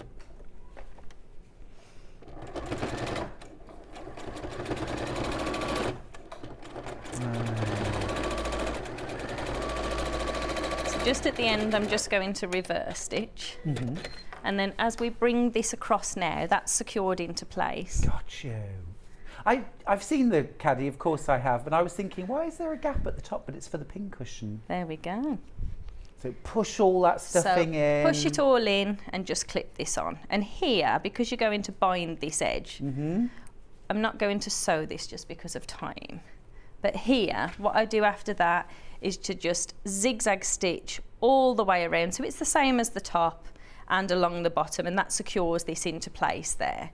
So the nice thing about this fabric, of course, is you've got a little opportunity there to do a little bit of fussy cutting. Now for the end pocket, all we're going to do is to just line this up on the edge and sew this into place. Oh, we've got Frank Carson. Have we Googled It's it? the way I tell him. It's the way I tell him. Frank Carson. We used to love Frank Carson. Thank you if you emailed in. That 20 of our lovely viewers emailed in all at the same time. Oh, they all knew. Bless your hearts. Thank you. Have we had any more Christmas jokes? Because I think we need 3 more for We Kerrie, definitely don't need we? 3 more. Come on, hit me with your best ones. Oh, I love Christmas, Kerrie. I love Christmas love too. Christmas. And this year as well, I've got a little bit of time off. Mum's coming over and we're having time with family and time with friends. And So it'll be it's fabulous. going to be lovely. Yeah, I love Christmas. We're definitely slowing down now, ready to take some time off and get into the festivities. We went to Winter Wonderland at the weekend just gone, and there was a naughty Grinch there, and he was so funny, and my little Chasey thought he was amazing and just kept chasing him around and teasing him and like tapping him on the side on his shoulder, and of course with his age, and I was like, I love that he's loving this still, because the it's other 2 didn't want to come. They were like, Yeah. really? No, not for us, Mom. Oh. So that was lovely, and it's all the lovely things, the theatre trips and everything else you do, and I just find that we personally take more time out just to unwind and Lovely relax. family time. Definitely.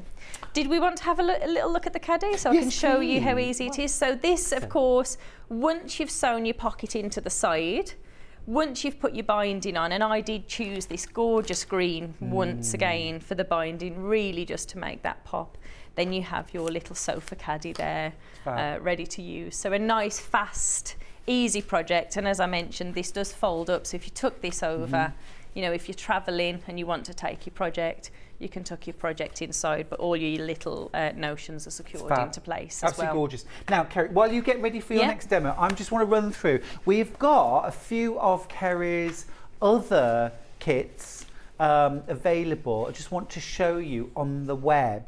So jump onto the web. We don't have them actually physically on the show, but I just want to show you a few little things. So here's the Craft Caddie in blue.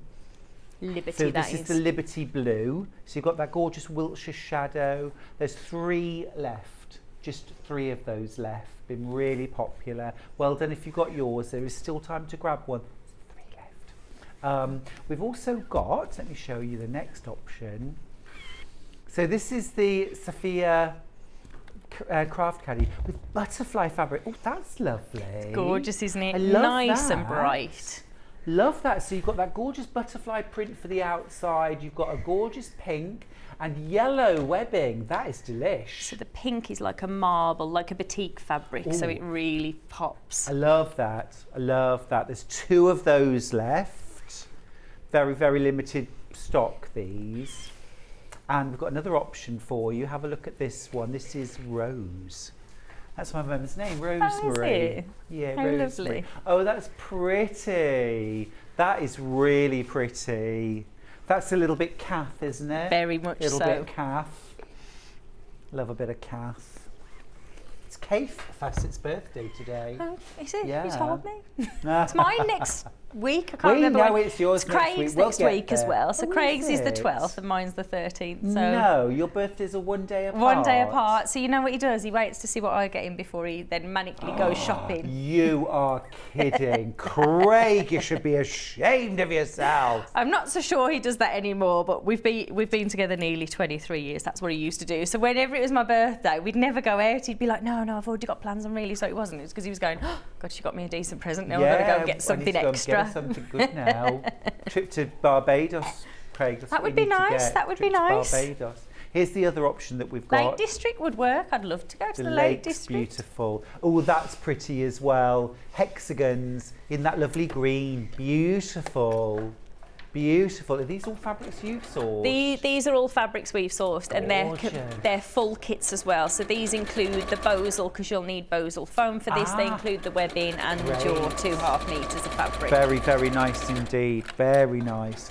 We stayed at the Wordsworth Hotel in the Lake District. Oh, did you? And that was lovely. Little pool, little spa. To be honest, every year we say we're going to go to the Lake District, and we haven't done it yet. So maybe I've never been next to the year. Lake District till I met Charlie. Oh, really? But Charlie spent lots of family holidays, teenage family holidays, with his sisters and his mum and dad camping in the lakes. Do you know, I'm really in and ahhing about. We used to go camping with my mum and dad when our children were younger.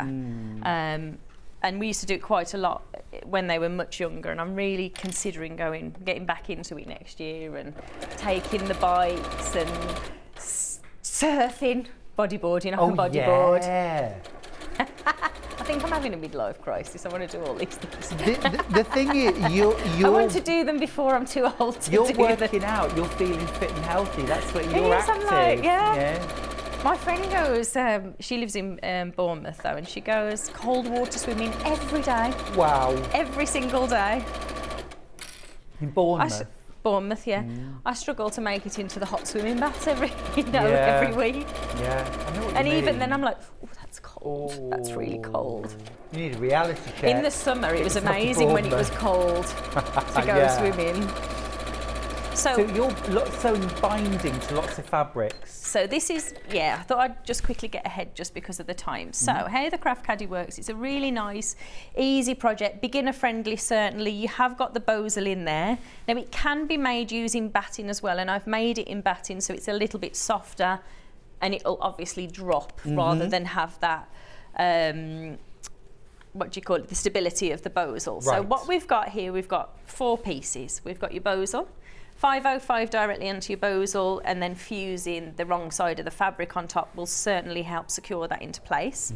Then we've got the pocket. So from your 2 fabrics, you're going to cut 1 of each basically. So if you have a little look on the lining, now it's entirely up to you whether the teal is your favourite or whether the pink's your favourites, and it is fully reversible as well. And we're repeating the same steps, 1 with the bosal and 1 without. So I've now pressed the binding in half and sewn that along the top of the pocket. So if you're happy to, would you just press that up for me and fold it over to the back? Oh yeah, of course. So we repeat the same steps onto the project. And then for the base, again, you've got your bosal. So we've got your piece of bosal, little 505 directly onto there will help secure it into place. And again, it doesn't matter. You might want to have the pink on the exterior with the teal on the base, or you might even want to have it the same colourway. It is entirely up to you. I have to be honest, I tend to go the alternative. So I'd have the teal on the bottom there. So if we get those pockets on. Love that. So you want the binding pressed to the back? Pressed to the back for me. And again, like with all of our binding, what we'll do is we'll zigzag stitch across the full length. I won't worry too much about clipping it, but just a little press will certainly help for this part of the project. Sorry, miss, I'm not getting a good press on this. I could do with a bit of water in my iron for this. That's fine. I'll hold it into place. Bit of steam anyway. would do it, wouldn't it? Is that all right? That's absolutely fine. I feel like I failed you. No, not at all. You sure? All right. There we go. So as that's folded over to the back, again, just making sure that the binding is sitting below that stitch. Now you'll have a lot more time than we've got here. So just fold and clip that into position. And then I'm resting the centre of the machine foot in between those two fabrics. And what's wonderful about this fabric that we're working with is it's so bright. It's easy to see where the centre is. Sometimes when you're working with the same colour, it's difficult to see that, but this is lovely and bright.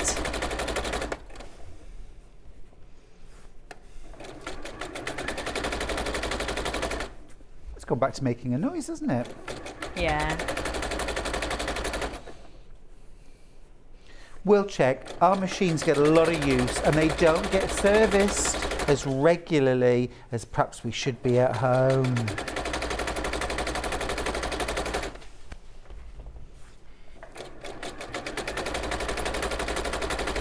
Do you get your sewing machine serviced regularly? I'm really lucky actually. Where our unit is, we are just around the corner from the local sewing machine shop. Oh, jammy, yeah.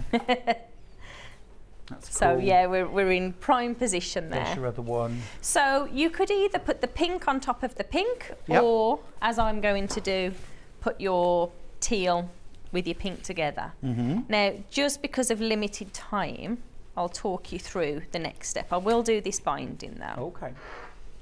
Ian definitely came through for us when we said bright for this project, didn't he? Oh, for sure. I absolutely love these fabrics though. They are so vibrant. They go really well together. It's just gorgeous. I think and you wouldn't lose it. You definitely wouldn't. I definitely think this is sort of beach caddy. Yes. This would be a perfect beach caddy, wouldn't it? I'm not sure about you when you go to the beach, you know, you're trying to think you've got everything and you always manage to forget something, so it's quite nice to have it all nice and organised. You're right, and we really like to go off the beaten track if we go to the beach, so there's no nipping to the shop to get a drink or something like that, you know. And as you might expect, I always mass cater when we go to the beach. So we've got breakfast, lunch and dinner all packed You're ready to go, aren't you? you? Yes, oh yes. Oh, I'm opposite. I'm like, where's the fish and chip bar? We're having fish and chips on the beach. That's what we're having. That's lovely. Right, so this is the exterior one. What I'll do is just pop a couple of clips onto the side because I just want to show you how to get that cube, what will be really helpful. So on yours, when you come in to do it, think about how you're using it, whether you're using it for the beach to put your suntan lotions in, whether you're using it, like I mentioned, my little boy's got one and he uses it for his pens and pencils. And from that point, then you're going to mark up your pockets. All of these instructions are in your pattern booklet anyway.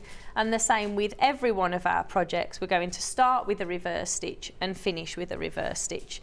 Just because of time today, I'm going to just show you a little trick to use these. Now, have we got a fabric pen anywhere near me? Like a fabric marking pen? A fabric marking pen. Like a friction pen? I can sort that for you. I can sort that for you, no problem. Thank you. A friction pen coming up. Thank you very much. So what we're doing is we're aligning the fabric. So here, and you'll repeat the same, thank you very much. One with the bosal and one without. We're then going to take the fabric side. Oh, good trick. Place this into the corner and 1/4 inch on each corner. We're going to put a little dot. And that's where we're sewing to get a nice finish on this project. So I'll just pop a couple in here. You are using a couple of layers, so just make sure they're together. And we can sew this all in one go. Ooh. So sliding this under the machine, starting at that first pen mark, which is 1/4 inch in, and I'll start with a reverse stitch. And as I remove those clips, I'm sewing along now to that second pen mark. So you stop at the second pen mark. So I leave my needle in that second pen mark, raise the presser foot and pivot this fabric. Make sure it's all back in line. Use your clips. Just clip those into place. Drop your presser foot and we're sewing along again to that third pen mark. This is clever, really clever construction. I like this. So again, leaving that needle inserted, twisting the fabric again, so you're keeping this all together. Now what can often happen here is your fabric tries to shuffle along, so just make sure that fabric is sitting on the raw edge. Drop your presser foot. The brilliant thing about bows linar form though, you can press it down, you can scrunch it up, and it just pings and back it to pops its back original. into place, and you can iron it as well. You can. So one more time, raising that presser foot, pivoting that fabric, and what you'll notice here is all of these fabrics are coming together and marrying up in So this they corner. all fit perfectly at the Fit end. perfectly at the end. Awesome. Oh. Lining those back up, making sure that we've got all of these, and one more time, sewing along to that very first pen mark and finishing with a reverse stitch.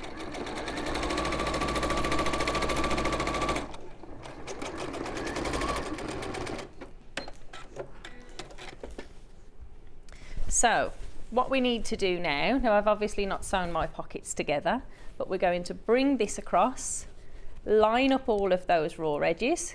Because we stopped and started a 1/4 inch in from the edge. So you've got your 1/4 inch in the corner here. Now what I always do is open up the pocket, make sure these are lining up, and clip this into place here. You can add as many or as few clips at this stage. Starting back in that corner, resting this under, and this comes back to what you said, you know, you can really press this down. It will try and fight you doing this, but just take your time. Remember your reverse stitch, nice and slow. Brilliant. 2 minutes left of the show. Dun, dun, dun. Do it. Nice and slow, and I'm like, speedy, speedy. Yeah. Finishing with a reverse stitch. So when you take this out and turn this the right way around, you've there got the construction of your Caddie. That is brilliant. There we go. I love it. I love it. That is really clever. Now to finish that off, you'll repeat the same for the lining. Pop your binding onto the top, and you'll have your fully reversible craft Caddie. Gorgeous. Just on the inside, you'll have obviously your teal on the top and your pink pocket. Brilliant.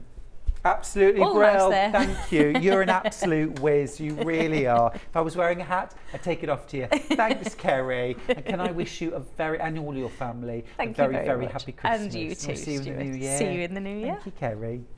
Oh, fantastic. So many lovely living in loveliness items on the website. Do have a little look. We're going to go to a break now. When we come back, I'm going to be showing you some brand new Tula Pink fabric Moon Garden and showing you a cute little project using it. And also we're going to be having a look at some sewing machines. So don't go anywhere. I'll see you the other side of this break.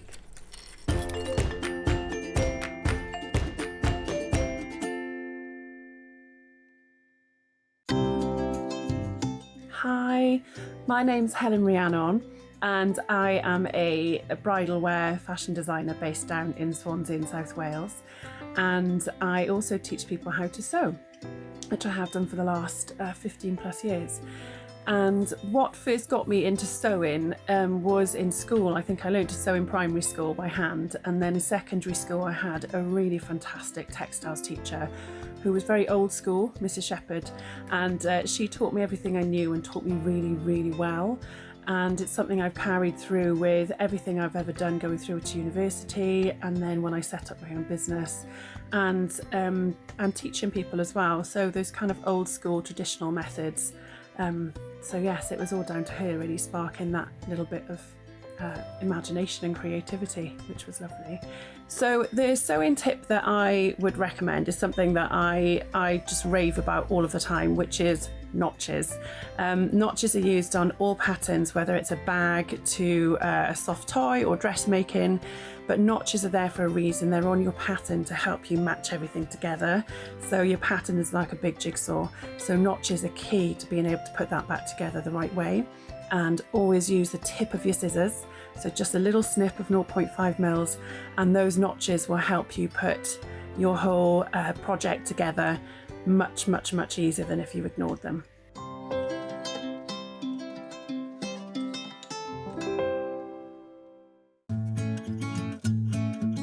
Stuck Stuck for ideas for the perfect gift? Why not get them a gift card?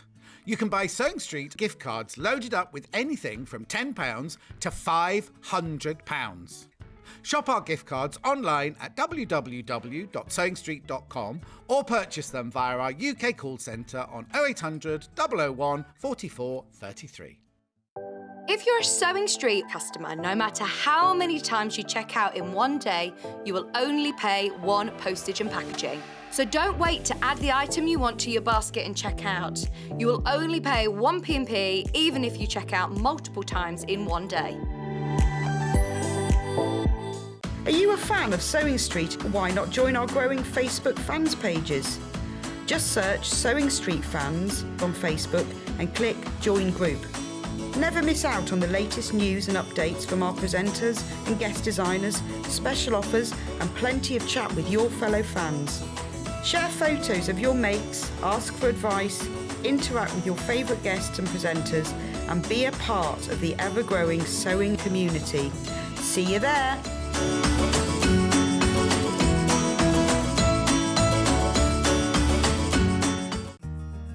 Have you heard about all the different ways you can shop on Sewing Street?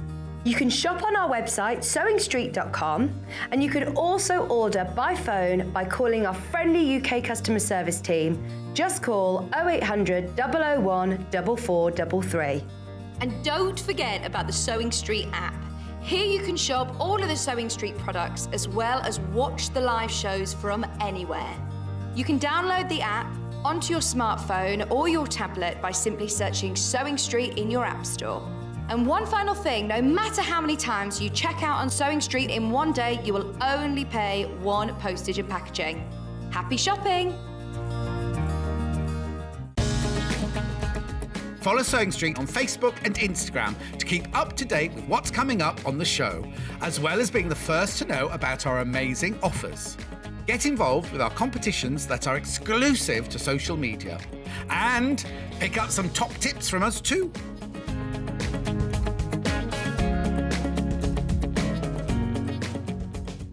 Sewing Street have our very own app. You can now watch and shop from anywhere. Simply download the app from your app store onto your smartphone or tablet, then log in or create an account, and you're done. You can watch us live from anywhere, browse all our recently played items and pre-orders so you never miss out on any show deals, and message the studio to say hello at any time. And remember, you can check out as many times as you want and only pay one P&P all day.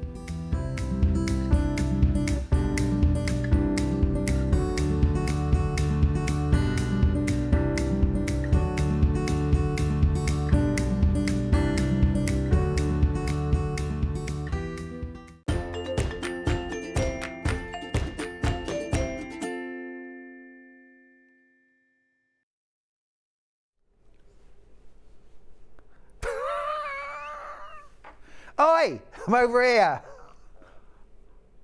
I've been sitting here for about the last 5 minutes. It's not like I just ran to this. Honestly. Welcome back, everybody. Welcome, welcome, welcome to Sewing Street. We've got a lovely hour now. Chance for you to get your emails in. If you've got any questions about sewing machines, get your questions in now. I'm all ears and I will do my absolute best to answer your questions. We're going to start though actually with the Fassett quilt kits. It's Fassett's 85th birthday today. He's 85 and fabulous. If you buy anything on today's show, anything at all, you'll be able to enter it into a prize draw. We're going to pick 3 names at random and they will each win a signed quilt kit from Kaffe himself. So every reason to buy something from us today here at Sewing Street. There's the offer. It'll be a quilt kit from Kaffe Fassett. Absolutely gorgeous. Now, we have launched today this amazing quilt behind me. It is called the Windmill quilt. And we've got 2 options. Now, originally the price was £179.99. It is a 79-inch square quilt. So it is a whopper and will go beautifully on a double or a queen size bed. Would also be gorgeous over a massive sofa. You've got the red option. That's in front of me. That's the one that's hanging behind. It's called red, but it's a combination of reds, oranges, hot pinks, golden yellows. It is glorious. It is a really big quilt. It is a beautiful quilt, double border, simple AB block. Showed you how to piece it this morning with one very simple to use template. It's just a little extension on a regular pinwheel block. And then you're going to piece that together, add your borders, very beginner friendly. You've got all of the fabrics in your kit to make the top and I believe the binding as well. Certainly you could make a scrappy binding, which would be my preference for something like this. It is glorious, absolutely beautiful. These colours are going to take you all through the winter, but also imagine in the summer when you can take that out onto a picnic to sit on and enjoy in the garden or at the beach. It is just glorious. That's the red colourway. So many of those in baskets. We're almost at that danger zone. Well, we are at that danger zone, to be honest with you, because if everybody who's got this in their basket checks out, we will have just a handful left. So check out your baskets on that red kit, please. Now, we've also got a blue colourway.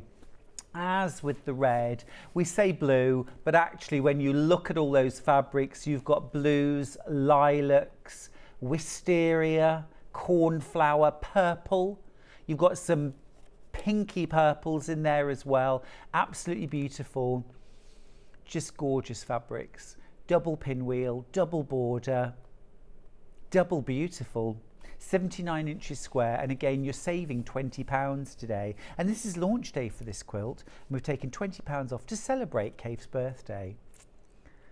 It's £159.99, and you can take advantage of 3 split pays if you'd like. £53.33 is all you need to pay today. Then we won't take another penny until January, where we'll take another £53.33, and then February, the final payment of £53.33. No interest, no credit checks. It's just an option you can pick when you come to check out your basket, and you'll get the split pays. So that is on the blue. Absolutely beautiful, beautiful fabric. Now, Christmas is a-coming. Have you heard? Have you heard the news? Christmas is coming. And I want to share 2 of my favourite sewing machines with you that really cover 2 main price points and an awful lot of use in between. So we're going to start with the Brother FS250. Okay, absolutely gorgeous machine. Now, this is an absolute fan favourite and has been for many years. The FS250 is a brilliant sewing machine. Now, what you've got here is, it's a computerised sewing machine from the great name of Brother. Easy to use, intuitive. You've got 250 utility and decorative stitches. You've then also got 3 alphabets. Or is it 2 alphabets? No, there's 3, aren't there? There's 3 alphabets, thank you. Sorry, I knew it was 3.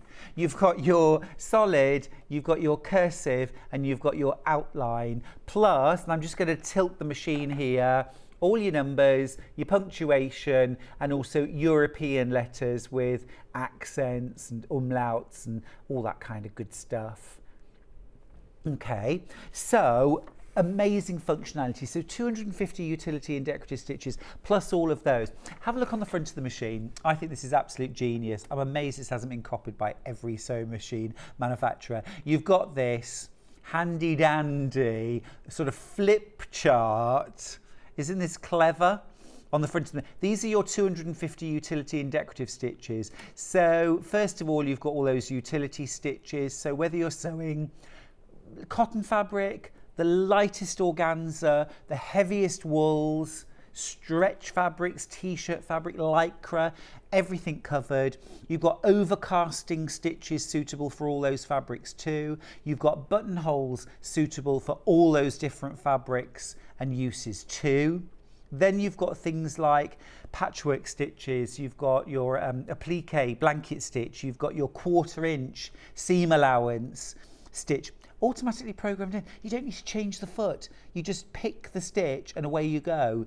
You've got lovely decorative stitches, and then we get into loads of decorative heirloom stitches here, decorative satin stitches. You've also got down the bottom here some which have been flipped as if in a mirror. So these are your reflected stitches. So if you want to do a double line of stitching, if you like with a scallop satin stitch, and you want it to mirror either side, it's there. Brilliant, absolutely brilliant functionality. You can program your machine with up to 50 characters, including spaces.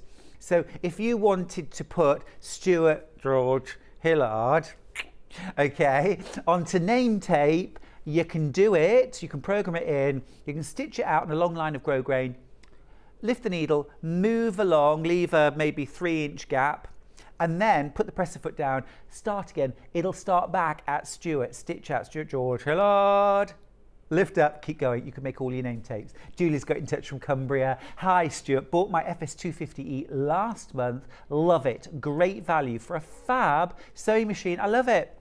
It is amazing value. You're getting all of that, but there's more.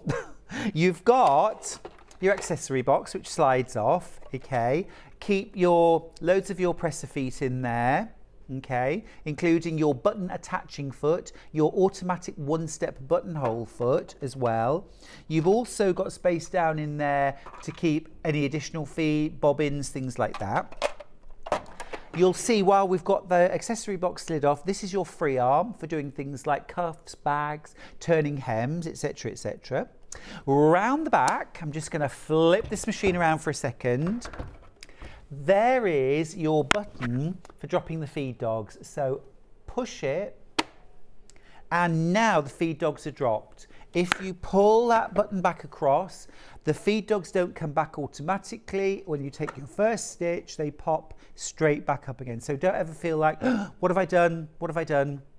And if you ever try sewing and the fabric isn't feeding through, just check that button, because 100 times out of 100, I think, when I've done it, I've just forgotten to put the feed dogs back up. Now you also get an extension table included with your machine. Here it is. Yes, I know, it's included for £399. Okay, so what you do there is take off the accessory box, slide the extension table on. You can adjust the 3 legs independently as well. So if you're working on an uneven surface, you can adjust each one to be perfectly level. There's your great big extension table for when you're working on things like quilts, larger projects, big dressmaking projects, curtains. Now maybe you're getting this machine for somebody for Christmas who wants to get into sewing, or has got into sewing, but has maybe been using a very basic machine and they're ready to really ramp up their sewing. Full dressmaking capability, full quilting capability, full home decor and soft furnishing capability as well. This is the machine. You're also getting a hard case. I haven't got it right here, it's down here.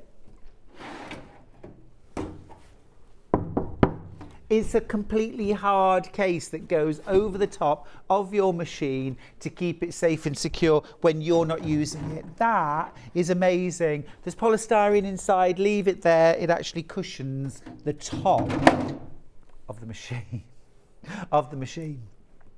You can do twin needlework on this machine. You can do free motion quilting on this machine. You can get a walking foot for it as well, which is really worth getting. Additionally for that, and a darning foot as well. I would get one of those. Have a look on the website. It is a superb machine. Also, if you've got that super duper, you know, your Juki UX8, your Janome, your Elna 720 in your sewing, and you don't want to take that to workshops and classes, but you still want amazing functionality, quality stitching, robustness, strength, speed, for workshops, classes, going out to friends where you take your machine along with you, this is an amazing machine. So this could be your secondary machine that you take to classes, workshop. Because the thing is, you do not want to be sewing on your amazing super duper machine at home and then have to compromise on the quality of your sewing when you go to a class just because you don't want to take that out of your sewing machine. This is a great machine. You're still going to get that quality of stitch. I'm going to put this to one side because I've got another machine to show you. Now, this could be the machine that if you've been very, very good this year, you're absolutely confident that you are on Santa's good list. This might be the sewing machine that you ask for Christmas. This is the Elna 680 Plus. Now, I've been posting pictures of me sewing in my hotel room over the last couple of weeks. I have the Elna 680. It's the blue one. I don't have the Plus, but I've got the Elna 680. So I can speak about this machine really confidently because I have one. I love it. I've been using it actually now for about 7 years. It's just fab. It's so strong, robust, speedy. It does everything I need to. The price is amazing. It's £1,249. That is an amazing price because when I got my Elna 680, 8 years, I think it was, 7 or 8 years ago, it was £1,100. 7 years ago, £1,100. So it is £149 dearer 7 years on. How many other things have gone up by that minuscule amount? It's a trick question. Nothing. I wish. We wish, huh? The relative rising cost is minuscule. It is nowhere near inflation. It's a brilliant machine. When I go through what you get with this machine, you won't believe it. I'm just going to talk about the basic machine to start with. You get an extension table, you get a knee lift with this machine, a metal bar that comes out the front, drops under the table, you rest your knee against it, push with your knee away from yourself, and it automatically lifts and lowers the presser foot. Here, no hand required, you do it all with your knee. So your hand stays sewing, you stop, needle in the down position, use your knee to lift the presser foot, turn your work, use your knee to drop the presser foot, and then carry on sewing. It is amazing for quilting and applique in particular. You get hundreds of stitches, look at them all, including alphabets, bold, subtle, numbers, punctuation, utility stitches, decorative stitches, heirloom stitches. Incredible. You get a straight stitch plate included with your machine. So when you're doing things like straight stitch patchwork sewing, put your straight stitch plate on. When you put your straight stitch plate on, the machine, this is a deviation from the 680 to the 680 Plus. With the 680 Plus, your machine now knows that you have chosen the straight stitch plate. It will lock out everything that is incompatible with that plate, and it will only allow you to pick these stitches highlighted in red. That's because if it didn't do that and you picked a decorative stitch, your needle would still swing to the side to do that zigzag, and it would crunch against the needle plate, break your needle, possibly the timing on your machine. That's an expensive repair. The Elna 680 Plus is really smart and clever. It knows you've picked that straight stitch plate. It will only pick straight stitches, so you can't knock the timing out or break your needle. Brill, love it, love it, love it. We've got a message. I invested in the 680 Plus 2 years ago. This is Collector in Merseyside. Thank you so much for messaging. It was a considerable purchase, but I have never regretted it. It's a great machine. And you've used a really good word there, I think, Roz, which is invested in the 680 Plus, because these are investments. This isn't, I don't know, a meal at an amazing Michelin star restaurant. You could pay £1,200 for that. Okay. That's amazing, enjoyable, you'll talk about it, but then it's kind of gone. This is a machine Okay, this is going to work for you for years and years to come. I've written my last 2 books on my Elna 680. Bags for Life and Simple Shaped Stunning Quilts. I wrote 2 books with that machine. I have made countless, hundreds of projects on my 680. Beautiful quality stitching, beautiful quality results. I mean, I'll share with you one of the things we all, and it's vanity, we all freak out about HD. Photography for books and magazines and on screen as well. But actually it's something I thought about some years ago. The quality of photography now in magazines is so sharp, there is nowhere for sloppy stitching to hide in books and magazines. I trust my Elna 680 to give me that quality stitching that will stand up to the high definition test of going in a magazine or a book. You want things that look beautiful. If you're going to spend the time to make your own clothes, you don't want that top stitching to be wobbly or poorly constructed. Your sewing, your craft is worth that investment. It really is. I know mine is, and I did, and I haven't regretted it for a moment. Now, basic machine, all that good stuff. It's hardly basic, but you know what I mean. You've got your sewing machine. You've got all your feet for all your utility uses. So button sewing and buttonholes and over casting to neaten your edges, blind hemming, zipper feet, your embroidery. However, it's when you get into the extra feet that it really makes a difference. With this machine, you get a walking foot included. You get a free motion darning foot included, but then you get another free motion darning foot, which has an interchangeable head. You get an open-toed attachment, a closed-toed head, and also what I always call a big foot, but they call a clear view foot, like a flat plastic with a bullseye on it. Here's the list of all the bits you get with it. It's incredible. It's incredible. So you get your darning foot, but you also get that convertible free motion quilting kit with the closed toe, open toe and clear view foot. The even feed foot, that's your walking foot. Buttonhole foot, button sewing foot, a circular pivot pin, quilt guide bar. It's just brilliant. It goes on and on. A straight stitch needle plate, as I mentioned, bobbins, your darning foot, your overlocking foot or over casting foot. It's just superb. You get your extension table, you get your cover, you get your knee lift. The knee lift's absolutely superb, and I'll be honest with you, for my main sewing machine that I work on all the time in my studio, I would not get a sewing machine without a knee lift.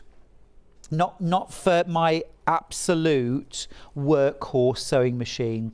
I definitely have a sewing machine that doesn't have. I've got the brother that doesn't have a knee lift, and that's absolutely fine. I can stand that, when I'm not, when I'm going to workshops or classes, things like that, because it's lovely to have that portability. This is the knee lift, by the way, and I'm just going to pop it in and show you what it does and how it works. So I'll just turn this around. Okay, so the knee lift slots into the front. Okay, and what you need to look at now is the presser foot. Okay, so what I'm going to do first of all is show you what we would normally have to do. Okay, is this, right? So let's just grab a little bit of fabric. Okay, so let's just pop my fabric under. So traditionally for sewing, I'm having to lift and lower my presser foot, and then let's just get the pedal. Right. Oh, the pedal's not plugged in. Just a minute, just a minute. Hopefully this is the right pedal. You can, of course, use this machine without the foot pedal if you prefer. Okay, so traditionally I would be sewing, and then if I want to change direction, I've got to then lift that presser foot, turn my work, lower the presser foot, then carry on. And then I want to turn again, so I've got to lift and lower manually. And every time I'm doing that, I'm taking my hands off my work. Now let me show you with the knee lift. So now, if you have a look here, I've got my knee against the bar of the knee lift. So here are both my hands, so you can see I'm not doing it with my hand. So I can lift my presser foot, I can lower it, lift and lower. So now I can lift, turn my work, lower it, start sewing, stop, lift my presser foot. My hands stay where they are. You imagine if you were doing some applique and you were going around something like a circle, and you need to constantly move your presser foot, and I mean, it would be a nightmare if you were trying to, well, we've all done it, if you were constantly having to take your hands off your work in order to do that. You know, it was the reason why I changed my sewing machine. We're talking 20 years ago now. Why I changed my sewing machine. It was to buy a sewing machine that had a knee lift on it, because I could see the benefits of using a knee lift. Loads of people in my quilt class had sewing machines with a knee lift, and I thought, I need one, I've got to have one. It absolutely revolutionised my sewing, and that seems like a really bold statement, but it's absolutely true. It really is. It revolutionised it. Another little thing I'm going to show you on this machine, which I really love about the 680 Plus, is here on the front, and it's a basic maintenance thing, but it's really important. Okay, easy access. There's no screw to undo. It is literally a little clicky cupboard door. All right, so if you've got any issues with thread, that it's broken, or you're not sure if it's threading correctly or whatever, you can look, you can see everything inside there. Easy access. Okay, the other thing I wanted to show you was when you come to clean your machine. Okay, I just want to show you down here, you have this little catch. You see it just down there. Okay, push that catch down. Do you see? And it lifts the needle plate. So this is how easy it is. Now I'm just going to have to turn the machine around so I can do it from the normal side. So this is how easy it is then to take out the needle plate. There it is. You've got your straight stitch needle plate. Okay. So, I mean, you would take that out anyway when you were doing something like cleaning your machine, but also you do it when you're changing your needle plate. So then you're just going to slot your new one in. There's a little bullseye here. That is it. Straight stitch needle plate on now. Okay. Now then, just to show you, if I was to say accidentally pick stitch 76, it won't do anything. It's not doing the stitch. It's locked. It will only do straight stitch stitches.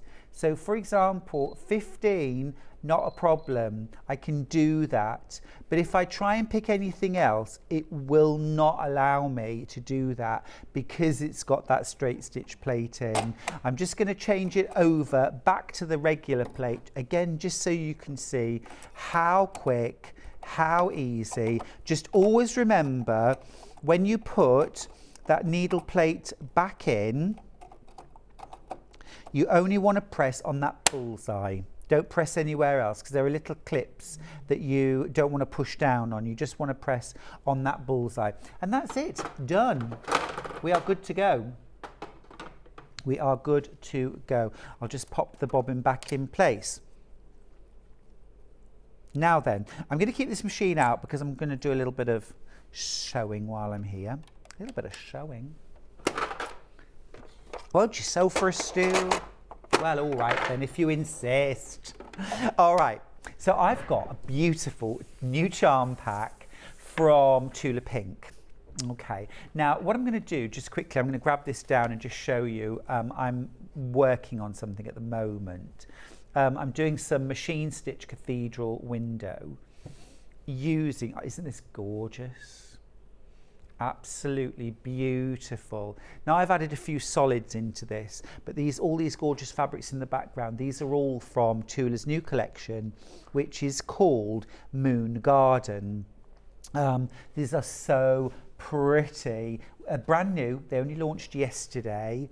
I'm just going to push this upwards to one side so I can show you some of the fabrics. Obviously I've used a few of them in my project, but so this is a charm pack. So you get in your charm pack 42 5-inch squares, and they have a pinked edge, and they are absolutely glorious. Do you see? Isn't it beautiful? Some gorgeous fabrics in here in shades of jade and teal, purples. You've got this rather dramatic one with a black background and then also with a soft grey background. Now I'm going to feature a few of those in the design that I'm working on. You've got some delicious lime greens, that lovely vibrant pink as well. You've got a real plethora. You've got a few reds in there. You've got some pastels, pastel pink, and there's this beautiful peach colour. You see the little owl there. Little chaffinches, I love those. They are beautiful. All in all, and I'll just bring this back down again because I've used some of those so you won't see them. Things like this red, almost like a maze print there. And this gorgeous same one in a teal. You've got this gorgeous pink, sort of almost like, you know, funfair mirrors that reminds me of. And again, the finches, the florals. It's absolutely glorious. I love it. The price is amazing, $15.99 for that. I'll just show you actually quickly what I was doing here. So what I've done is I've picked some 16 of the charm squares for my background. You don't have to cut them, you just literally lay them out in a 4x4. And then I've added some plain fabrics on top. Now what I've done here is I've cut some solids into 5-inch squares, or you may have a charm pack of solids. And all you do then is fold it in half on the diagonal and then press it. And you want to get that fold as neat and tidy and sort of properly corner to corner as you can manage it. Then what you're going to do is you're going to choose your arrangement and lay them down on top of your grid. Now you haven't sewn your background squares together at this point. Everything's loose, everything's individual. Okay, and what you'll do then is you're going to baste that folded triangle on top of the background square. Now what I've done here is, can you see we've got a square on point, a square on point, and a square on point. That's really important. You could carry those on all over the whole surface of this panel, okay? But what you must make sure is that you've always got a square on point. Whoops. So we'd need one more for in this corner as well. So that would work, okay? But putting them like this wouldn't work because they've got to make that square on a point. Okay, right. So some of the squares just have one triangle on them, and then some of them, like this one, have two. And so you can see we've almost made like a little pocket. Okay, so once you've done that, what you're going to do then is sew all of your units together. 1/4 inch seam allowance. Now on my Elna 680 Plus, that is just stitch number 6 with the regular foot. So you don't need to start reaching for a 1/4 inch foot or anything like that. You can literally just stick with the utility foot and away you go. It's got a thread cutter. Oops. Was attached already. And then what you want to do when you sew these units together, you want to open out your seam allowance. So get your fingers in there, pull those seams apart, and then press them down. Now I use my fingernail, you could use a seam roller. you could get in there with steam iron as well, and you just want to press those seams open real nice and strong. Okay, now make sure things don't get twisted around. There we go. And then I'm going to match this up and I'm going to sew into rows. Okay, so again, 1/4 inch seam allowance. Now you want to try and make sure that everything stays nicely matched up. However, if your seam intersections are not perfect, don't sweat it and don't start unpicking. It'll do. Trust me, it'll do. Those seam intersections are actually going to get covered up in a second. You'll see why and how. So I'm going to keep going. Let's just turn the speed up. That's fired into action, hasn't it? It's a beautifully fast machine, this as well. Really fast. It's over 1,000 stitches per minute, which is all the speed I need. Okay.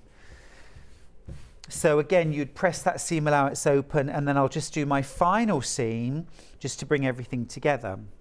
Okay. So one more seam. And at home I'd probably pin this, but you know, it's live TV.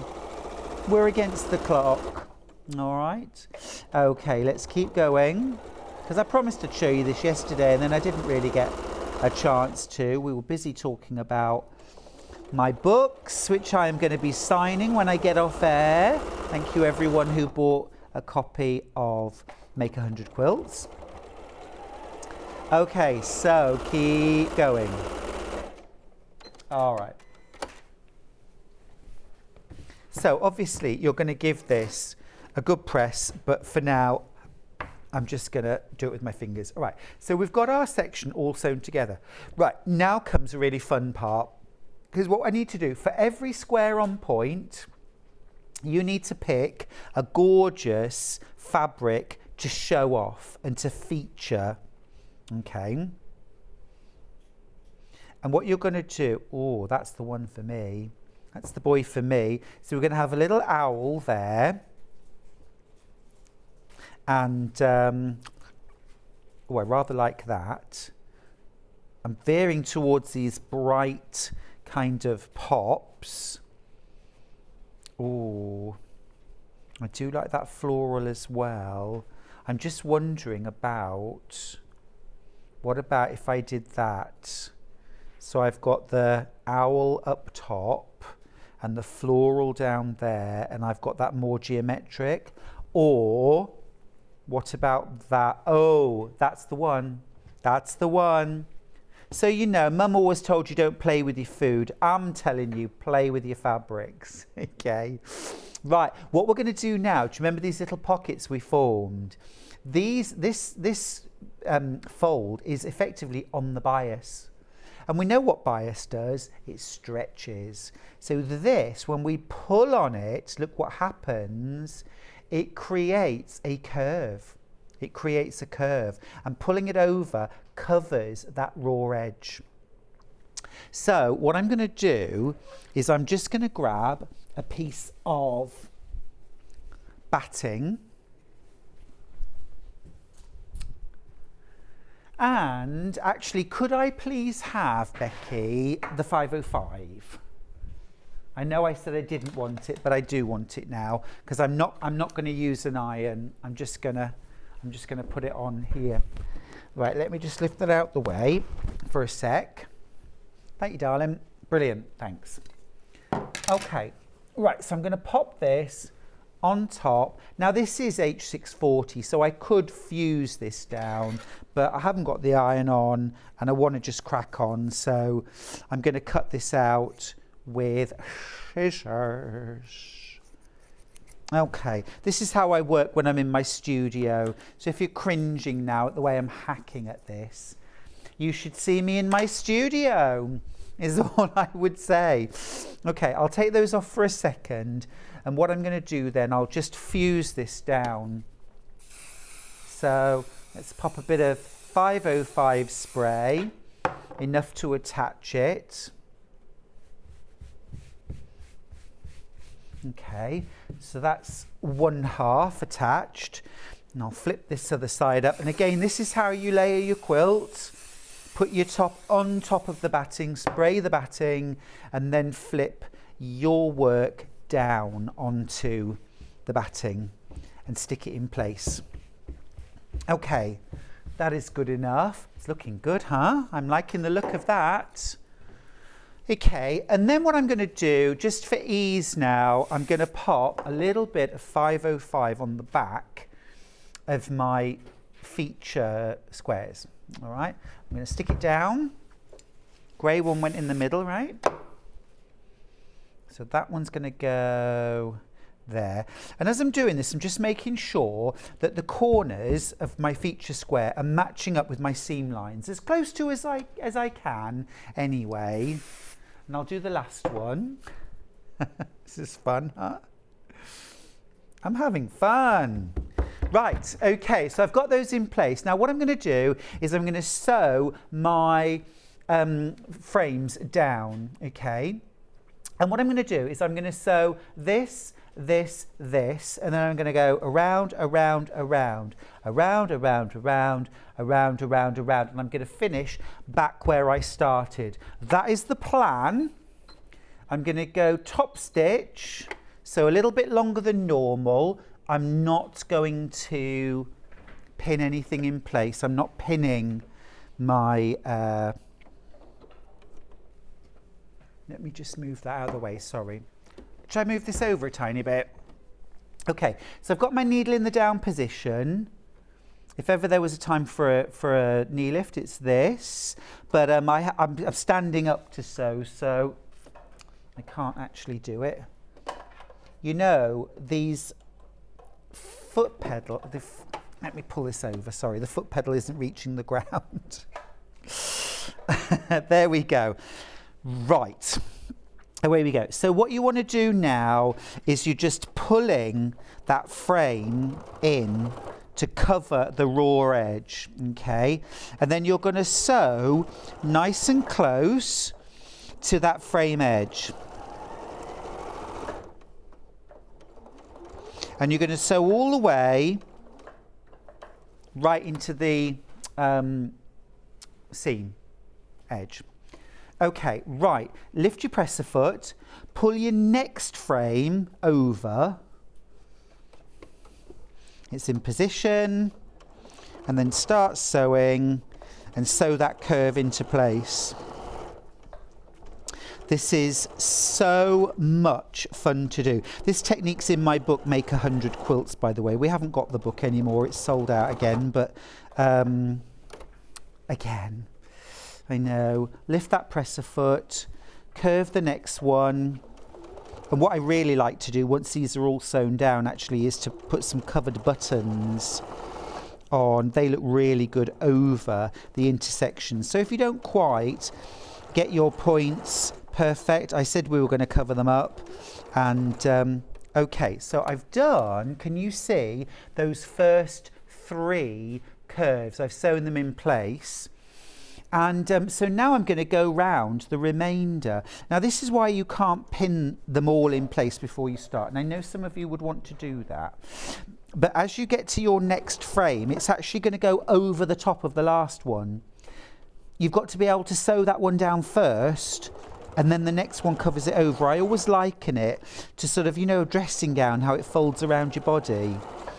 You've got to fold the one side over first before you can put the other side to keep everything tucked in. Okay, right.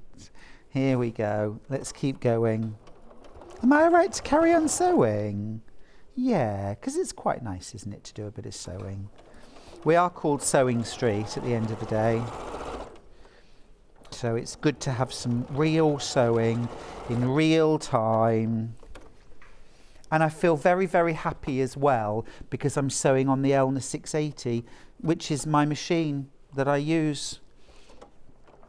Yeah, at home, and also in my hotel room, which is my home from home. Oh yeah. I mean, I don't sew till late at night because obviously I'm up very early. So, but it is lovely and quiet, and it does a brilliant job.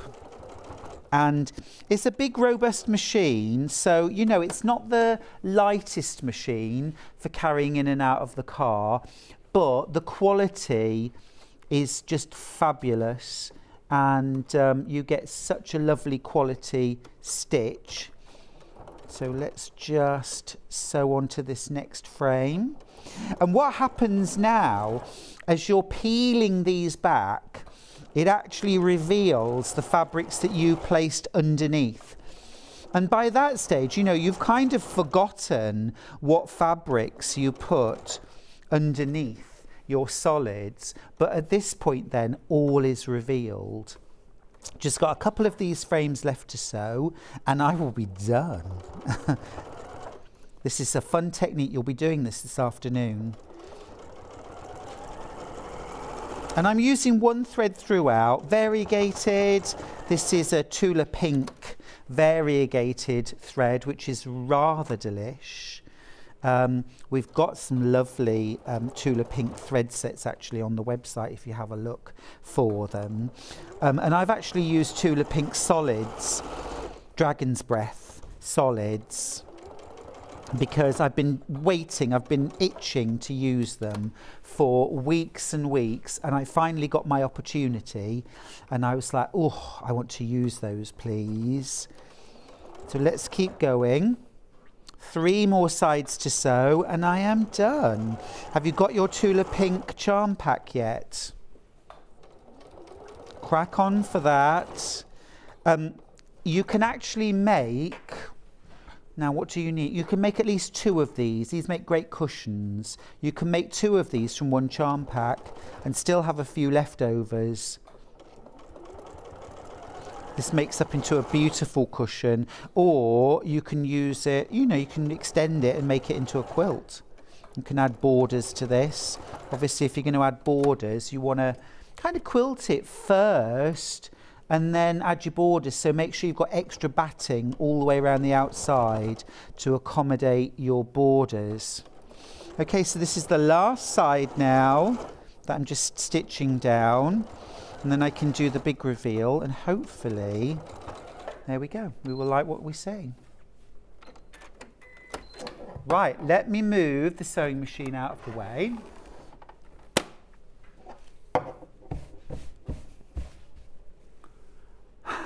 There we go. What do you think?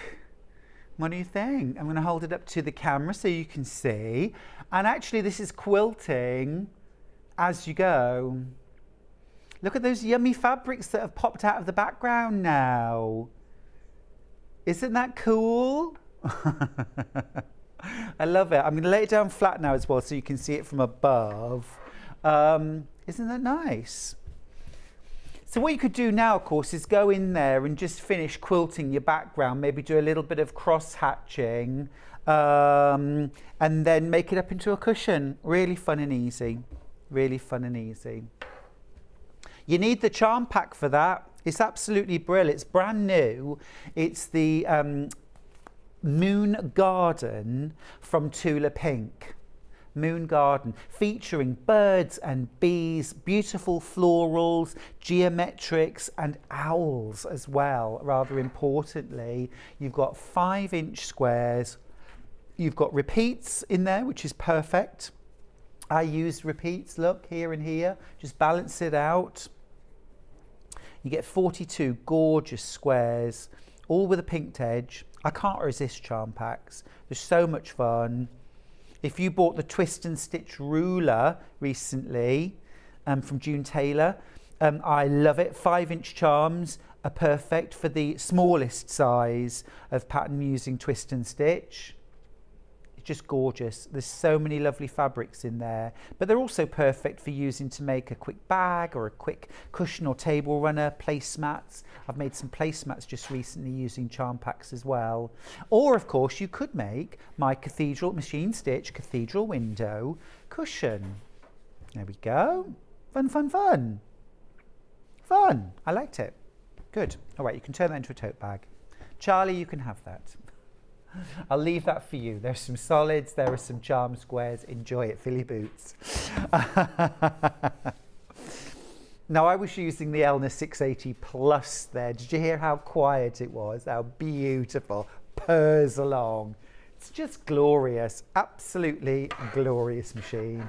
It's £1,249. I know Roz and I agree. It's an investment. It's an investment. There's no two ways about it. But I've had my Elna 680 for the last 7 years. I've written 2 books on it. I have made hundreds of projects on it.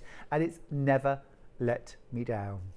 It's never let me down. The reviews speak for themselves too. Have a look at the reviews for the 680 and the 680 Plus. Absolutely brilliant. It's a great deal. Here's a review. Has everything I needed on a new machine. Did a lot of research beforehand. Wendy in Lincolnshire. You do right. You do right. You've got to do your research.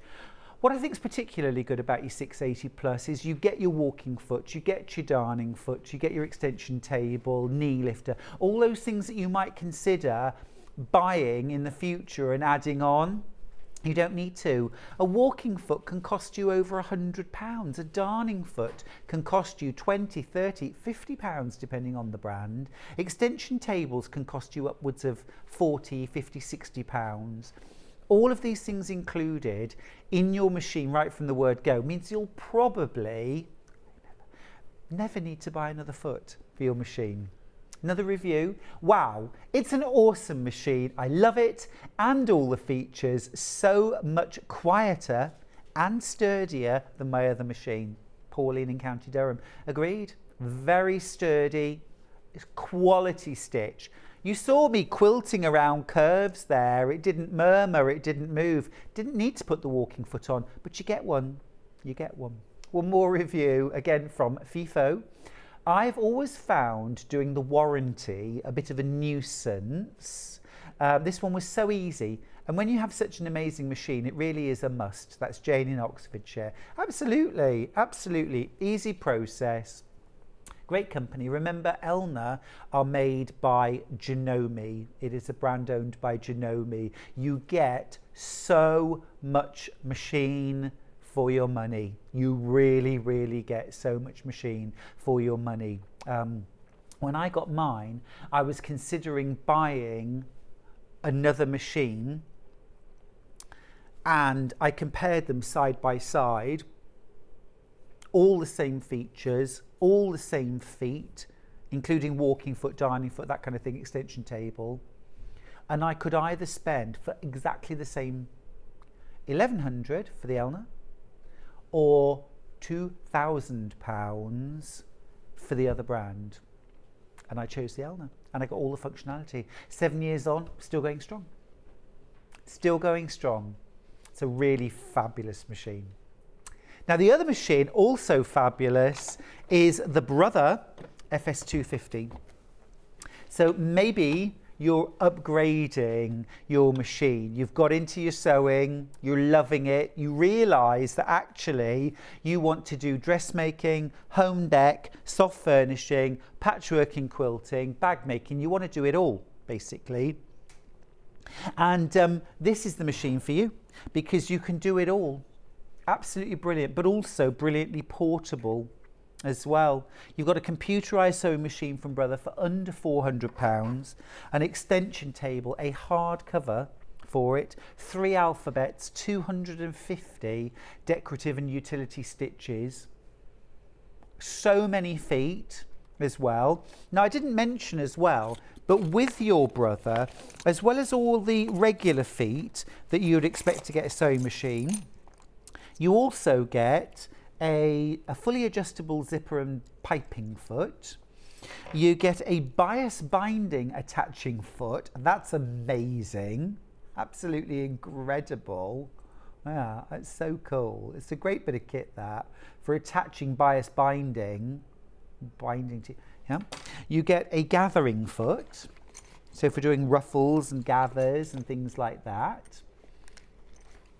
You also get a non-stick foot. So if you're doing things like PU, oilcloth, leather, and you want to use a non-stick foot, that's the one to go for. There's more. It's amazing.